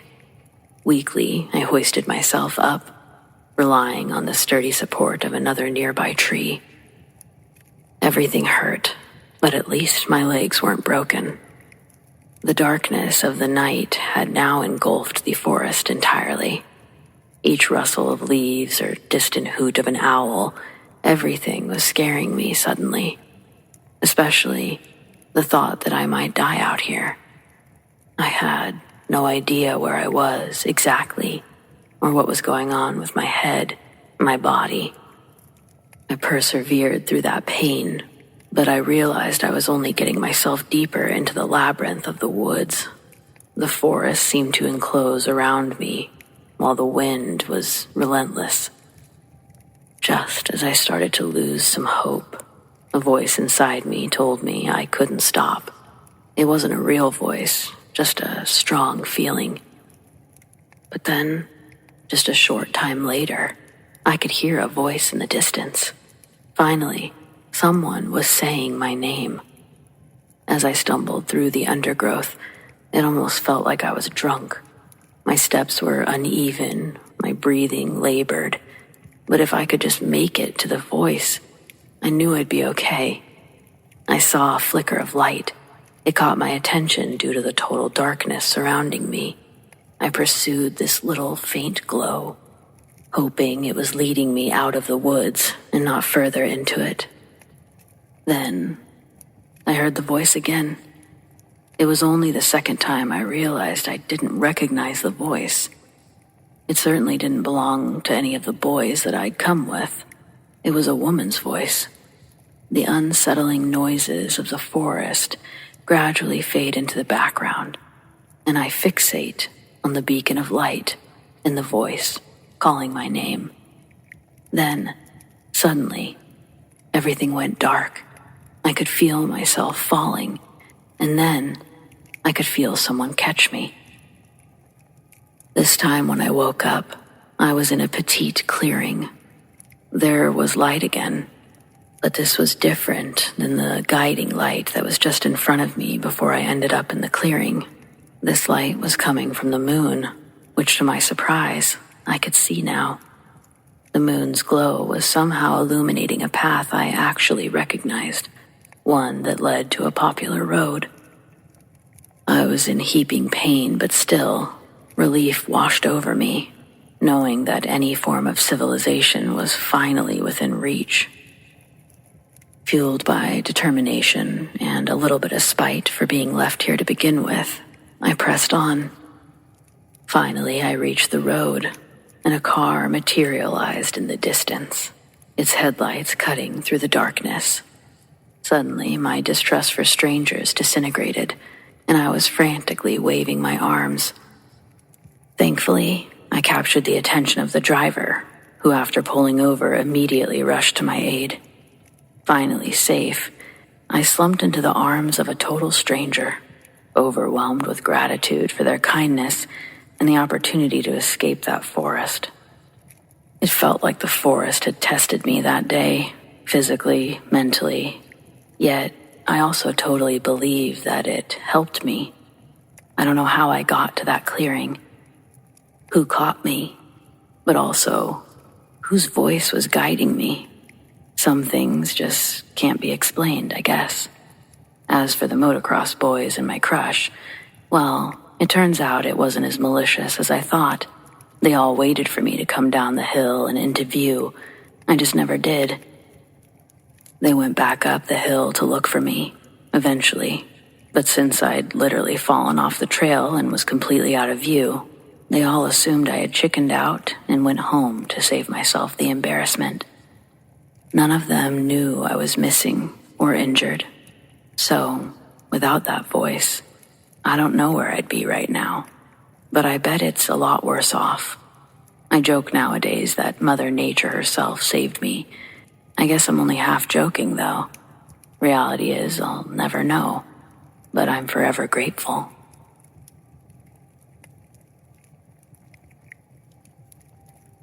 I've been a part-time Uber driver for almost 3 years now, and for the most part, you learn to shrug off the crazies. I was once held at gunpoint, and I had a knife pulled on me, but thankfully, I wasn't harmed. The man with the gun happened after I'd been on the job for nearly a year. He canceled his ride as soon as we got onto the highway, and I noticed it immediately. People suck, so sometimes they'll wait until we enter heavy traffic, hope that we don't see the alert, but I don't play that shit. I pulled over onto the shoulder in the middle of 5 o'clock traffic and told him to get out right there. We went back and forth for a moment as he denied canceling the ride, but when I wouldn't relent, he pulled out a gun. Now, I'll go pretty far not to give someone like that what they want, but a trip to Walmart wasn't worth dying for. That's where he had wanted to go, Walmart. It was less than 10 minutes from our location, and I would never have to leave the main highway. So I calculated it was safer to drive him there. But then he tried to get me to turn off onto a side street where there were far fewer people. I knew the area very well, and there are also plenty of isolated locations that he could have directed me to once we were down there. Now, this guy knew I had a dash cam, and he wasn't wearing a mask. I'd originally hoped that he was just too high to realize how careless he was being, but this was a calculated move. If I was going to die, I would rather it be immediate than endure whatever that creep had in store. So I slowed down, like I was preparing to turn, and I stopped in the middle of the busy highway instead. He started screaming and jabbing me in the back of the head with his gun's barrel. I put the car in park, refused to move, saying that he would have to kill me right there because I wasn't going to any second location. By now, other cars were beginning to notice something wasn't right, and they were stopping as well. So he jumped out and took off running. I was lucky. It could have easily gone the other way, but I truly don't believe he intended for me to survive his attack. Multiple people dialed 911, including an off-duty police officer who followed the man into a neighborhood before he fled through some back streets. It was thanks to him that the police were able to locate the asshole so quickly. The guy who pulled a knife on me just wanted my wallet. This was actually just a few months ago, but I had long ago learned not to carry anything but my ID and phone, which he was also dumb enough to take and leave it on, so police quickly located him with Find My Phone. As horrifying as these instances were, they were almost to be expected. I went into this knowing that those things could happen, but the ones that I'm about to share, no one prepared me for these. No one ever told me that some people were trying to replace ambulances with Ubers. I can't afford the luxury of an ambulance either, but I would never trick a stranger into taking me to a hospital. It was only my second week on the job when I was sent to pick up an elderly woman for a doctor's appointment. I was put at ease by her. It had been a long day. I had just dropped off a man who had been creeping me out his entire 30-minute ride. But here was this sweet old lady with a walker. I helped her in and she thanked me politely. But she appeared kind of disoriented and just overall didn't seem to feel well. I made polite conversation at first, asking how she was, the usual. But her answers were rather short, so I stopped. That's fine. Some people like to chat and some don't. I usually just test the waters and follow suit. Now, her doctor's office was inside the hospital, so that's where we were going. But about 15 minutes into the ride, she tried to say something that came out really jumbled. Glancing into the rearview mirror, I started to ask her to repeat herself when I noticed half of her face had completely drooped. She was having a stroke, and I was terrified. I called 911 and explained everything while I was still en route to the hospital. At first, I was thinking, wow, what are the odds that this happens on her way to a doctor's appointment? But I later learned that was a lie. She knew something was wrong, but she couldn't afford to call an ambulance, so she tried Uber instead. Luckily, that instance turned out okay in the end. The woman survived. The same wouldn't hold true for the next one, though. Maybe 6 or 7 months later, I picked up a man for a quick trip to his daughter's house. When he first got into the car, I was a little concerned because he seemed very out of breath. But he was old, so I figured that was normal for him. The location was only 10 minutes away, so I wasn't too worried. But the second I tried to turn onto the highway, he clutched his chest and began complaining of chest pains, saying he needs to go to the hospital now. His daughter later admitted that he was having those pains for quite some time before he asked her to meet him at the hospital, but she didn't realize he was ordering an Uber. Anyways, I panicked. I had no clue what to do or if he was faking it or what, but I couldn't risk it. What if he died while I was sitting there trying to figure out what to do? So I rushed to the hospital. He got very quiet when we were still at a good 10 minutes away, and that really scared me. Then I began to smell something so awful. He died before we arrived. That's how I learned that our bowels release when we pass away. The ordeal may have been one of the worst days of my life.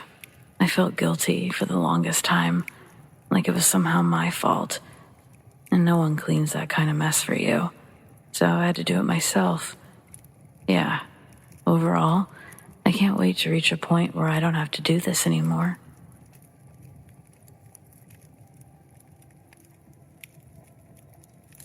There was a popular joke I always heard growing up. A man tells his bartender, "I bet you a free drink that I can bite my own eyeball." And seeing this as an impossible task, the bartender agrees. The man then promptly removes his glass eye and places it between his teeth before putting it back. Amused, the bartender pours his drink. Then the man says, "I bet you another drink I can bite my other eye too." Knowing the man can clearly see just fine, The bartender reasons that he can't possibly have two glass eyes, and so accepts his terms. Next, the man removes his dentures and gently places his teeth around his very real left eye. My Uncle Ty was particularly fond of telling it because he already had fake teeth and used to joke that if he had a glass eye, he'd never pay for another drink again. Well, as they say, careful what you wish for. Ty owned a lot of land with a really big pond, and the whole family would often go over there on weekends to fish and have a bonfire. My dad is one of 9, so we're a big family. The adults got drunk while the kids ran around having sword fights with flaming sticks. When it started getting late, we would all sit around the big fire and eat hot dogs. Sometimes, Ty would play a game that we call homemade bombs. The objective was to throw a random item into the fire and rate the resulting explosion. It was usually little things like lighters, batteries, or empty bottles. But then Ty got the idea to throw in a full bottle of beer, fresh from the cooler. Everyone got back, but nothing happened.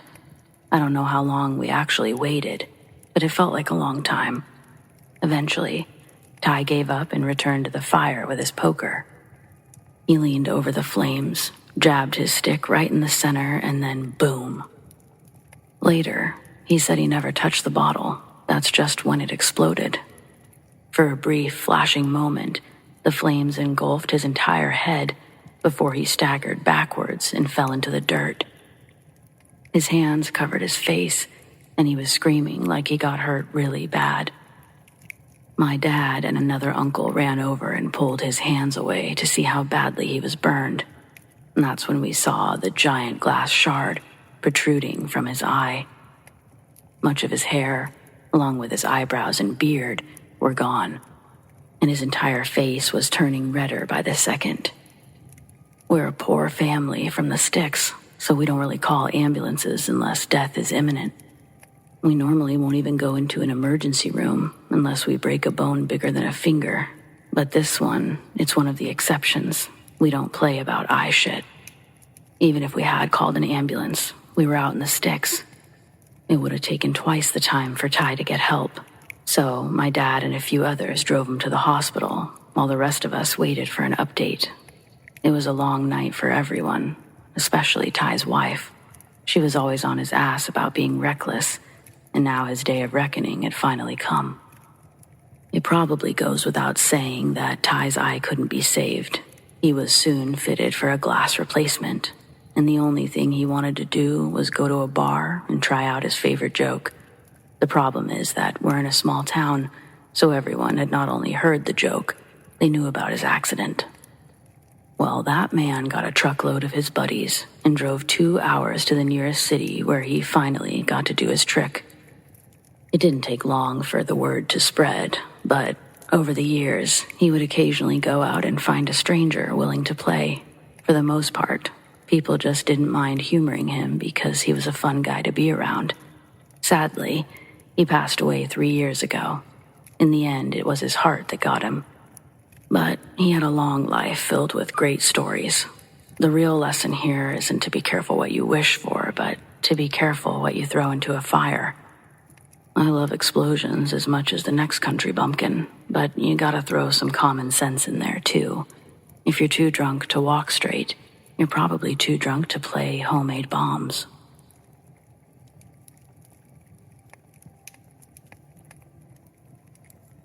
I live in Maine, close to Rumford. There was a man following me on my jog today, around Ellis Pond. But I couldn't wrap my head around how he kept ending up in front of me as I jogged. The first time I noticed him was earlier on my run. My playlist had just started when my mom called. I stopped to answer it.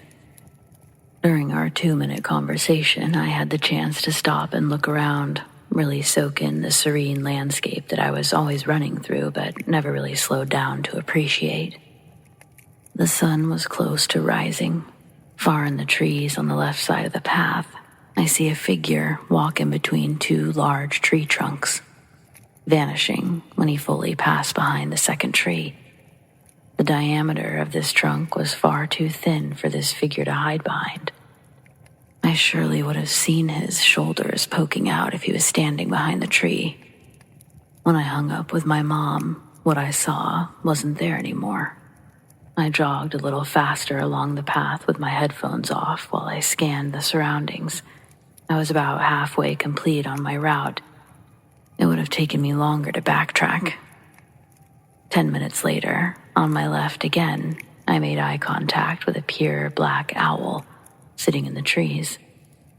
The feathers were the deepest of black that I've ever seen on a bird. Its circular yellow eyes were the only thing that gave away its position in the branches. When I finally couldn't crank my neck any further and still keep running, I had to relinquish our staring contest and keep moving. At this point in my jog, the suns just began to glow on the horizon, providing me a bit more light and further visibility. Up ahead of me, the path bends to the right. The tree line follows its bend, so before I make this turn, a patch of trees are directly in front of me, less than a quarter mile ahead. I don't see anything as I approach. I'm just about to let my guard down, but before I turned right, I looked left, and I saw the same dark figure.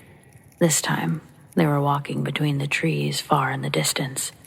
They were much closer, walking towards me.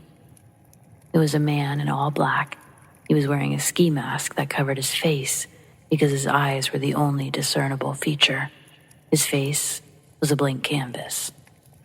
When I turned and saw him, he picked up his speed and started charging through the trees at me. The feeling gripped me with such shock, but I was able to scream. My legs became jelly, though, and I collapsed onto the ground in fright, tucked into a tight ball. I heard his shoes cross from the grass onto the concrete, sprinting my way. I continued screaming as loud as I could, curled up in a fetal position for a while, before realizing I hadn't even been touched yet. I move my arms away from my face, and I see that the man is no longer there. I sit up, and I'm once again all alone on the path. I try to stand while I'm still shaking with fear, thinking this guy could have ducked behind one of these trees, that he's waiting to attack me again.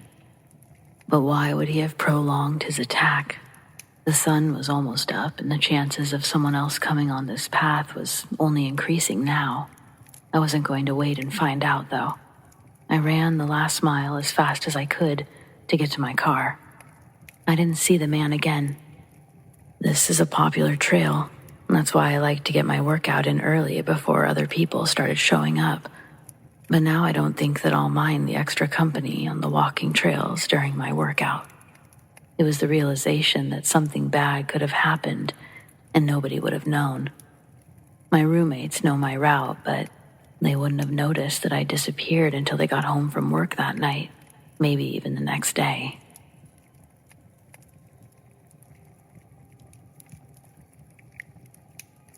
Who's the most evil person you've met? For me, it would be my ex-brother-in-law and my niece's boyfriend.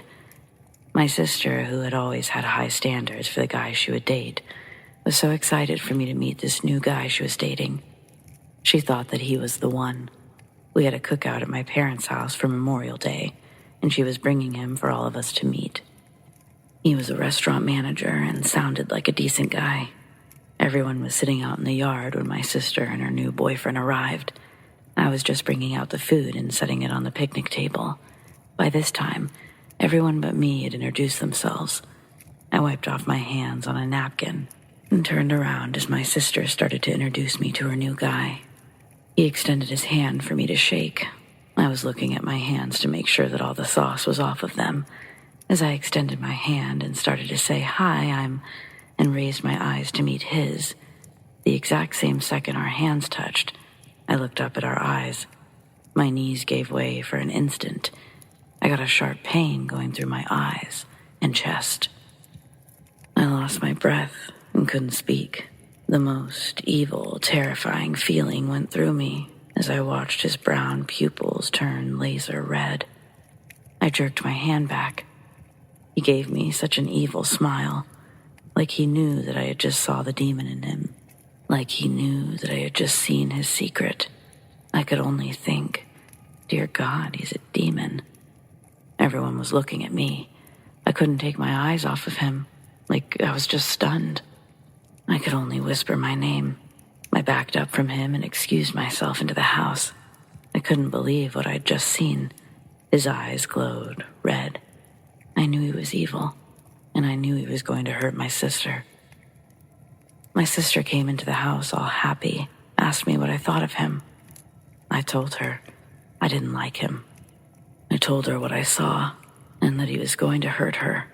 She was upset with me and didn't listen. Well, she ended up marrying him. A few months later, she became pregnant.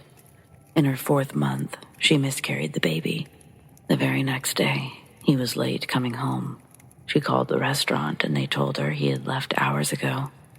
When he came home that night, he lied and said he was at work. She told him that she knew he was lying. And so he admitted, "Well, I wanted to wait until you were over the baby, but I've been seeing this other girl since before we were married. She doesn't mind if I smoke weed because she does too. I just went along with the wedding because you were so excited about it." My sister was devastated. I knew he was going to hurt her. I could see the evil staring back at me when I met him. A couple of Christmases ago, it was kind of the same thing. My husband's niece brought her new boyfriend home. I went to shake his hand, looked into his eyes. His pupils glowed red. I jumped back in shock. Fear ran down the inside of me. I couldn't believe that I saw the red eyes again. This guy looked creepy, kept giving me nasty looks, like I knew what he was up to, like I saw what was inside of him. This time I went and sat down, in shock. I kept my feelings and what I saw to myself. We were at another in-law family member's house. We left quickly after. I kept getting that feeling you get when you run your finger over a sharp blade, on purpose to see how sharp it is. I knew that he was going to hurt her and that she was going to get cut. But I didn't feel like he was the one who was going to cut her. I told my husband and stepdaughter. I told my husband if he wanted to tell his family, that was up to him. They were always looking for a reason to pounce on me, so I left it up to him. Well, it got around to the family. Of course, I was criticized. But about 2 months later, our niece had to have abdominal surgery after being stabbed, and not by this creepy lover. But she did give the creepy lover her purse to hold on to while she was in surgery. This guy wiped out her bank account, $8,000.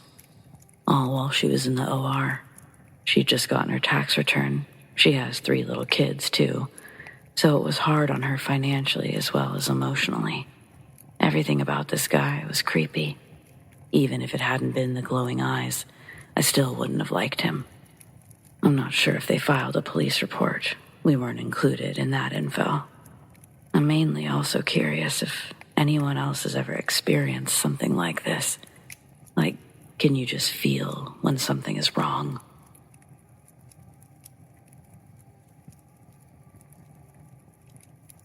There's a house a few doors down that's been sitting vacant for years.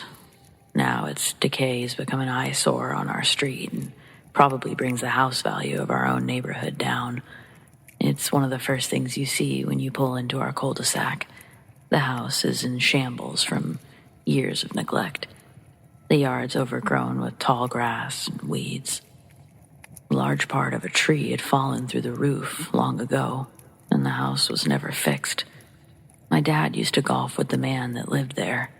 Then one day, cop cars filled up our little dead-end road. All of us stood pressed against the window to watch my dad's golf buddy get let out in handcuffs. We'd later find out that he murdered his wife a few months prior.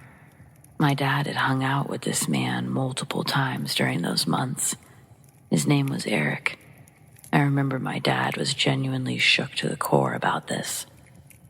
My dad said that when Eric's wife would get brought into the conversation, he talked proudly about all the plans he and his wife Rachel were attending to the following days. All the while, her body was stuffed into the hollow of an oak tree that touched their bedroom terrace. Same oak tree that set a branch through the ceiling years later.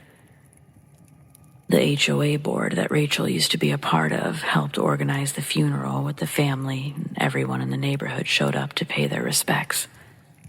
The murder felt so out of nowhere. There had to be more to the story, but nobody had a bad word to say about Eric. It caught the whole community off guard. He was a 5-star dentist and a member of the church. Eric and Rachel were both held with high regard in the community. Now, everything had changed. The next HOA meeting would happen on a Sunday afternoon the following month. My dad would talk to a man named David. He'd been a mutual friend with Eric. David and Eric were close friends and worked at the church together. Out of everyone, David took the news the hardest. He was in denial that his friend could commit such atrocities. David would actually visit Eric in prison, if only to get some closure. All David wanted was for his friend to say he didn't do it. He was looking for any sign of hope that his friend wasn't the monster everyone thought he was. But I don't think the story David told my dad gave anyone any sort of peace of mind. David said that when he went into the visitation area, he was on a phone behind glass. The guards led Eric into the room.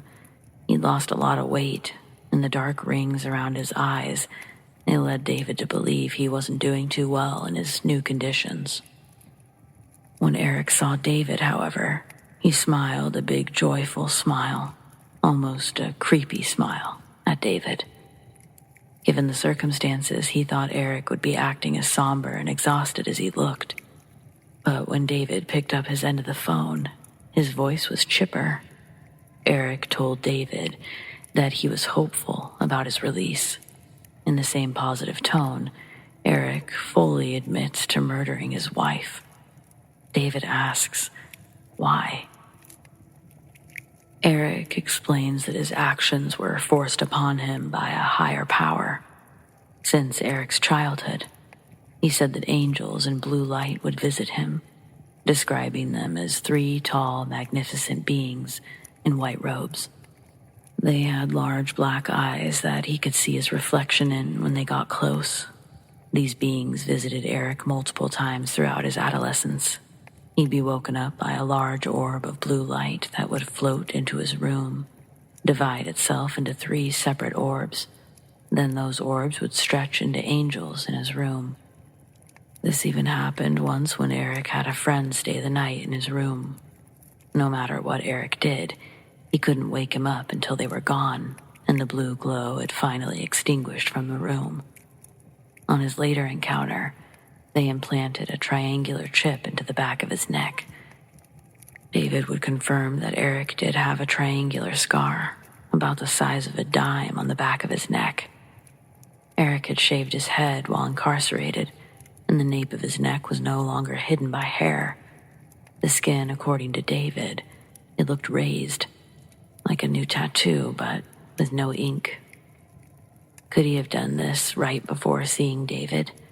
No, because David's visit was a surprise to Eric, and he didn't say any of this in his defense. He pleaded guilty. The angels had made a pact with Eric, never to speak of their interactions until he fulfilled his duty to God. During most of these angel visits, they'd enter his room. Their warm light would fill him with a euphoric calm. They'd float to his bed, scan the chip, then leave. But sometimes, these angels would tell Eric that he needed to prove himself to God in order to earn his place with them in the blue light. This test by God was ordered at 4 different times of Eric's life. Sacrifice what you love most to demonstrate your loyalty. When he was 5, he could barely understand what they meant, but to the best of his knowledge, under the presence of their influence, he grabbed his favorite book from the shelf next to his bed, The Tiger Who Came to Tea. His mom would read it to him every night until he'd fall asleep. I remembered that name because I had the same exact book in my bedroom when I heard this story. The angels gave Eric a sign of approval and left after he'd torn the pages of the book and thrown them around his room. The next morning, he watched his mother cry.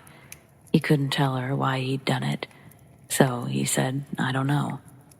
He thought their relationship changed a little bit after that. The second was his hamster. The third was his grandmother. In his teenage years, his mother had passed away, and he was finally old enough to escape his father's alcoholism and abuse. His grandmother helped him graduate and apply for all the scholarships to get into college. The night before he left, they showed up. Eric then casually admits to David another murder he committed for these angels. He explains how he smothered her with a pillow, then made it look like she had died in her sleep before he left for college. His final test, number 4, was Rachel. Eric felt no guilt, no shame or understanding of what he'd done. At the end of their conversation, he even tells David that the angels in blue will soon retrieve him from these walls. David hangs up the phone, and he can't help but cry because he knew that was the last time he was going to hear Eric's voice on the phone. Eric stands up with a grin, but as he's being led away, he notices David's tears, and he gives him a confused look, like he doesn't understand why David would be upset. But he's quickly turned and pushed out by a guard. Out of respect for the family and to deter any vandals thinking of destroying that house, visiting the neighborhood, etc., names have been changed. But this story and that house are 100% real existing lore we have in our neighborhood. A story we'd all much rather forget than embrace, but happened nonetheless. The housing market right now is tough as it is. I'm sure as hell not going to be able to sell this property if people know what happened a few doors down.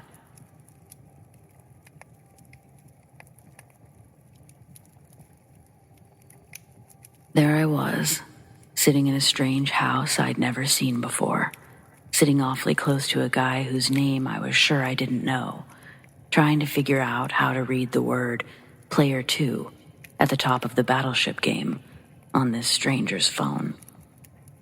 Now let's rewind an hour and also provide some backstory.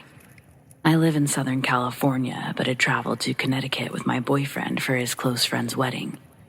The last night that we were in town, we decided to drive to Massachusetts, a state I had never been, to visit another good friend of his. Everything was going well that evening. Good food, good people, good conversation. Sometime late in the night, after most people had left and gone to bed, I'd quickly jumped back into a big comfy chair, completely forgetting that said chair was sitting right beneath a wooden staircase banister, at perfect back of the noggin level.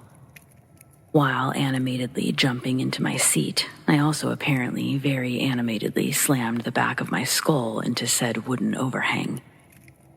My boyfriend freaked out, jumped up, grabbed my head while his friend sat across from me with the most stunned look on his face, yelling, "Are you okay?" Now, it's important to note that I have an incurable disease that causes chronic severe pain, so my pain tolerance is pretty high. I thought they were being dramatic, and I brushed them off. After all, I wasn't really in any pain, and the only thing startling was the sound of my hard skull making contact with the hard wood. I assure the guys I'm fine, and we continue on in our conversation about virtual reality and the potential future for virtual reality, and I forget all about my little bump. Now, at this point, I've been traveling for a week. I'm exhausted, and it's late at night, so things often get fuzzy for me when that happens. During the course of our conversation, I remember having some really good arguments in regards to the possibilities of future AI reality. In the beginning of the conversation, I was really getting my point across to the guys. But at some time during the course of an hour, I began having trouble expressing my thoughts, and our friend even pointed out that he thought that I was confused about what I was explaining at one point. Okay, no big deal. It's super late and I should probably be getting to bed anyway. Our friend sees himself to bed, so now it's just my boyfriend and myself hanging out. Let's go to bed. I'm really, really tired and out of it, I say to my boyfriend. How about we play a game of Battleship on my phone first, he says while looking at me slightly leery. I was really exhausted and knew that we had a plane to catch the next day, but Battleship was a special thing between us and I couldn't really say no to one game, could I? So we're playing Battleship and I'm winning. What? I never win this game. The screen switches seamlessly at the top from player 1 to player 2. I begin having trouble remembering which player I was. Oh right, I'm player 2, I thought to myself. Man, I'm really tired and out of it. As the game goes on, I realize I'm having trouble really reading the word player 2, but again, I brush it off. Then, I won the game. Oh my God, I won! I won! I never win! I scream in excitement at the guy sitting next to me. Wait, the guy sitting next to me. Who is this guy sitting next to me? He looks familiar, but I just can't remember his name or place where I know him from. Wait, this house doesn't seem familiar either. Okay, that's okay. We must be on a first date at his house. Just play it cool, and if you don't remember his name in a minute, just politely ask him to tell you again. It's just not coming to me. I turn, smile sweetly, and say, I'm very sorry, but I can't really remember your name. You know when people say the color drained from someone's face? Well, the color drained from his face, and a look of shock and confusion replaced it. This is a joke, right? You're kidding me right now, he desperately asked. You know my name. I'm your boyfriend, Glenn. So there I sit, fairly calmly and quietly, while trying to remember his name was Glenn, and he was my boyfriend. While assuring him I was fine and just out of it and joking. I was just out of it and joking, right? Right? Just then he gets a call and leaves the room for a minute. I hear him on the phone, and I'm sitting on the couch and just trying desperately to remember whose house I'm in. What was that guy's name again? I already forgot. Did he drug me? This must be a first date and he drugged me. Okay, play it cool and you'll find a way to get out of here and you'll be safe, I think to myself, starting to panic a bit. Just then, he walks back into the room. I look at him and realize he's a total stranger. He looks back at me with a worried look, still on the phone, and rushes over to the couch to sit next to me. I'm so sorry. I really can't remember your name, I say again. The fear returns to his face. Well, what's your name? He asked me. My name? What is my name? Aaron. You're Aaron. Aaron Ramona, he says, more than a little upset. Where are we right now? He continues. Okay, yes, I have definitely been drugged. Who is this guy I'm with? What house am I in? How did I get here? He's holding my hand when I look up and feel that ever-familiar burn of tears filling my eyes while I gulp in a panicked breath and finally admit out loud. Again, I'm so sorry, but I think something is really, really wrong. Okay, full-blown panic mode. I said it calmly, but my shaking hand in his has definitely betrayed my calm exterior. Babe, you hit your head, and I think we need to take you right to the hospital. Now, remember how before this, when I hit my head, we were in the midst of a very deep conversation on virtual reality? Oh my God, I knew what was wrong. I was in a virtual reality simulation, and I've completely gone off my rocker. I'm having a psychotic break, and that's why I don't remember who I am. Okay, it's okay. You can cry and shake a little, but don't tell this strange guy you're with that you're having a mental breakdown. That's not a good idea. Just play it cool and play it off and do some breathing exercises because you're really losing your mind. The brain does funny things when it's injured and swollen tight, pressing hard against your skull. After asking Glenn the same round of questions 5 times in a row where I could only tell you my name because he had told me, and he didn't tell me my middle name, so who knew what that was, he decided to wake up his friends, who I also did not recognize, who also answered my same round of questioning and some way, somehow, convinced me to go to the hospital with only slight resistance. Again, I was convinced I was having a nervous breakdown, and I didn't want to embarrass myself at the hospital for a silly little anxiety attack. But okay, fine, I'll go. So they helped me get dressed, put on my shoes, and into the car we go. Oh shit, I'm being kidnapped. Stay calm. We arrive at the hospital. I still don't know who I am or where I am, or really even who this guy is. He seemed trustworthy, and I thought I knew him, but I still couldn't place him. Oh no, he's crying. He's hurt. I'm crying. What's happening? Forgetting the entire situation all over again, I drew the conclusion that something was wrong with him and that we were at the hospital to get help for him. Why was no one helping him? Silly me. Ouch. Oh my God. My head is throbbing, I think, as I'm sitting in the waiting room, watching this strange guy fill paperwork out, still trying to wrap my head around, well, everything. And here's this guy, who I'm sure I know, but I can't really figure it out. Red-eyed, filled with fear, tears streaming down his face, just holding my hand and telling me it's going to be all right. Okay, so maybe he didn't drug me. Maybe I am safe. Please keep holding my hand and don't let go, I cry to him. I don't know you or know what's happening, but your hand is the only thing that makes me feel safe right now. I'm not leaving your side, Aaron. I'm not leaving your side ever. I'll take care of you. He says so compassionately and sincerely, with the tears streaming and the worry still written all over his face. A few brain scans and several very confused hours later, in a very terrible, incompetent hospital with what may have been some small repeated seizures, a constant cycle of fear and questions of who are you, where am I, and I think something is really, really wrong, and many, many hours, I was starting to somewhat consistently remember that my name was Aaron. I was 34. I was on vacation in Massachusetts when I hit my head, sustaining a severe concussion and subsequently losing all my memory. Both my mother and my boyfriend have lived through very, very severe, life-threatening brain bleeds.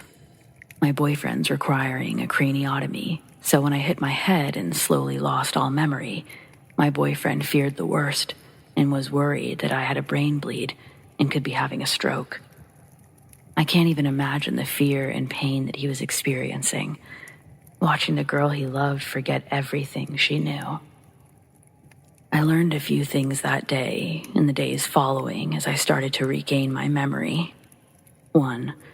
Brain injuries are hard, really hard.